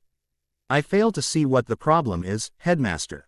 Don't you realize what will happen if purebloods are not assured of finding employment upon graduation? I suspect that more than a few of them will be motivated to study, Minerva said dryly. A bit of competition is healthy. Minerva, if those ministry jobs aren't given to purebloods then the ministry will be forced to increase the number of half-bloods and muggleborn in critical positions, Dumbledore explained slowly. Think of what it will mean for our world. What exactly will it mean? Minerva asked icily. I have nothing against Muggleborn, of course, Dumbledore said quickly, but they lack the instinctual understanding of magical culture that purebloods are raised with. Oh, they'll mean well, of course, but they'll make changes, small ones at first, but they'll grow, and before we know it, the magical world will be unrecognizable. The magic world cannot adapt to change as readily as the Muggle one can, and even the Muggle world is regularly thrown into chaos by the changes it spawns every generation. We cannot allow that to happen. Our duty to the world is to stop this nonsense before it has a chance to get started. Our duty to the world, Minerva hissed, is to give the children the best education possible. To hell with so-called pureblood society. I'm shocked to hear you speak like this, Albus. Minerva, you must understand that. No, Minerva interrupted, you must understand that I will have nothing to do with this foolishness. She paused. If you feel that the educational standards have slipped so badly, then it is your responsibility as school headmaster to improve them. The headmaster watched in numb shock as his deputy stormed out of the room. How was it that he was the only one burdened with the ability to see things clearly, he wondered to himself. Why was it that he was always the one on which the fate of the world rested? Albus sighed. With or without their help, he would do all he could to save magical society. They'd thank him when they realized how high the stakes were. Until then, he'd just have to go it alone. Harry woke up with the sun the next day and rushed to the meeting place that they'd decided on the day before. He was several hours early for their rendezvous, but he decided that the wasted time would be more than worth it so long as he had the chance to spend even one extra minute with one of his friends. Good morning, Harry, Luna said softly. Lonely? You too. Me 3, Susan announced as she stepped out of the shadows. And me 4, Hermione agreed. I'm not sure I could take being alone again. You don't know what you've got till it's gone. Harry repeated his thought from the night before, and I didn't realize how lonely I felt until I had friends again. Yeah, the girls agreed. So what are we doing today? Harry asked. Anyone on your list that needs a visit? Hermione replied. Kinda felt good to get back into the field again, Susan. I'm still marveling at how good it feels to have legs again, Susan replied. Not all of us choose to lock themselves in a drafty old castle. As opposed to a dank research lab under the ministry, Luna giggled. At least I got out sometimes. So we should spend the day outside, Harry ventured. Picnic in the park, Luna cheered. We'll make something to eat, then we'll go to the park and play on the swings. You ever had someone push you, Harry? Hermione asked. Not in the last childhood, Harry admitted. This one either, come to think of it. It's settled then, Susan said firmly. We'll act like normal children today. Agreed, the others chimed. Amelia frowned as she looked over an anonymous note written in Minerva McGonagall's handwriting that had been delivered to the duty Auror the night before. The note held news of what old become a major roadblock to the minister's reforms. Amelia smiled ruefully. If asked even a month before, she'd have never believed that there was any way that she, Amelia Bones, would become one of the minister's strongest supporters. Course, it was a very different minister we had then, she muttered to herself. Amelia rose from her desk and took 3 sharp steps to the fireplace, grabbed a handful of flow, and tossed it into the flames. Office of the Wizarding Examination Authority. Luna happily led the group into her mother's kitchen and set about rummaging through the icebox and cupboards to see what they had on hand. How's it look? Harry asked. It looks like you're going to need to go shopping, Luna replied. I'll give you a list. All right, Harry agreed. He was always happy to find an excuse not to be in the kitchen. The girls wrote out a quick shopping list and sent Harry on his way. So, Susan turned to Luna and said after Harry had walked out the door, I was wondering. Yes, Luna replied. Do you know how to cook? Not the slightest idea, Luna replied cheerfully, but how hard can it be? Yeah, Hermione agreed. We are the 3 most brilliant witches of our generation. Harry returned a few hours later to a scene of pandemonium. Smoke came out of the oven and there wasn't a single surface in the kitchen that wasn't covered in flour, batter, or some other formerly edible substance. None of you ever learned how to cook, I take it, Harry said dryly. His gaze swept over the flour-covered girls. I always had the castle elves, Hermione said with a faint blush. Take out, Luna said absently. Her entire attention was focused on the mysterious black liquid that occupied the pitcher that was supposed to have held Hermione's attempt at lemonade. I enchanted my kitchen to do all the work, Susan added with a grin, had trouble moving around without my legs the first couple years. Well, Harry sighed, let's get this cleaned up. Yeah, Luna agreed, we wouldn't want Mummy to come home to this. Shame Dobby isn't around, Hermione mused, I wonder what happened to the little guy. You was calling Dobby, the little elf asked as he popped into the room. What are you doing here? Harry blurted, I thought you. He trailed off, realizing that he was mixing his memories of the past future with the present past. Dobby has been following Harry Potter Sir around ever since Harry Potter Sir took care of the bad Malfoys, the little elf explained. Dobby cleans up after Harry Potter Sir. Cleans up after him? Susan asked with a grin. Harry Potter Sir is careless sometimes, the house elf reproached, left a partial print on Bad Wizard in Prague and a hair in his flop house in Dubai and... We get the picture, Harry interrupted, thank you, Dobby. Harry Potter Sir is thanking Dobby, he cheered, Dobby is so happy. Would you be a darling and clean up this mess for us, Dobby? Susan asked, and make us a picnic lunch. If it's not too much trouble of course, Hermione added. Dobby is allowed to clean up all this. The little elf's eyes were shining. And cook food for the great Harry Potter Sir and his friends. Yes, Luna said cheerfully. Dobby is allowed to do all of that. Oh happy day. Dobby looked like he was about to burst. We'll just leave you to it then, Susan said as they left the room.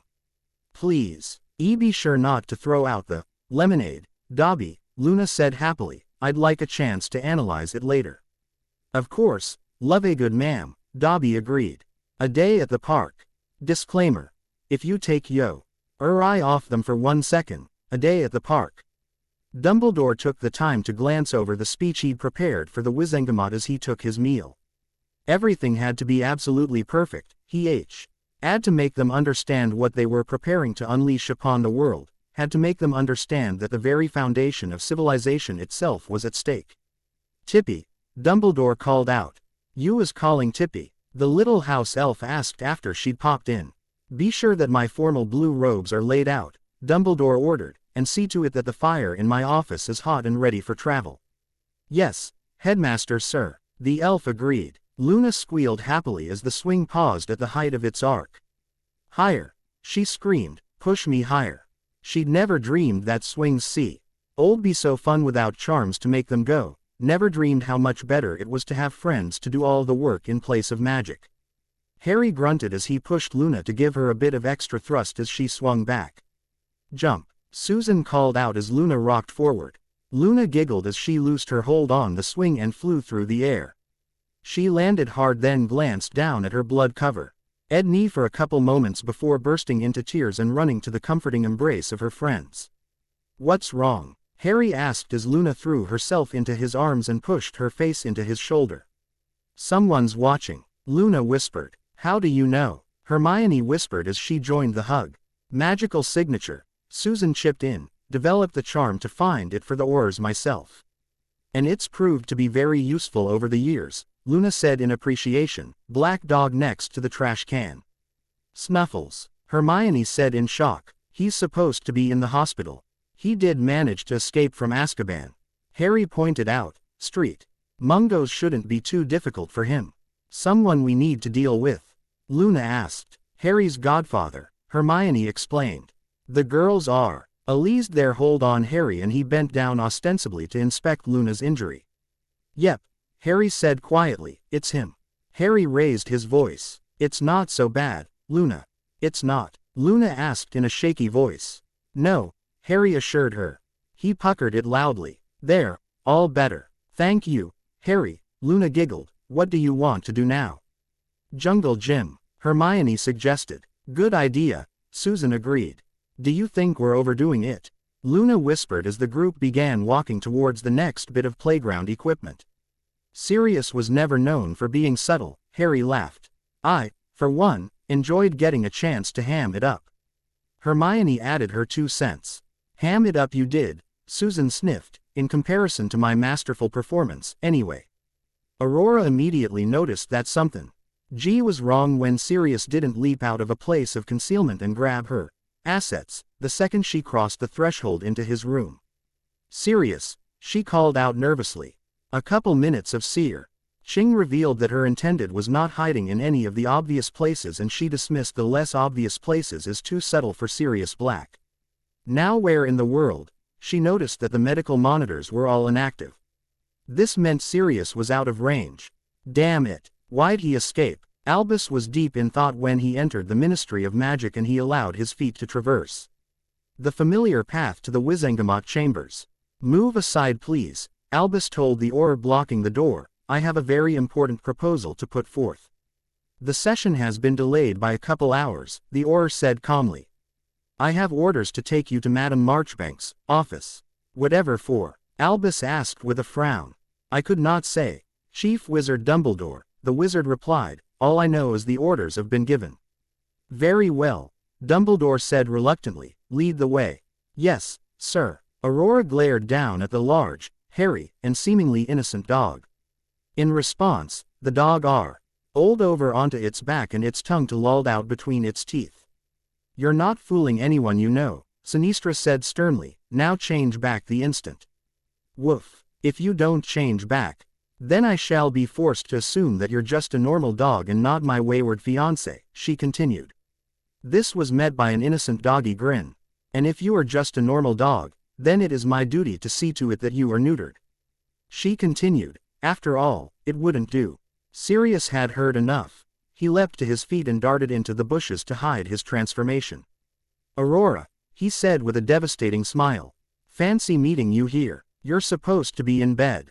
She ignored his attempts to charm her. What if you re-injured something? You know me well enough to know that I spent as much time as I was going to cooped up in that damned bed, he said smoothly. I wouldn't be the man you loved if I just let those nurses push me around. Here to watch your godson and his harem. She sighed. Don't you think that's a little odd? I figured that watching from afar was slightly less creepy than walking up to the group and offering them candy, Sirius admitted. The fact is that I just got out of prison and I'm uncomfortably aware of the sort of behavior that could send me back. Point, she admitted. Now then, he said as he slipped an arm around her waist, would you care to join me? I suppose I'd better, she said reluctantly, just to make sure that you don't hurt yourself and to see to it that you get back to the hospital later. Of course, he agreed as he pulled her close. Do you think it would be possible to stop by my old house on the way back? There are a couple things I'd like to pick up. I suppose, she agreed slowly. Wonderful, he whispered into her ear. And perhaps while we're there. Perhaps nothing, she interrupted. A dusty old house is the least romantic setting I can think of. Of course, he said quickly, I'm a bit hurt that you think so little of me. The thought never crossed my mind. Never, not once. Then what were you going to say? She demanded. I was going to say that we might take a quick look at the house to see if it's worth salvaging or if we should sell it and build something new, Sirius said with a smile. I want to have everything ready before the wedding. Oh, I'm sorry, Sirius, she said contritely. Make it up to me. How? Quote, perhaps one more side trip before we go back to the hospital, he said with a smile. Where? Aurora asked suspiciously. Just to the Cauldron to get a decent meal, Sirius said innocently. You know how bad hospital food is. And he knew that old Tom would be willing to rent out rooms by the hour for the right price. Albus walked into the meeting in SMI, led at the group that had been assembled in Madame Marchbank's office. He'd been sure that he'd have a tough battle ahead of him in the Wizengamot chambers, but now, with the group assembled before him, he held the power to keep the status quo maintained for another century or more. Have a seat, Albus, Augusta Longbottom said in a neutral voice. We all have something very important to discuss with you. Thank you, Albus said with a grin. Now, I think the first thing we need to discuss. Quiet, Albus, Tiberius Ogden barked. We're not here to play your little games. What? Albus asked, clearly puzzled. I thought we were here to discuss the strategy we're going to take to prevent the new minister's proposed reforms. No, Albus, I think you misunderstand, Professor Tofty interrupted. Would you care to go first? Griselda. I would, Griselda agreed. Thank you, Toffee. Not at all, the man said grandly. Aurora was enjoying her conversation with Sirius when the man cut off and abruptly whirled around. There's something wrong, Sirius said intently. What is it? Aurora asked, softly. She was more than a bit afraid that his time in Azkaban would have an effect like this. Where are the kids? Sirius had a hint of panic in his voice. What? They were over there just a minute ago, Sirius said quickly. Where are they now? Sirius wait, she groaned in frustration. Tion when he turned into a dog and bounded over to the last place he'd seen them. First hint of something resembling trouble and the idiot forgets he's a wizard. Come to think of it, had they ever gotten him a replacement wand? With a long-suffering sigh, she cast a couple charms to locate the children to assure herself that everything was fine before setting off in pursuit of her disappearing Grim.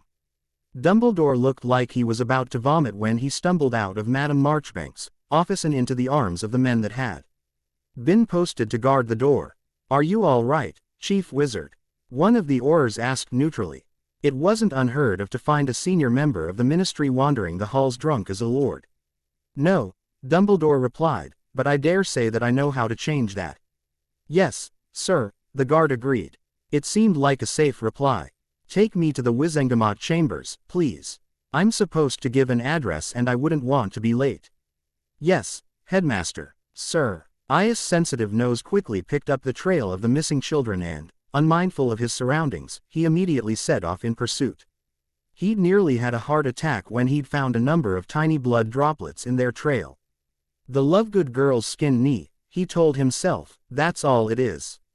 Too small to be anything serious. Sirius rounded a corner and winced when a stream of icy cold water soaked him.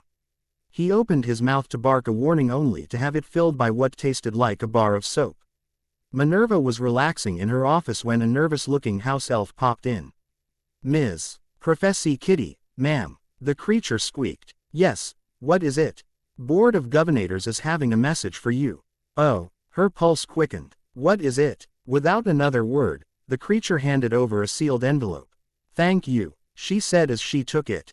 You may go, she added as an afterthought. The message simply stated that she'd been summoned to an emergency meeting of the Hogwarts Board of Governors regarding her future at the school. Can't get much clearer than that, she thought fatalistically. It looked like Albus had decided that he could not keep a deputy that did not Sherald. She checked the clock. If she hurried, she'd probably have enough time to get most of her office packed before her career ended. Aurora cast another charm to get Sirius' approximate location as she continued her slow pursuit. It was just like the old days, she mused. Sirius would run off to do something ill-advised and she'd follow to pick up the pieces and laugh at whatever situation he'd gotten himself into. She quickened her pace when a stream of panicked whines reached her ear. Whatever it was had to be bad. She'd never heard Sirius' dog form sound like that. Aurora's eyes were blosh-ing as she leapt around the corner to save her wayward fiancé and nearly dropped her wand at the sight that met her. Her Grim was covered with such a prodigious amount of suds that she could hardly see his black coat under all the bubbles. She giggled when he tried to make a break for it only to run into one of the three girls that seemed adept at cutting off all avenues of escape. Enjoying yourselves? Aurora asked with a wide grin. Professor Sinistra, Luna said in surprise. What are you doing here? Is this your dog, Professor? Hermione asked sweetly. He's stinky so we decided to give him a bath, Susan added. Where's Harry? Aurora asked. Might as well take the opportunity to set Sirius' mind at ease. She felt the tip of a wand dig into her lower back. How in the world had he nagged to sneak through her perimeter charms? Stick 'em up, Harry's voice demanded. Of course, Aurora agreed. What are you planning to do with me? She glanced down out of the corner of her eye. ND was rewarded by a look of confusion on Harry's face. Hadn't thought that far ahead. No, Professor. Dumbledore allowed the Auror to help him into his seat and spent the next few minutes in a daze. Having gone through the motions so many times before, he had no trouble performing the opening ceremonies on autopilot. The speaker stood up. Order, order. First item on the agenda is a speech by the Chief Warlock Albus Dumbledore. Thank you, Mr. Speaker, and thank you all for your time, Dumbledore said loudly. I called this meeting to discuss a grave threat to our world, one I believed could spell the end for our way of life. Dumbledore took a deep calming breath. I would like to begin by apologizing to you all, I was wrong. The crowd erupted. Dumbledore ignored them. Just closed his eyes to wait for things to settle down. Aurora grinned as an idea formed. Well, it's customary to demand ransom for the release of your captive. What's a captive? Luna asked innocently. A prisoner, Hermione spoke up. And ransom is when you get money to let them go. How about I buy ice cream for all of you? Aurora suggested. Then would you be willing to release me from Durance Vile? The children's cheers told her what they thought of that idea. Come on, Susan demanded. There's a booth over this way. Minerva steeled her resolve as she stepped into her meeting with the Board of Governors. She'd been a teacher for her entire adult life, it had been her entire life. She tried to force a smile. What was she going to do now? Thank you for coming, Minerva, Augusta said cheerfully. Would you please take a seat? Of course, Minerva agreed, thank you. Not at all. The old woman glanced down at her papers. I suppose you're wondering why we called this meeting. I am, Minerva admitted. The chief wizard opened his eyes when the noise settled to an acceptable level and looked over the impatient crowd. I find that my age is beginning to catch up to me, he joked. The threat I spoke of is something many of you may fear, may be right to fear, but it is not one that should be addressed in these halls. The crowd leaned forward to hear his next words. The threat I spoke of is change. As one grows older they often find themselves falling into set patterns and I felt uncomfortable, even frightened when those patterns were threatened with distraction. I was on the cusp of doing something foolish, something very foolish. The old man took a breath. I am fortunate to have a set of very good friends that managed to make me see sense. He smiled widely. So I would like to thank them. You were right, and I am grateful to you beyond what words can express. Get to the point, one of the crowd demanded. Of course, Dumbledore agreed. Another failing of age is that it can sometimes cause one to ramble a bit. He paused for the laughter to die down. Right, the point. Recent events have shown me that I can no longer be trusted to be as wise and objective as I once was. I therefore resign my position as Chief Warlock. I resign my position as Chief Wizard. I resign, his voice caught. I resign my position as Headmaster of Hogwarts. And I resign any other similar offices that I may have forgotten to mention. Thank you for your time. Dumbledore was grateful that his knees remained steady until after he'd taken his seat. A thought made its way into Harry's head as he enjoyed his frozen treat. This was probably the first time he'd ever had ice cream, chronologically anyway. You know, he said softly. I really think we're getting better at this whole being children thing. I agree, Hermione whispered back. All it took was a bit of research. They both closed their mouths as Professor Sinistra and her dog walked over. What are you two talking about so seriously? The woman asked. It's a secret, Harry said seriously. I could tell you, but then I'd have to kill you. Aurora giggled. We can't have that. It was so nice to deal with children without the responsibility of having to teach them anything, and it was also an experience to get them a couple years before they usually came to her class. She was going to have a talk with Minerva later. Augusta smiled at the slightly younger woman. She had a good idea of what sort of nonsense was running through the Gryffindor head's mind. We would like to offer you the position of headmistress, Augusta announced. Please tell us that you accept. What? Minerva gasped. But, Albus, as the one that recommended you to us, Augusta interjected. Yes. Minerva would be forever grateful that the board allowed her a few minutes to collect herself. What about Albus? Headmaster Dumbledore is going to. Dame Longbottom glanced at the clock. Make that has resigned every position of authority he once held. How did you convince him?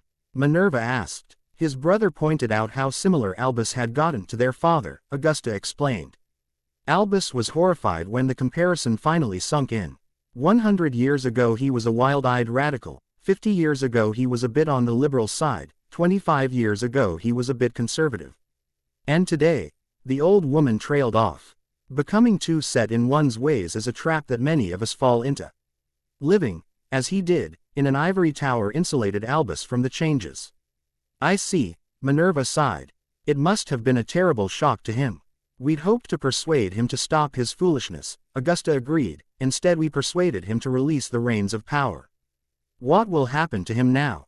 Quote, we managed to convince him not to spend the rest of his years living in a cave as a hermit, Augusta said with a smile. With your permission, he would like to remain at Hogwarts as an unpaid volunteer. Doing what? He expressed an interest in teaching a class on pureblood culture and tradition, and he also mentioned that it might not hurt to add a class on alchemy. A couple more transfiguration classes wouldn't hurt either, Minerva mused. He taught that subject before I took a position at the school. I'll trust you to work things out yourself, Augusta said with a wave. Before we conclude this meeting, I feel that there is one thing that needs to be said. What is it? Albus Dumbledore is no longer the headmaster, he no longer holds a position of authority over you. If you feel that you cannot see yourself giving him orders, then we will withdraw our offer right now. If in the future you enable to deal with having Dumbledore on your staff, then we will retire you and find someone who can. Is that understood? Of course, Minerva agreed. Wonderful, the old woman said with a smile. Then it is with great pleasure that I bring this meeting to a close. Please allow me the honor of allowing me to be the first one to address you as Headmistress McGonagall. Thank you, Minerva said with a wide grin. I never expected to hold this position. Figured Albus would stay till his dying day like the rest of us did, Yes, Minerva confessed. Any thought on who you're going to pick as your deputy?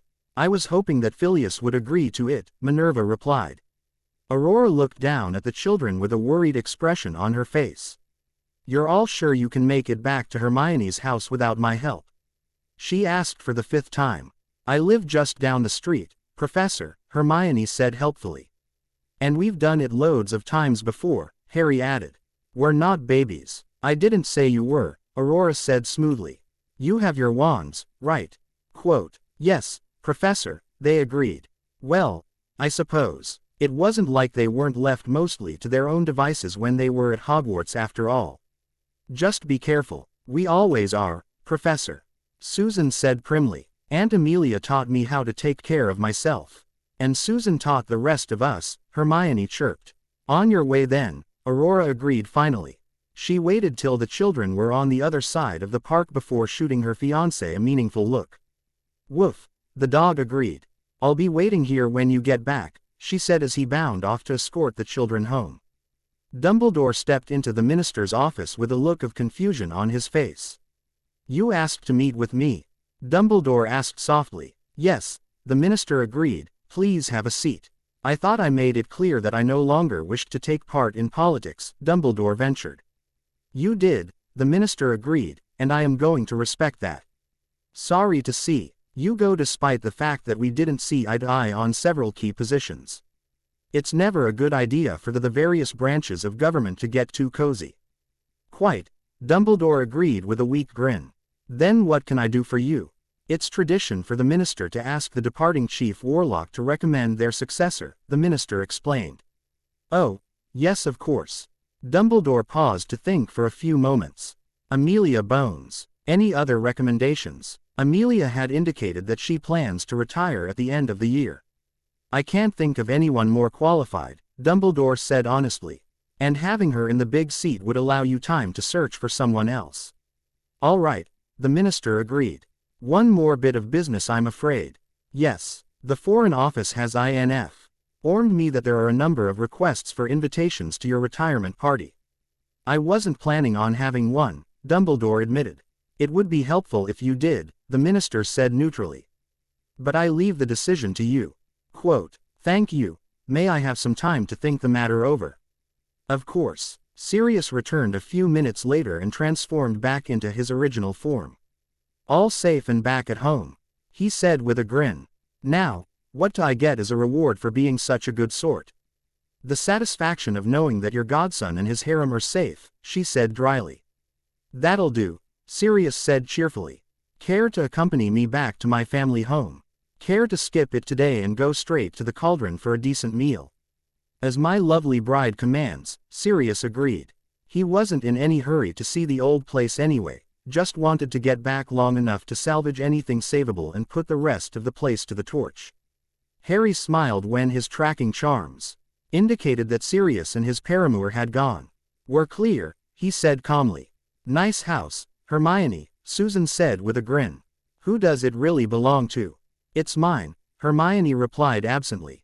She looked up to see several expressions of shock. What? Well, we figured you were too paranoid to lead Sirius back to your real house, Luna explained. I know I would be if it weren't a matter of public record. Sirius is perfectly trustworthy, Hermione said firmly. Besides, well, I may have confounded him so he couldn't find it again without one of us leading him here, Hermione admitted. That's our girl, Susan giggled. Sirius polished off the last of his meal and signaled Tom that he was ready for the bill. Charge it to my Gringotts account, Sirius said with a grin after Tom presented them with their check.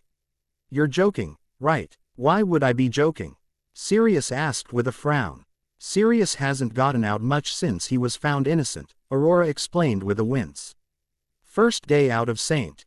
Mungo's, Sirius agreed. Now, why would I be joking? Gringotts folded, Tom explained. Why don't we just say this meal is on the house, It's the least I can do aft. Are thinking so many bad things about you over the years. Yeah, Sirius said distantly, thanks, Tom. And there went his plan of renting a room for a few hours of personal time. Looks like I'm broke, he grinned. Guess I'm going to have to stay with you until the wedding. You've got 10 years of back pay along with a substantial amount from your settlement, Aurora replied. Nice try. Damn it, my silver lining's been tarnished. That's the way of things, Aurora said with a grin. Now let's get you back to the hospital. Sure I couldn't stay with you? Sirius asked hopefully. Just for a few days. I'm sure the healers asked me to bring you back so you could check out. Check out? They said if you're well enough to escape, then you're well enough to be an outpatient. I still need a place to stay. Sirius continued. And I've booked you a room at the Three Broomsticks, Aurora said. When do you have the time to do that? When you were playing fetch with the children. McGonagall was sitting in her office when she was disturbed by a hesitant knock on the door. Come in. It's me, Minerva, Albus said softly. May I come in? He added nervously, afraid that the witch would ban him from her office. Of course, please have a seat, Albus. Thank you, Minerva. The old wizard shuffled across the room and gently lowered himself into his chair. It seems that you were right, Minerva. I'm nothing but an old fool. I thank you for doing what you could to stop me from doing something foolish. We all get set in our ways, Albus, Minerva said gently. May I ask if you've considered my request to be retained as an unpaid member of the staff? Albus asked with a trace of hope in his voice. Of course, Minerva said quickly. It'd be folly to dismiss an educator of your skills. The former headmaster let out a relieved sigh. What classes would you like me to teach? The details will need to be worked out later, but to start with I was thinking of giving you 3 courses. What subjects? Transfiguration, alchemy, and a course on, well, one of the governors called it history and moral philosophy. Though I'm not sure the title fits. What of my course on pureblood culture? I was thinking that the history and moral philosophy will cover that, Minerva said slowly. The old woman paused to think. To be honest, so far as I'm concerned that course can be used to teach whatever you like. Teach culture one day, mix in a bit of history the next, and cover current events on the 3rd day. You're an experienced enough educator, do what you like with it. How much time might I have to teach this class? Dumbledore asked eagerly. I'm afraid it's only an elective course so. Not much, Dumbledore interjected with a smile. Nonetheless, I shall make the most of the time I have. Do you mind covering a few study periods? Minerva asked. What would my responsibilities be? Helping with homework, that sort of thing. Once the homework is due. Nay, then you might have a bit of extra time to cram some more lessons into their little skulls. Thank you. My, how much this means to me. Save the thanks, Albus. As much as I respect you, as much as I wish there was more I could do to help. In the end, none of this is for your benefit.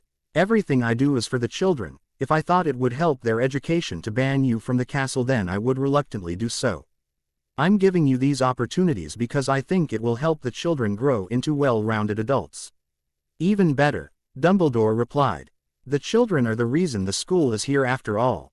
I'm glad we see eye to eye on this subject, Albus. Yes, Dumbledore agreed. I can see how it would be awkward if we did not. Would you mind sending me your book list as soon as possible, Albus? I'd really like to arrange things with the bookshops as soon as possible. Of course, Minerva. The old wizard rose from his chair. And on that note, if you'll excuse me, I have work to do.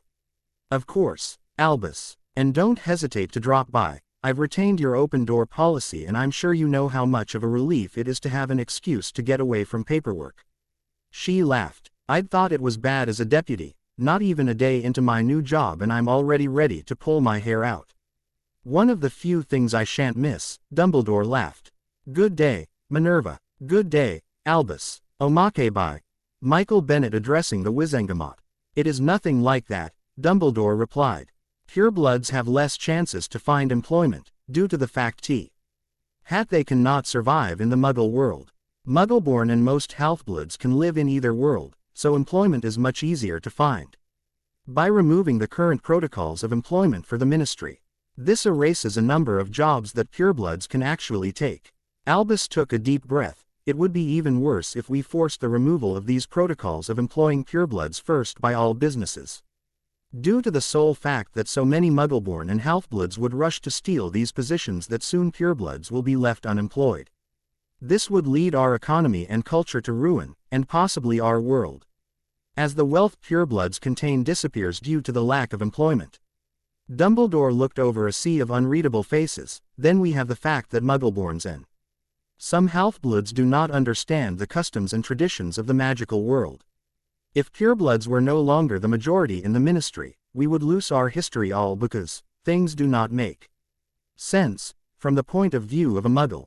The Muggle point of view is so fickle, they change their own rules so much that one never really knows what is legal or illegal in their world now.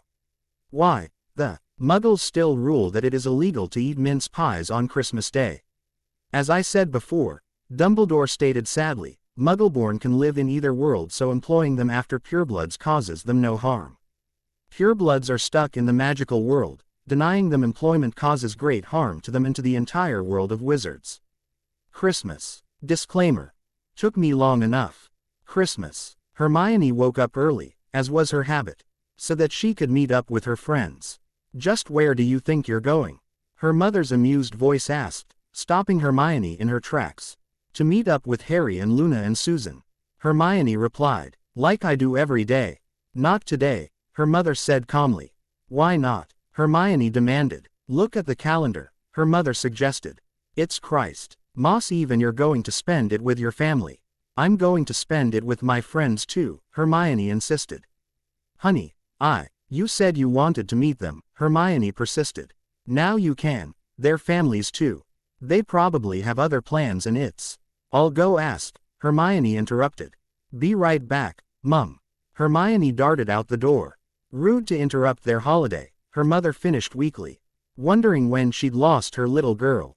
At the same moment, two other girls were having two very similar meetings with their families with two very similar results. Harry was alone on Christmas Eve. It didn't bother him, he'd spent nearly every holiday and birthday alone, so he was used to it. The thing that did bother him was the loneliness. He was used to that too, but it had never bothered him before as he'd never really known anything else. He glanced at the calendar. He expected the girls to spend today, tomorrow, and the day after with their families, then he could have his friends again. Then the world wouldn't seem so empty. Are you here, Harry? Luna's voice called out. Luna, Harry called back. What are you doing here? Getting you, Luna replied honestly. You didn't think I would let you spend the holidays alone, did you? I figured you wanted to spend it with your family, Harry replied. I do, Luna chirped. But you, Hermione, and Susan are as much my family as mother and father are. Couldn't agree more, Susan said as she walked in. Where's Hermione? She lives a bit further away, said Luna, with a smile. It'll take her a bit longer to get here. Why don't you send a letter to Sirius while we're waiting? Susan suggested. That way we can all be ready to go when Hermione gets here. Go where? Harry asked. I think I probably have the biggest house, Susan offered. Unless you have a ballroom in that chess piece of yours, Luna. I don't believe we do, Luna said thoughtfully. Unless Father's decided to build another addition without telling anyone. Something that happened more frequently than one might think.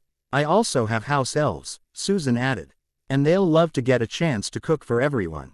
Sirius awoke to someone nibbling on his chin. Aurora, you naughty witch, he mumbled. Ready for round 2. Hoot. The disgruntled owl bit harder. Coulda let me sleep another damned minute, Sirius grumbled. Dream was just starting to get good. Quote, hoot. The owl presented its leg. What do we have here? A smile bloomed on Sirius' face as he read the invitation. Just a sec, he told the owl. Sirius jotted down 2 quick notes.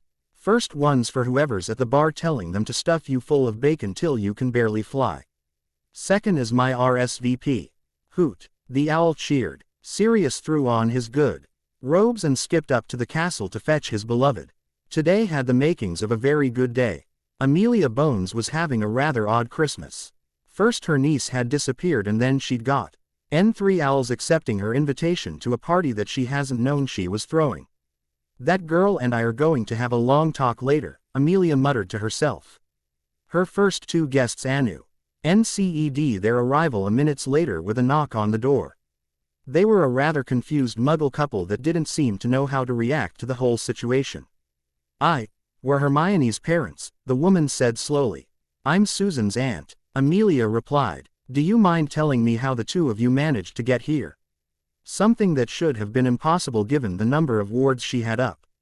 The invitation dragged us here, the man replied, and I hope to God you've got another way for us to get home.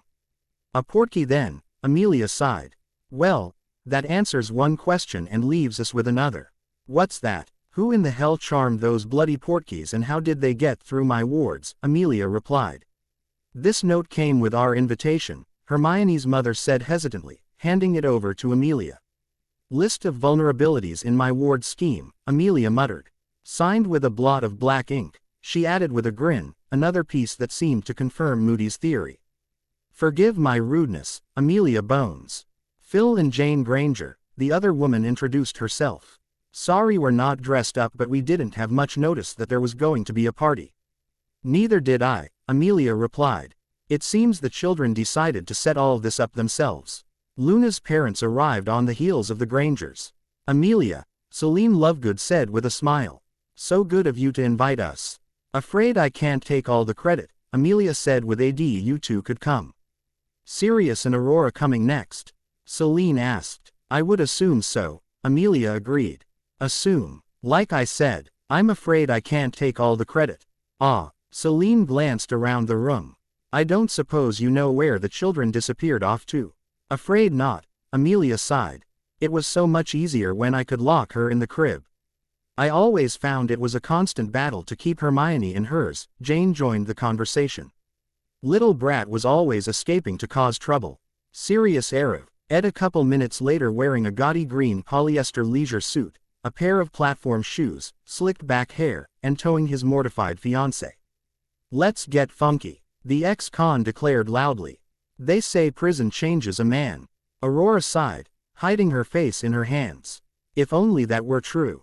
Where's Harry? Sirius asked eagerly, looking around for his godson. Trying to sneak in through the back door with the girls. Amelia replied, having been notified by the wards. Come on, Sirius demanded. Every second spent not running towards the back door was a second he didn't get to spend with his godson. Why couldn't I have fallen for someone else? Aurora lamented. Anyone else? We're just lucky I guess, Celine consoled the other woman, shooting a long-suffering look at her husband. Who was staring at his left hand with a look of utter fascination. How many fingers are you supposed to have on your left hand? He asked intently. 5, Celine replied. A look of horror appeared on her husband's face. I've got 4 and a thumb, he said in distress. Do you think someone hit me with a curse? The thumb counts as a finger, Celine sighed. How can it be 2 things at once? He demanded. The logical explanation is that I was hit by a curse. We'll have to go to St. Mungo's to get it reversed after the party. Celine closed her eyes and counted to 10, hopefully he'd be distracted by something later and forget the whole thing. The last thing she wanted to do was to try to explain things to the staff at the hospital, again. Celine opened her eyes. I think. She cut off W. Hen Sirius returned with the 4 children in tow. That we had better see why our daughter set up this gathering, she said firmly. He looked up. distracted from the staring contest he was engaged in with his right hand. Whatever you think is best, dear. I'd like to know that as well, Amelia spoke up. Well, Susan, we invited them here because you'll all be neighbors soon if everything goes well, Susan explained. We've been offered a rather intriguing research opportunity and we'd like to have our families close enough to make weekend visits. Where exactly is this research opportunity? Celine Lovegood demanded. She glanced down at her daughter. And why haven't you told us any of this? Luna regarded her mother curiously. Her head turned to make eye contact with her father. We're moving to Australia in a couple months. Father, please have everything packed in time. All right, Aconite, the addled man agreed. Should I sell the house now, or should we keep it as a vacation home? Celine squeezed her eyes shut and slowly counted to 10, she should have known. This is what she got for marrying a Lovegood. We'll talk about it later, darling. Okay, Mummy, Luna agreed. This is what you were talking about? Jane Granger asked. It was, Mum, Hermione agreed. None of us like being away from you all when we're at Hogwarts. If we take this opportunity, we'll be able to visit when we can get time away from our research. What type of research are you doing? Proprietary, Hermione replied firmly. Sorry, Mum, to each child's delight, there. Parents and assorted adults all got along marvelously. One more obstacle cleared from their objective. It didn't take long before Harry and the girls were able to excuse themselves for a bit of private time, thanks to their age. None of the adults thought anything about letting the children go off on their own. Harry, Hermione began. We've got something we'd all like to speak with you about. What is it? It's about the goblins. Luna offered. What about 'em? We've been talking. Hermione picked up again, and we really don't think that reducing them to managing a storage space is enough. What do you suggest then? Harry's grin grew wider as the girls explained their plan. I really love you girls, you know that, don't you? Susan smiled at the heartfelt comment. Now that we've got that settled, what does everyone think of Dumbledore's retirement? Figured they'd have to drag him out of Hogwarts kicking and screaming, Harry said honestly. Never believed the old man would give it up willingly. Hermione nodded. Agreed, hate to admit that I misjudged him. Doesn't forgive all the annoying things he was responsible for, but it does mitigate them somewhat. Aunt Amelia tells me that there may be a retirement party, Susan said, revealing the real reason she'd brought the whole thing up. And if he does, it presents with an opportunity to get the world's sole surviving Death Eater. Susan smiled. The headmaster of one of Europe's 3 premier magic schools wouldn't dream of missing a fellow headmaster's retirement party after all. And it'll get him out from behind the protection of his school's wards and where we can easily get him, Luna added. It'd be a shame not to make a clean sweep of things. Downstairs, the adults were having a meeting of their own. What do you think of this research opportunity the children were talking about? Aurora asked. It isn't the first one Hermione has been offered, Jane spoke up. Or the first one she's accepted that she couldn't talk about. Phil added. Perils of having a child prodigy. Do we have any way of finding out who's offering it? Celine murmured. Or rather, do we have any way of confirming our suspicions, Amelia? Every eye turned to regard the director of magical law enforcement. I believe that the recent spate of misfortune experienced by the Imperious Death Eaters was the work of one of Lily Potter's cousins. He's been sending Susan spell creation manuals. He also saved my life, Celine said. And set up a trust fund for Luna. How do you know it's one of Lily's cousins behind this? Sirius asked. We don't. It's just what fits the available evidence. Was he the one that took care of the rat? Aurora inquired. We believe so. The woman sighed. We can't say no if that's the case, Sirius. Not unless the man proves to be a danger to the children. We owe him too much, Sirius agreed. As do we, the head of the Lovegood family said firmly. Gone was any trace of his usual distracted demeanor. Neighbors? Amelia asked with a grin. Anfo. Disclaimer. Finished with school.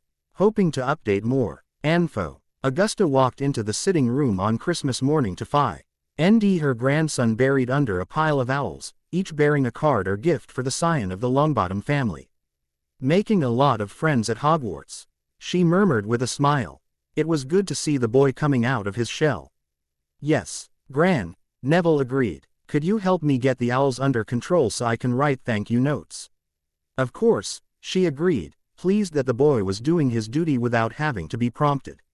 The old woman became aware of an odd fact 5 minutes into the sorting process: not one of the letters she'd seen had come from a boy.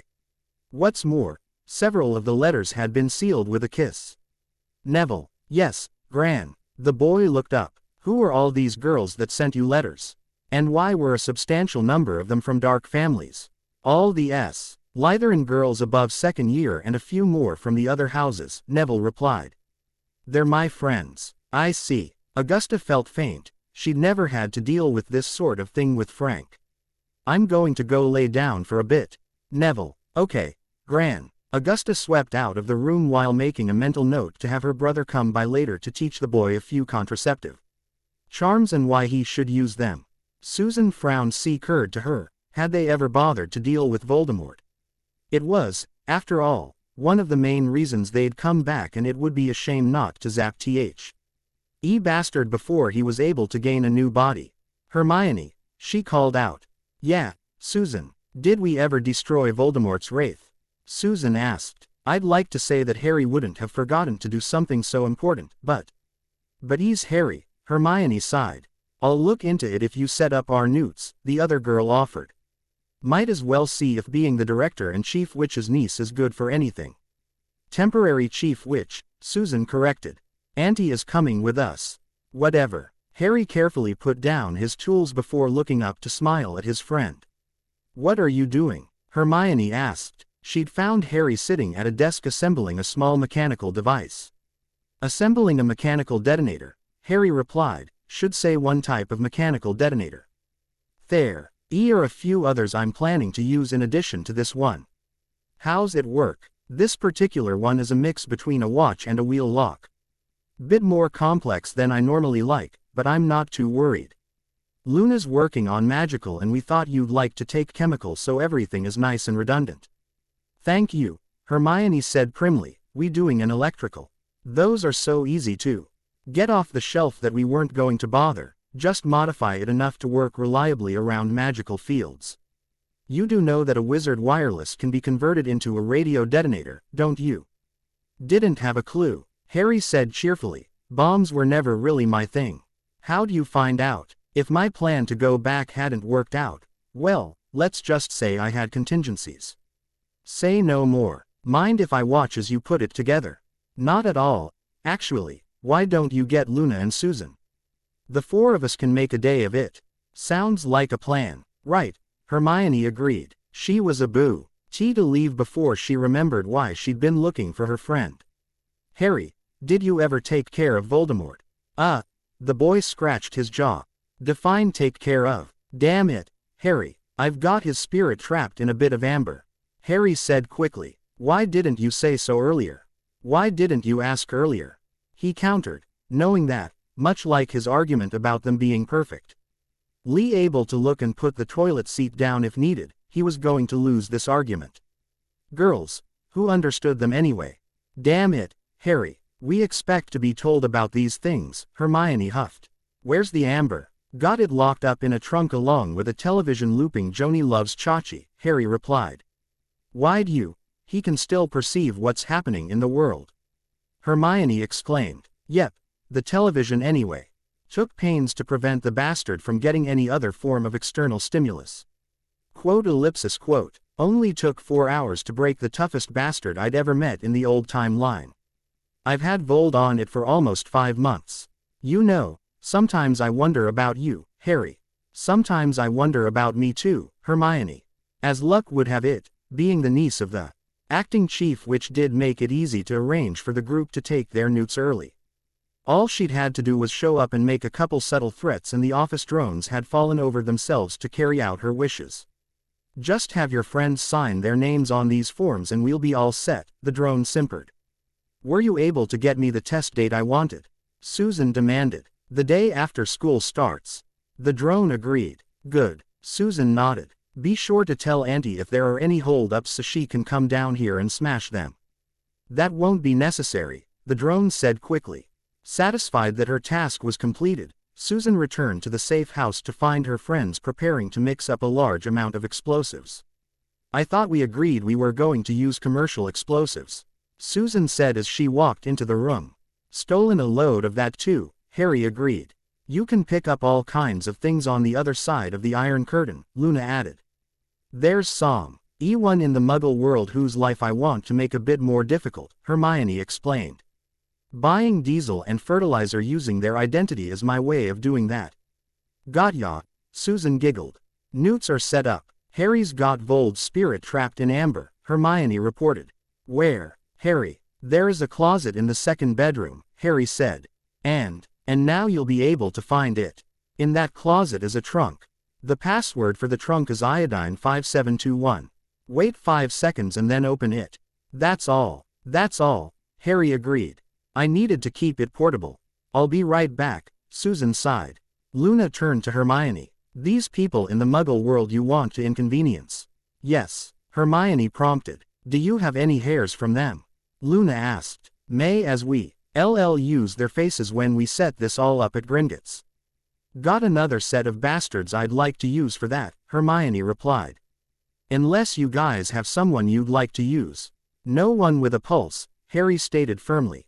Luna, 1 or 2, Luna agreed. But it's not like we're only going to rent one vault. True, Hermione agreed. What is? Susan asked as she returned. That we're going to fill several vaults, so we'll be needing several faces to do it, Luna explained. Do you have anyone you'd like to implicate? My old boss at the Unspeakables, Susan said instantly. Blood purist, micromanaging bastard. Great, we'll harvest the hairs next, Harry said. Already done for me, Susan said. Me too, Hermione agreed. And I make 3, Luna cheered. How'd the amber look? Hermione asked. That, Susan laughed. For an amateur it was a great job. Hey, Harry pouted. Are you or are you not a professional spell researcher, warder, and whatnot? Susan countered. How hard will it be to get rid of Voldemort's spirit? Hermione interjected, wanting to get the meeting back on track. Don't worry about it. I took care of that when I was in the other room, Susan said with a shrug. Just like that? Harry asked in shock. All he was a wraith. Not too much trouble to take care of, Susan replied. Much easier than letting him get a new body. Would have taken me almost a day to modify the spell to kill him then. And that's why you need to tell us things, Harry, Hermione lectured. See how easy it was once you did. That's all it took, Harry mumbled. Well, it did take a couple minutes. Susan pointed out. Please tell me you had to invent a new charm to do this. Harry begged. Charm's been around forever, dead useful if you want to get rid of a ghost or poltergeist. Why, frigging Dumbledore, Harry groaned. I could have had a nice easy childhood if only that senile bastard would learn to, damn it. Look on the bright side, Luna soothed her friend. We can all have a nice easy childhood starting in a couple weeks. Yeah, Harry agreed. Thanks, Luna. And we could have started earlier if only you hadn't pulled a Dumbledore and kept this to yourself, Luna added. I hate you, Harry sobbed. I hate you all. We love you too, Harry. Luna replied. Back to mixing. I want all these barrels full of Anfo before tomorrow morning. Neville walked up to his grandmother with a letter in his hand and a look of confusion on his face. What is it, Neville? The old woman asked. I'm not sure what she means when she says she'll give me a trip around the world with a stop in every port in this letter, Neville replied. And another one says she'll make my toes curl. It means that I cannot put off having your uncle come to give you a talk, the old woman replied. Keep doing your letters and put aside any you don't understand. I need to go use the flow.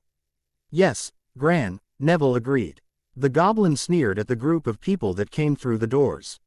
What do you want? It growled. We'd like to rent a couple storage vaults for a month, the man replied. 6 galleons a month per vault, the goblin spat. Wheels a month, the man countered. 4. Tell you what, we'd be willing to pay you 6 galleons and we'll agree to let you mark down that we're paying for if, the goblin prompted. If we get to choose our vault numbers, the man finished. Some are luckier than others, you know. Deal, the goblin agreed. His superiors would be happy. 4 galleons was still well above what they'd hoped to get. More importantly, he'd be happy. An extra 2 galleons a month was nothing to sneer at. Which vaults did you want? The goblins noticed when several more groups came into the bank to make similar deals. They also did not care.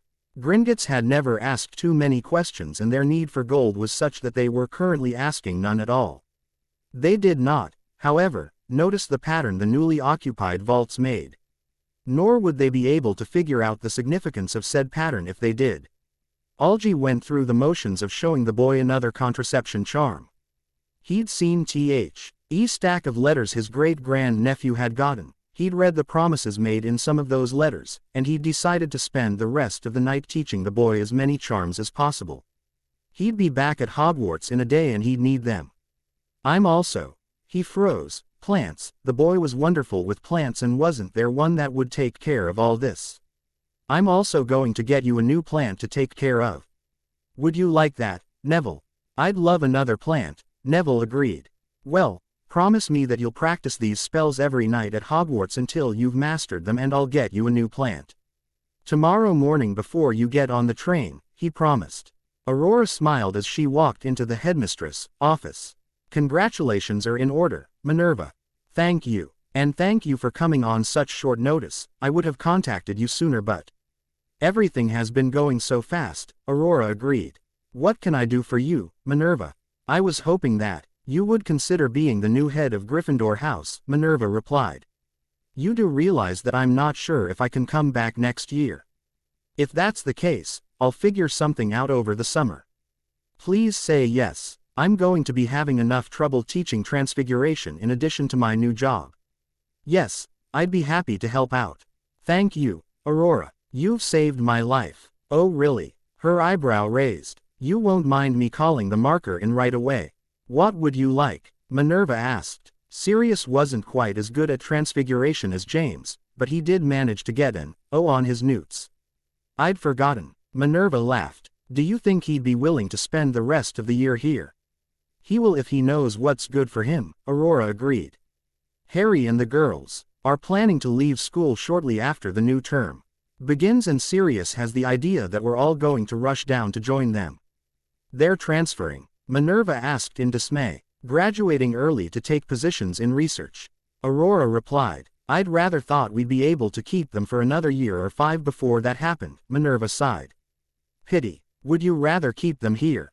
Or would you rather they found a way around the 5 rules of Transfiguration? Pitting my desires against each other like that?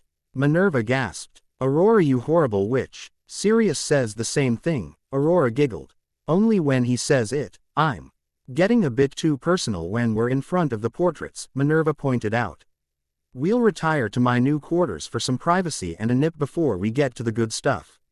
Then don't delay and lead the way, Minerva, Aurora commanded. We've got gossip to share. To no one's surprise, Sirius was waiting on the platform when Harry and the girls arrived clutching a large bag marked, "Pranking Supplies," in black marker. Harry, Sirius yelled, and you brought the girls. He reached into the bag and pulled out smaller bags for Harry's companions. Don't think I forgot you 3. Thank you, Sirius, Hermione said politely.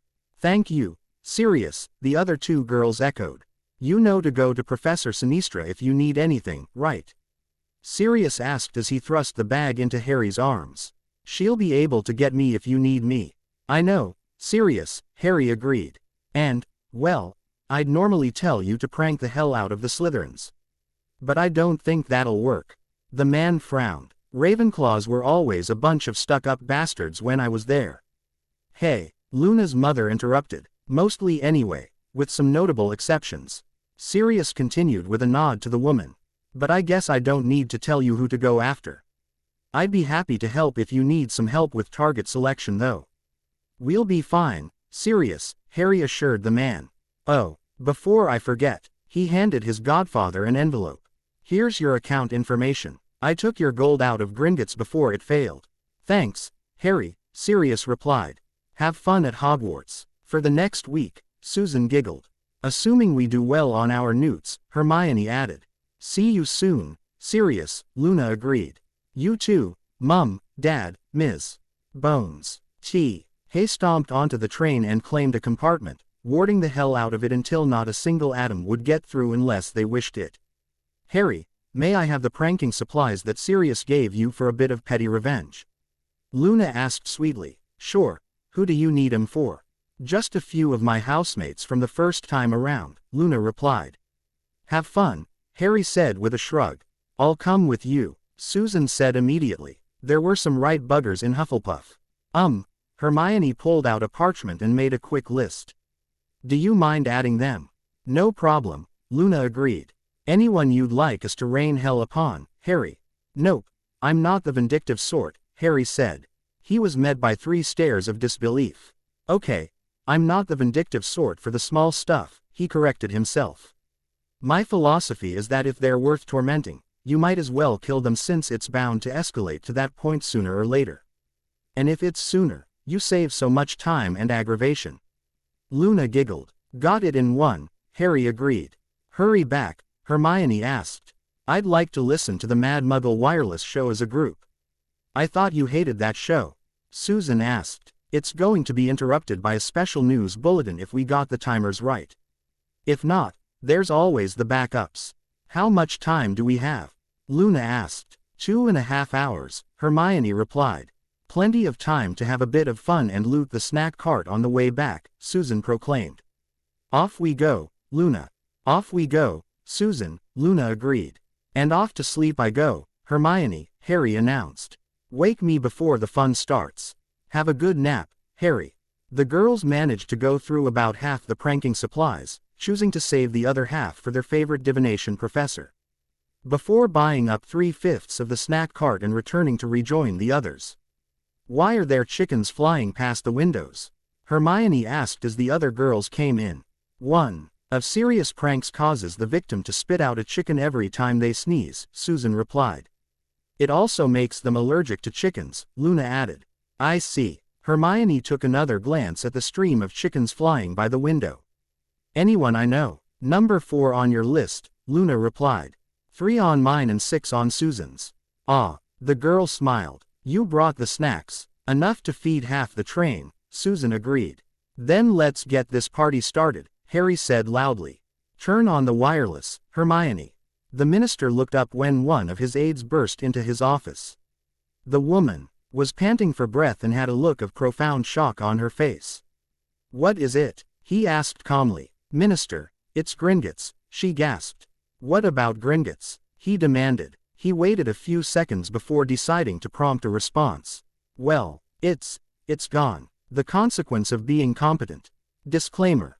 The reward for doing a good job to do. The consequence of being competent. The minis. Chair watched calmly as the team he'd borrowed from the Royal Engineers completed their assessment of the crater. After a few minutes in conference with his subordinates, the officer in charge came over to give his report.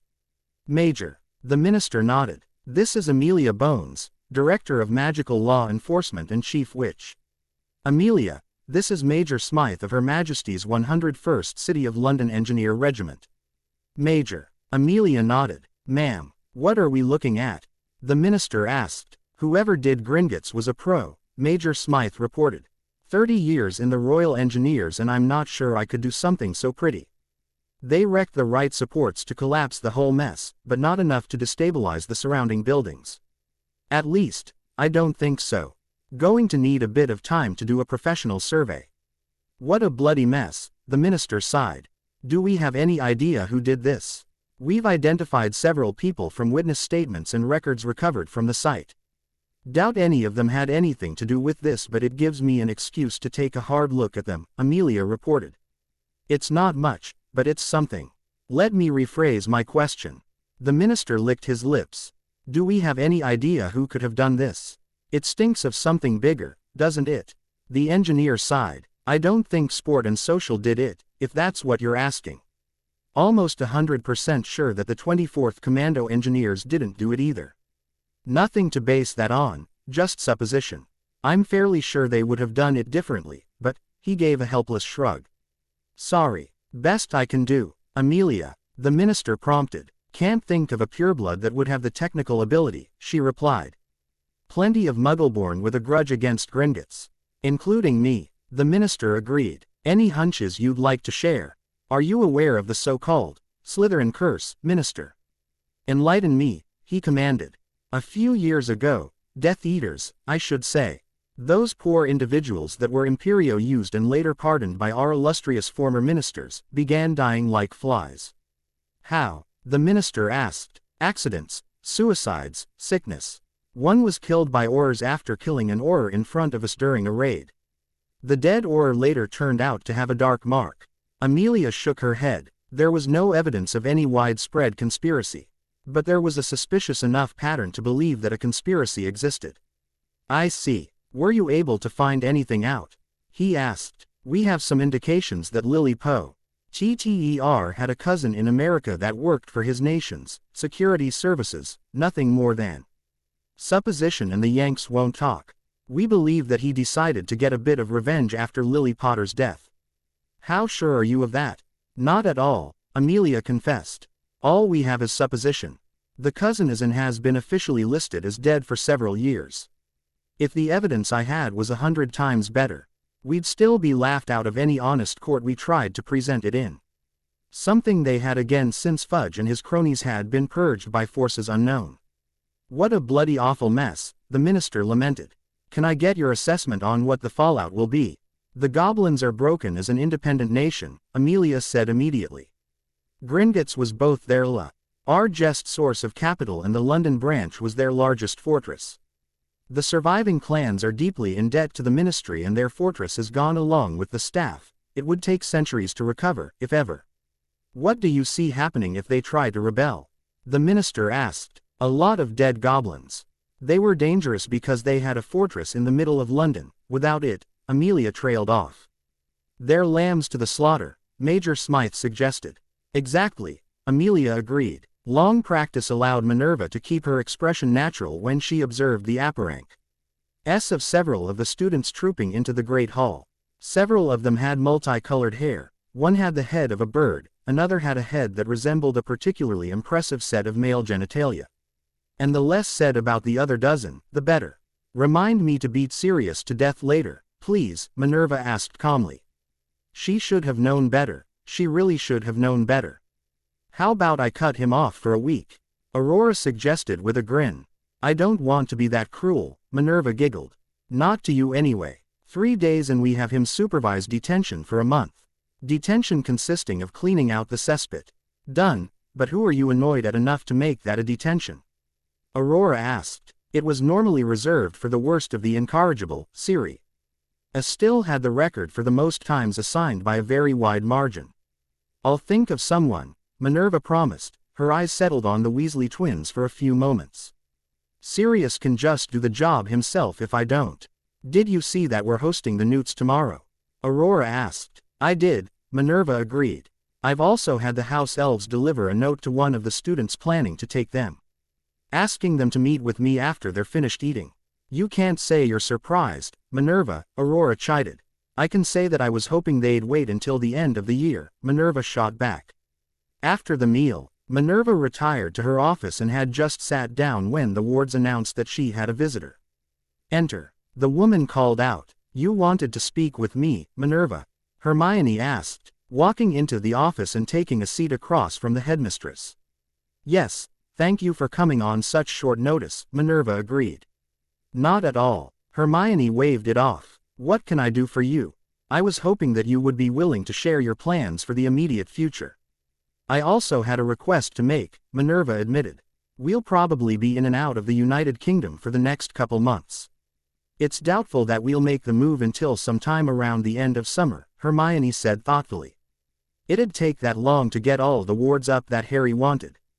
Boy took paranoia to levels Moody could only dream of. Would you like to remain in the castle? Minerva asked hopefully. It would simplify her life immensely if the answer was yes. We would if that's possible. It has a very good library, Hermione replied. One they hadn't gotten around to copying, come to think of it. Feel free. In fact, feel free while I'm still headmistress. The way I see it, Hogwarts offers 7 years of schooling. The fact that you will shortly pass your newts is no reason to cut that short if you do not wish to. Thank you, Minerva, Hermione said with a dazzling smile. Now that we've got that out of the way, I was hoping that you could do me a favor. Minerva licked her lips. What sort of favor? Hermione prompted. Do you think you could arrange a permanent international portkey for Professor Sinistra? Minerva asked hopefully. She's going to stay with Sirius. Sirius is likely to follow Harry to wherever you lot are going, and I've offered Sinistra the position of head of Gryffindor. She's agreed to take it until the end of the year, and I'd like to make it permanent if I could. That shouldn't be a problem, Minerva. Our employer is quite good about that sort of thing. Thank you, Hermione. Not at all, Minerva, Hermione said with a grin. Now that we've taken care of business, I was hoping you'd be willing to look at a theory I've been working on. I'd be delighted to, Hermione, Minerva replied with a matching grin. The minister woke up late the next morning and, as a consequence, was elbow-deep in paperwork when his assistant came in. What is this? The minister asked calmly, as he was presented with yet another piece of parchment. He'd found that forcing people to justify why he had to deal with the problems in advance did wonders for keeping his desk clear of needless paperwork. An application to start a new bank, Minister. I seen since, well, the Goblin Rebellion that resulted in the creation of Gringotts, the nervous bureaucrat explained. Well, it makes sense that somebody would move in to deal with the opportunity left by the demise of Gringotts, the minister muttered. So just who has submitted this application? The clerk quickly read through the document. Arthur Weasley. A note of disbelief colored his tone. I've heard that name before. Why do you sound skeptical? Well, the Weasleys are not known for their wealth. The clerk explained as diplomatically as he could. I see, the minister said neutrally. Please ask Mr. Weasley to see me at his convenience. Minerva frowned when Neville Longbottom limped into class and slumped into his seat. Poor boy looked as if he hadn't gotten a wink of sleep. Her frown tightened. She knew what the signs implied. Someone was bullying one of her students. Making a mental note to have a meeting with a couple of her prefects, Minerva started the class. Arthur's heart was pounding when he was shown into the minister's office. To think that the man who'd led the fight against the corrupt Fudge administration and twisted that into the plan to bankrupt Gringotts would be nervous at a little meeting. The man's spine straightened. He'd had tea. He nerved to do all that because he'd done it for his family. This was no different. So, the minister began once he had been joined by the would-be banker. What inspired you to submit this application, Mr. Weasley? The Weasleys were always involved in the magical world's finance sector, Minister. Until it was effectively stolen from us by the treaty that resulted in Gringotts, Arthur explained. The minister paused. That was one piece of history he had been unaware of. I see. Just how did he tried to think of a diplomatic way to put it. The treaty so fortuitously disadvantaged my family. Arthur Weasley finished for his ultimate paymaster. You might note that the chief ministry negotiator for that treaty was one Brutus Malfoy. He also owed the Weasley Credit Bank a substantial sum at the time. The minister paused again. I see. I think I can write the rest of the story myself. So, now that the terms of that treaty have effectively been rendered obsolete, you wish to re-establish a family tradition? Yes, Minister, I do. I have the full support of my family. Especially Percy. And it feels like the right thing to do. Commendable attitude, the minister stated, but I do have two concerns. The first is, where do you plan to get the capital required to commence operations? Arthur handed over a piece of parchment. This is a list of people who have agreed to provide the necessary startup funds. They will be the initial shareholders, while I hold the position of CEO. The minister examined the list. The Blacks, Potters, Longbottoms, those three alone have the resources to do this on their own. Pooling them together, and that's before we look at the other dozen or so names on this list. The minister nodded. That all seems in order. Now, to my other concern. Yes, Minister, Arthur prompted. Just what makes you qualified to start and run a bank? It may have been a family tradition, but what skills do you personally have that makes you the right person? And what persuaded all of these families to back you? Arthur appeared to think for a moment. I currently work for the ministry. Do you know how much I get paid? I have an idea, the minister replied. The magical world still went by the old formula for civil service, guaranteed employment for life at a rate much lower than one would expect to receive in the private sector. I have managed to send 6 children to Hogwarts, with a 7th already accepted for next year, on what I earn from the ministry. I believe, and so do my investors, that this is enough proof of my ability to manage money." The minister just stared for a moment. "Point taken, Mr. Weasley, but I'd still like to see something more tangible. You wouldn't happen to have a business plan, would you?" "Just a tentative one," Arthur replied, handing over the parchment. The minister took a few minutes to look over the document. It seemed solid enough. The minister nodded his head. "Nothing ventured, nothing gained. This application is approved." He held out his hand. "Let me be the first to wish you luck in your new venture." Minerva had a scowl on her face by the time her Gryffindor prefect arrived in her new office. To think that the boy hadn't even trusted her, his head of house, to help resolve his situation. It drove home how far standards had fallen and how derelict she'd been in her duties. "You wanted to speak with me, headmistress?" the prefect asked, mystified on why she'd called him in for a meeting. "What did I tell you when you arrived this year?" Minerva asked, reining in her temper. "That I was in charge of the first-year boys." The prefect replied. "Has something happened? Has something happened?" Minerva thundered. "You haven't seen how Neville Longbottom has been moving." She forced herself to calm down. "I want you to find out who's been bullying him, and then you and I are going to have a long conversation in which we will determine if your badge might be better on someone else's robes. Are we clear?" "Bullying," the prefect said dumbly. "But no one would dare to." "Oh." Understanding lit the boy's eyes. "They're not bullying him, Professor." "Then why is he so stiff?" Minerva demanded. Most of the girls in Slytherin from the second year up and some from the other houses like to corner him between and after classes too." The prefect blushed. "We're making sure that they don't go too far. Nothing more than some hugs and a few kisses, but some of them don't know their own strength." "Are you telling me that young Mr. Longbottom has a harem?" Minerva asked dully. How in the world had they missed gossip as juicy as that? "At his age, I'd only go so far as to say that he has a lot of female friends," the prefect cautioned. "As I said before, we are monitoring the situation to make sure none of them go too far." "How did he manage to," she searched for the correct word to use, "befriend so many older girls?" "He killed Snape. Nearly every girl in Slytherin had heard the rumors and none of them wanted to find out firsthand if they were true," the prefect explained. "What rumors?" Minerva prompted, knowing that she was going to hate the answer. "Droit de seigneur, Professor," the prefect said reluctantly. "Supposed to take place on the nights before graduation and complete with a charm that wouldn't let you forget or speak of it." Other rumors suggested that he'd auction off the girl's first time to one of his contacts. "Why wasn't I told of this?" McGonagall gasped, horrified by the thought that something like that could have happened in her school. "Because no one thought you'd do anything about it," the prefect said bluntly. "How could?" Minerva was white-faced, aghast that her students would think so little of her. "You didn't do anything to stop Snape from doing anything else," the prefect replied honestly. "Besides, it was just a rumor. The headboy looked into it last year and wasn't able to substantiate any of it. Which was why Snape hadn't had any accidents sooner.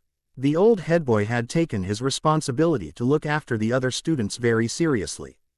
If any more rumors like that crop up, then I am to be told immediately," Minerva ordered. "Understand?" "Yes, Professor." "Be sure the others are told," Minerva said firmly. "If there is so much as an inkling of a rumor, I am to be told. Hogwarts is supposed to be the safest place on Earth. I'll make sure the others understand, Professor," the prefect said with a nod. "Does that include blatantly biased instructors?"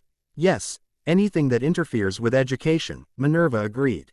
"I don't care how minor. Hogwarts will rise to be a shining beacon of education or I'm not a Wallace."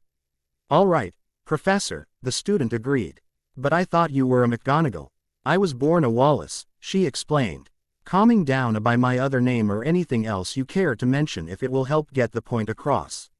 "You've made yourself perfectly clear, Professor. I'll be sure the others understand how serious you are," the prefect promised. For the first time since he'd gotten the job, the minister was feeling something besides overwhelmed. The economy seemed to be back on its feet. The ministry was solvent, there were no major threats to face, it looked like it was time to get back to work. Mind made up, he hit a button on his desk to summon his aide. The door to his office opened a minute later to admit a mousy brunette. You called for me, sir. She prompted. I was hoping to get your opinions on a few things, the minister replied. Please, have a seat. Yes, sir, she agreed. Would you like something to drink? He asked, rummaging around his desk. I seem to have a rather well-stocked bar in my pen drawer. I'm fine, sir, she replied. You're a pureblood, aren't you? I'm not from one of the families, sir, she said quickly. But you did grow up in a magical family and you do have a good working knowledge of how the government works, don't you? I do, sir. Wonderful. He shot her a wide smile. I was thinking of resigning around the time of Dumbledore's retirement party. Do you think that would be a good time or do you think I should delay it? Sir. The woman looked like someone had punched her in the gut. Her lower jaw quivered, her pupils shrunk into dots.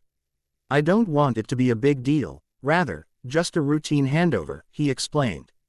I was hoping that Dumbledore's retirement party would provide a distraction so we could get the whole regime change done without too much fuss. I need to check some things before I can give you a good answer, sir. I'm sorry, sir, she said mechanically. All right, he agreed. Do I have any more appointments today? Nothing I can't have rescheduled, sir, she said quickly. I'll be back as soon as I can with your answer. She rose from her chair and walked stiffly out the door. Don't make too big a deal of it, he called after her.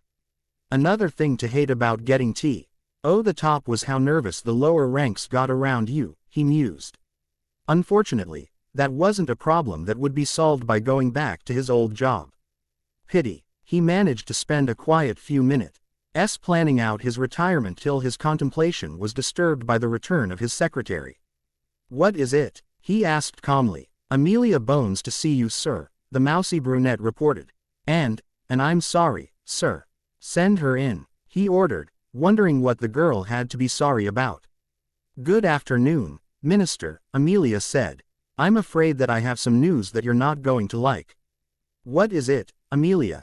It's regarding your plan to resign, Amelia replied.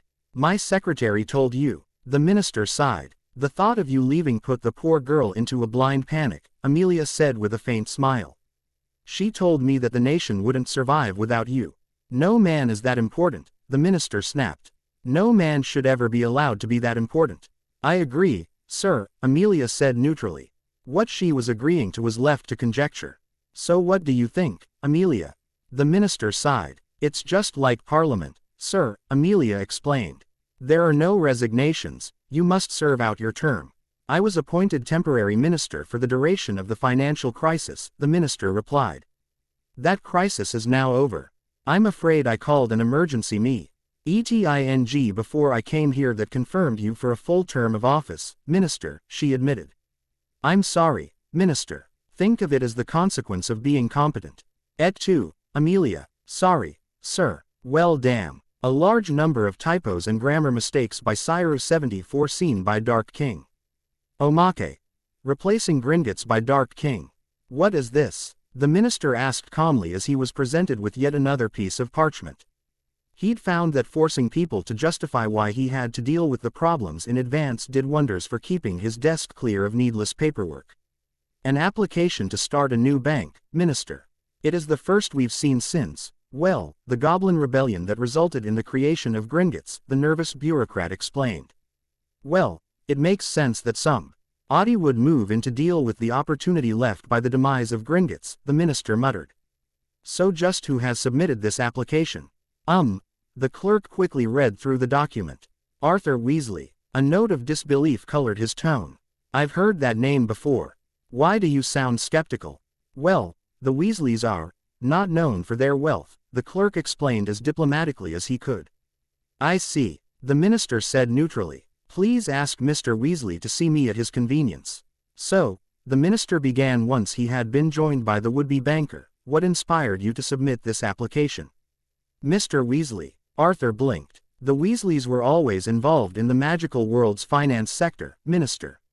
Until it was effectively stolen from us by the treaty that resulted in Gringotts. The minister paused. That was one piece of history he had been unaware of. I see. Just how did the treaty so fortuitously disadvantage my family? Arthur Weasley finished for his ultimate paymaster. You might note that the chief ministry negotiator for that treaty was one Brutus Malfoy. He also owed the Weasley Credit Bank a substantial sum at the time. The minister paused again. I see. I think I can write the rest of the story myself. So, now that the terms of that treaty have effectively been rendered obsolete, you wish to re-establish a family tradition. Yes, Minister, I do. I have the full support of my family, especially Percy. And it feels like the right thing to do. Commendable attitude, the minister stated, but I do have two concerns. The first is, where do you plan to get the capital required to commence operations? Arthur handed over a piece of parchment. This is a list of people who have agreed to provide the necessary startup funds. They will be the initial shareholders, while I hold the position of CEO. The minister examined the list. The Blacks, Potters, Longbottoms, those three alone have the resources to do this on their own, pooling them together. And that's before we look at the other dozen or so names on this list. The minister nodded. That all seems in order. Now, to my other concern. Yes, Minister, Arthur prompted. Just what makes you qualified to start and run a bank? It may have been a family tradition, but what skills do you personally have that makes you the right person? And what persuaded all of these families to back you? Arthur appeared to think for a moment. I currently work for the ministry. Do you know how much I get paid? I have an idea, the minister said. I have managed to send 6 children to Hogwarts, with a 7th already accepted for next year, on what I earn from the ministry. I believe, and so do my investors, that this is enough proof of my ability to manage money.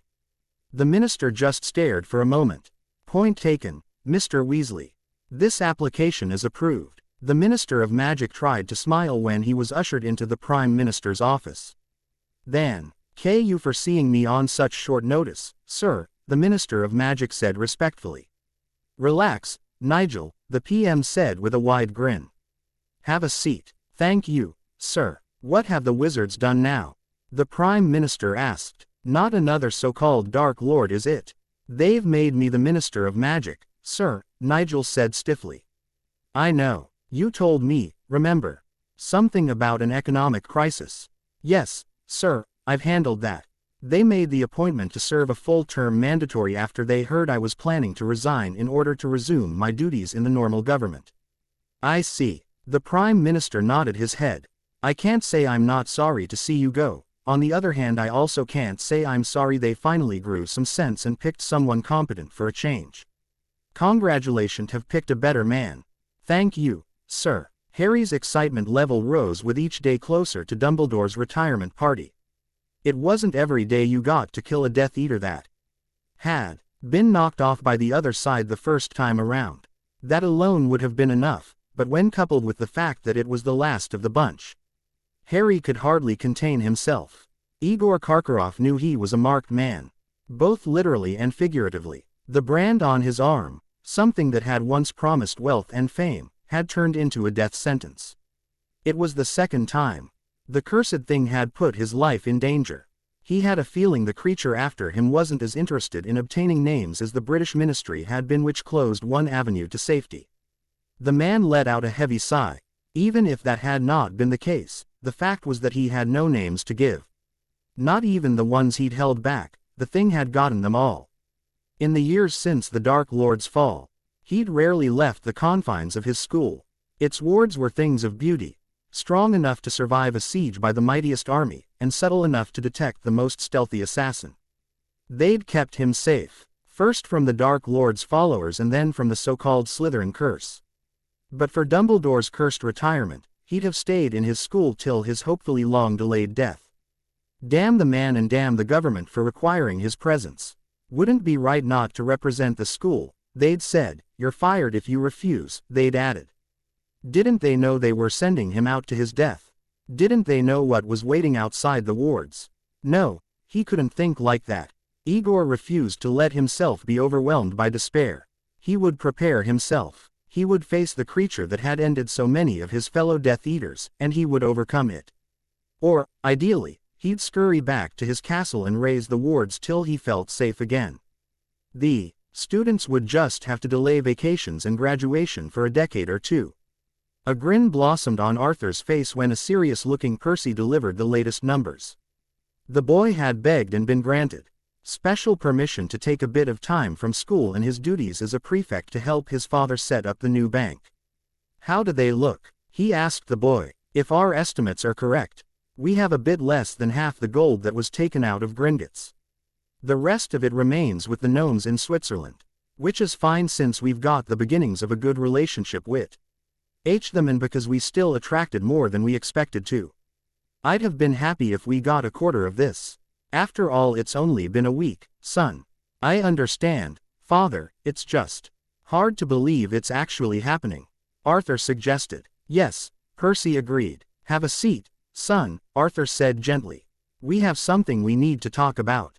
You want me to go back to Hogwarts, Percy said. It's not because you're not useful here, Arthur said quickly. It's because I can't succeed here without a proper education, Percy replied. I understand, father. I wasn't planning to stay much longer. I don't want my studies to suffer either. Good, Arthur sighed in relief. I was afraid you'd take it the wrong way.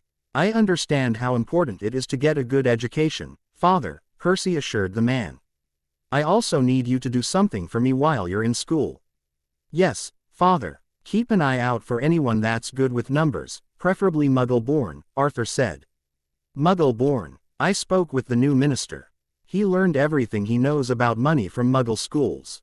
He was able to use that knowledge to solve the worst financial crisis the wizarding world has experienced in 6 centuries. Not to mention the fact that Muggle-born employees would make it easier to do business with Muggle banks, Percy thought aloud. You're right. Arthur favored his son with a wide grin. Having some ties with Muggle banks is something we can't afford not to have. Percy felt a warm feeling in his stomach as his father's words sunk in. He couldn't wait to graduate an STA.RT working in the bank to make his family great again. Harry had a giant smile on his face when he joined the girls that morning. Plans were in motion to remove the last remaining tint of the Death Eater stain on the wizarding world. And he planned to do so, colorfully. What's got you so cheerful? Hermione asked. Karkaroff has left Bulgaria and is on his way to Hogwarts, Harry replied. For some reason, the man was taking an oddly circuitous route and abstaining from using portkeys. Pity he's not going to get here, Susan giggled. Oh, he'll get here, Harry replied. He'll sit through the ceremony, he'll get back to Bulgaria. He'll think he's safe, and then he'll find the little surprise I arranged for him. It would then take the man a minimum of 4 days to die. That's nice, Harry, Hermione said. She turned to Luna. How's the construction going? Crew's finished and obliviated, the little blonde replied. We can move in at any time. Igor ducked into the translation bath room in Paris and spent several minutes changing his appearance without magic. His next train would take him to Germany, where he was planning to change his appearance again and get on a bus, then another change and another train. The minister didn't see his secretary when he came in the next morning. A quick conversation with the head of his security detail revealed why. For God's sake, why in word is she in one of the detention cells? He demanded. She insisted upon it, sir, the Auror said nervously. Said she deserved no less than the kiss for betraying your confidence. The jailer put a cot in the break room and managed to convince her to use it rather than one of the filthy cold leaky cells we keep to scare first-time offenders. The minister pinched the bridge of his nose. Go down there, tell her she's been pardoned, and get her back to work.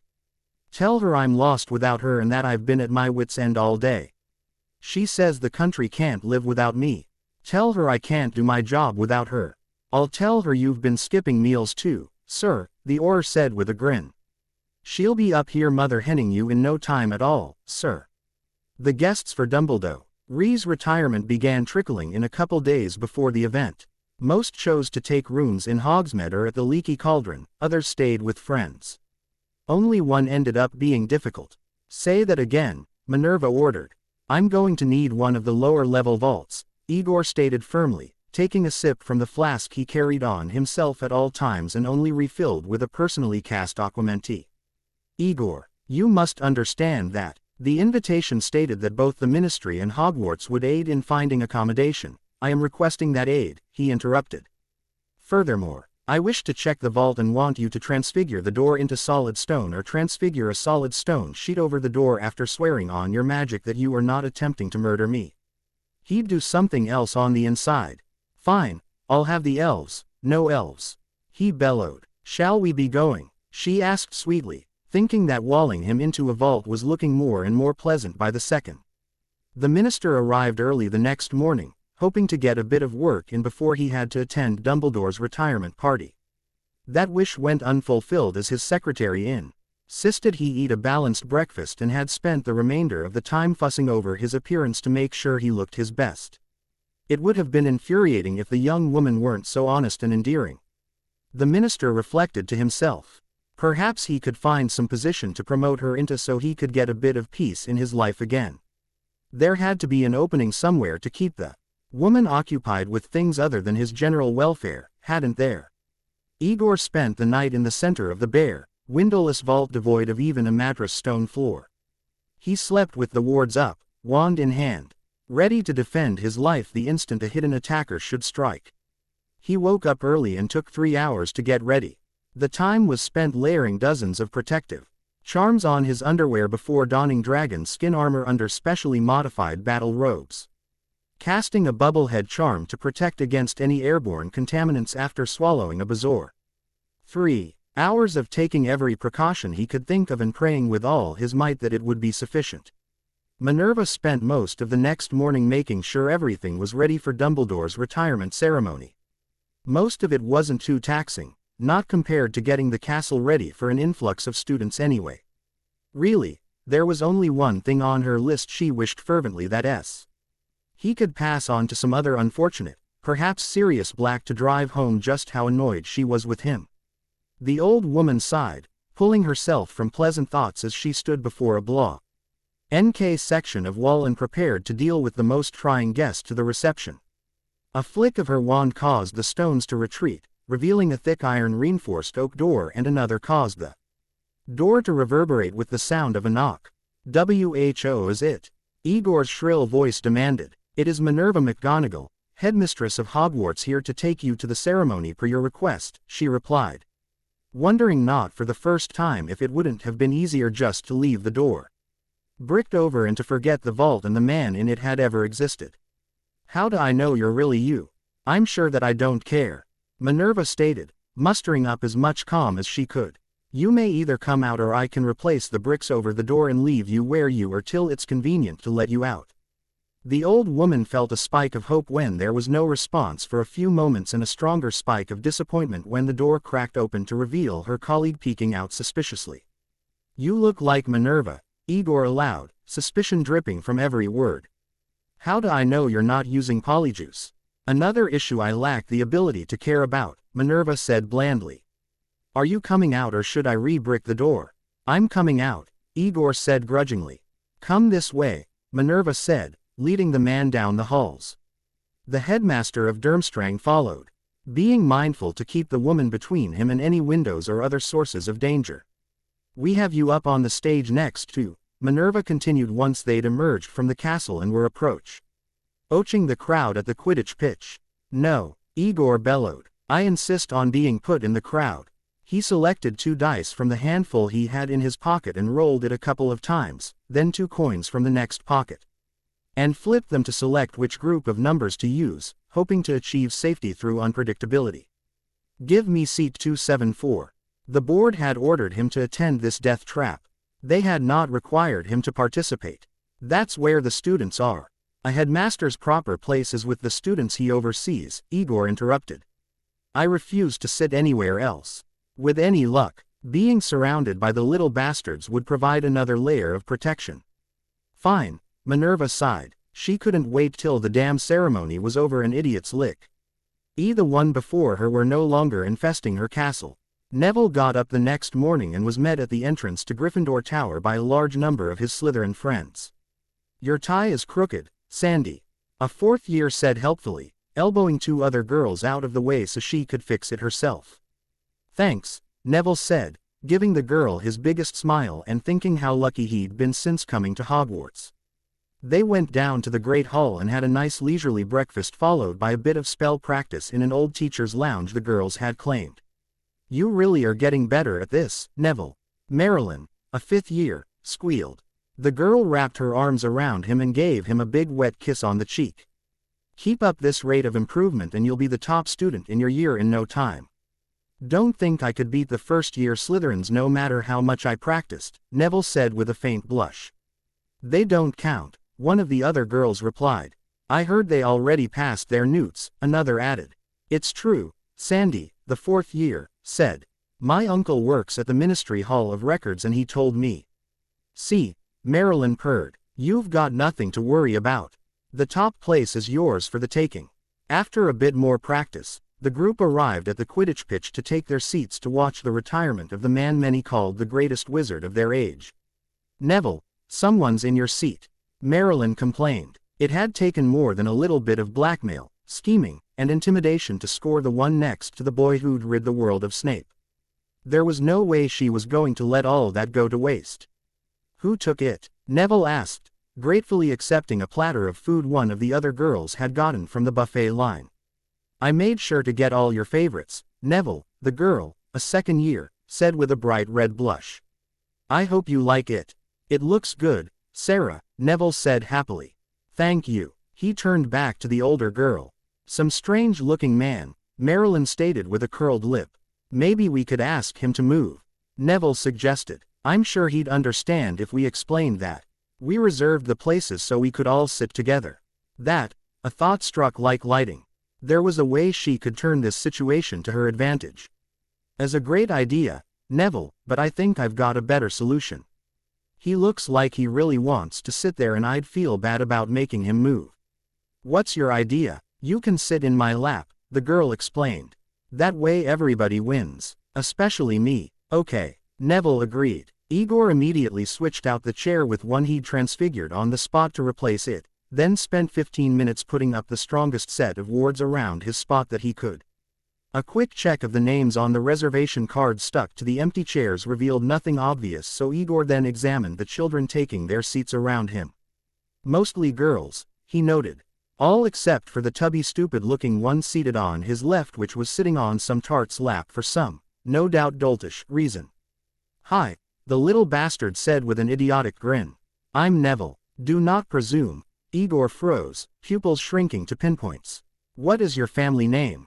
He asked harshly. It couldn't be, he thought desperately. There was no way the little monster could have predicted where he'd be. It wasn't possible. It couldn't be possible. Longbottom, Neville replied, still trying to act friendly despite the man's lack of manners. It was him, Igor thought fearfully. The boy who had done the impossible and killed Severus Snape. A boy, 11 years old, who killed the greatest potions master of Igor's generation, with a potion. The man began to hyperventilate. Igor nervously double-checked his bubblehead charm and anti-poison ward, stitched into his robes, on the inside with an impervious charm for good measure, as he tried to hink of a way to escape the Longbottom assassin. You should try the shrimp, it's quite good, Neville suggested in an attempt at small talk. He knows. Igor screamed in his own head. How did he know I was allergic to seafood? Mustn't let him get to me. Do you want some water? Neville asked the silent man innocently. One of the surrounding tarts held up the pitcher for the man to see. Must be poisoned, Igor said in an internal panic. No, he's much too crafty for that. He's trying to make me nervous. No, Igor said aloud, voice quivering a bit. I'm fine with my flask. Okay. Just ask if you want some, Neville said as he started in on the grilled sherbet lemon-encrusted giant shrimp. Wow, this is really good shrimp. His heart pounding in his chest like a 20 heavy metal drum solo. Neville looked up and caught the man's gaze for a moment as the boy took another bite of shrimp. Are you okay? You're looking a little pale, Neville commented with a concerned look. No, he already got me. How? I was. URGK. Igor said, clutching his chest as the stress caused his heart to give out, seemingly frozen for a split second before slipping off his chair and onto the ground. I don't think he's faking it, Neville's seat said helpfully. Not that she cared, but she figured she owed the man who'd been responsible for her current seating arrangement. The healers were on the scene within minutes and, had they been able to breach the wards or had the wards not been up, would have had no trouble saving the man. As it was, the students were forced to watch as the headmast of Durmstrang slowly expired in front of them. Harry watched in horrified shock as the healers tried and failed to revive the world's last Death Eater after the Aurors finally managed to bring down the wards. The evil son of a bitch had to survive, Harry thought desperately. Harry felt like crying when the lead healer shook her head and stood up, prompting the rest to do the same. Harry wanted to scream, to bargain, to beg them to keep trying. He couldn't admit to himself that the man was dead. He can't die here, not like this, not if I'm not the one responsible. Neville can't do this to me again. It's not the end of the world, Harry, Susan tried to console the boy. There are still loads of bad guys you can go after. Yeah, Luna agreed. Not like the United Kingdom's the only place that breeds dark wizards. It's just not the same, Harry mumbled, looking almost as depressed as he was feeling. What did he ever do to Neville to deserve this? What did Neville ever do to be so lucky? Maybe you could kill Grindelwald, Hermione suggested, trying to cheer up her best friend. Yeah, Susan agreed. He's still alive, isn't he? Not even Dumbledore managed to kill Grindelwald, Luna added helpfully. You're right, Harry said, eyes sparkling. Let's go. What, now? Hermione sputtered. I'm not gonna give Neville a chance to steal another kill, Harry agreed, shooting a glare at the other boy. Neville is surrounded by a menagerie of girls which now included several from Durmstrang. Not again. Why do you have a straight razor, Harry? 2 reasons, Harry replied. The first is that it gives the closest shave you could ask for. And the other, you get surprised in the bathroom once and you learn not to go without a weapon of some sort, Harry replied. Old Sweeney Todd knew what he was doing. Should have known. Omake by Dire Squirrel just an idea, but Igor was terrified of being in Hogwarts. He hadn't even left Durmstrang grounds for years because, say of first his betrayal of so many fellow Death Eaters, then because of accidents that seemed to happen to old acquaintances and their kin. But now, by the decree of the Durmstrang Board of Trustees, he was forced, much against his will, to spend nearly an entire day in the accursed castle for his British counterpart's retirement. He took precautions, a constant bubblehead charm to prevent airborne potions. He developed a Moody-esque habit of flask drinking water. He himself summoned with the Aquamenti charm. He slept in a bare room, locked Muggle and magical style from the inside, without even a bed, clothes or anything else that could kill him. But then, he was there. Neville Longbottom, the boy who had done the impossible and killed Severus Snape. A boy, 11 years old, who killed Ed, the greatest potions master of Igor's generation, with a potion. The seating had been assigned. There was his name, Igor Karkaroff, and right next to him, inscribed in golden ink, was Neville Longbottom. Hi, the little monster said with a nervous smile, double-checking his bubblehead charm and anti-poison ward, stitched into his robes, on the inside with an impervious charm for good measure. He sat down next to the Longbottom assassin. You should try the shrimp. It's quite good, Neville suggested in an attempt at small talk. He knows. Igor screamed in his own head. How did he know I was allergic to seafood? Mustn't let him get to me. Do you want some water? Neville asked the silent man innocently. He held up the pitcher for the man to see. Must be poisoned, Igor said in an internal panic. No, he's much too crafty for that. He's trying to make me nervous. No, Igor said aloud. I'm fine with my flask. Okay, just ask if you want some, Neville said as he started in on the grilled sherbet lemon-encrusted giant shrimp. Wow, this is really good shrimp. Karkaroff could hear his heart pounding in his chest like a 20 heavy metal drum solo. Neville looked up and caught the man's gaze for a moment as the boy took another bite of shrimp. Are you okay? You're looking a little pale, Neville commented with a concerned look.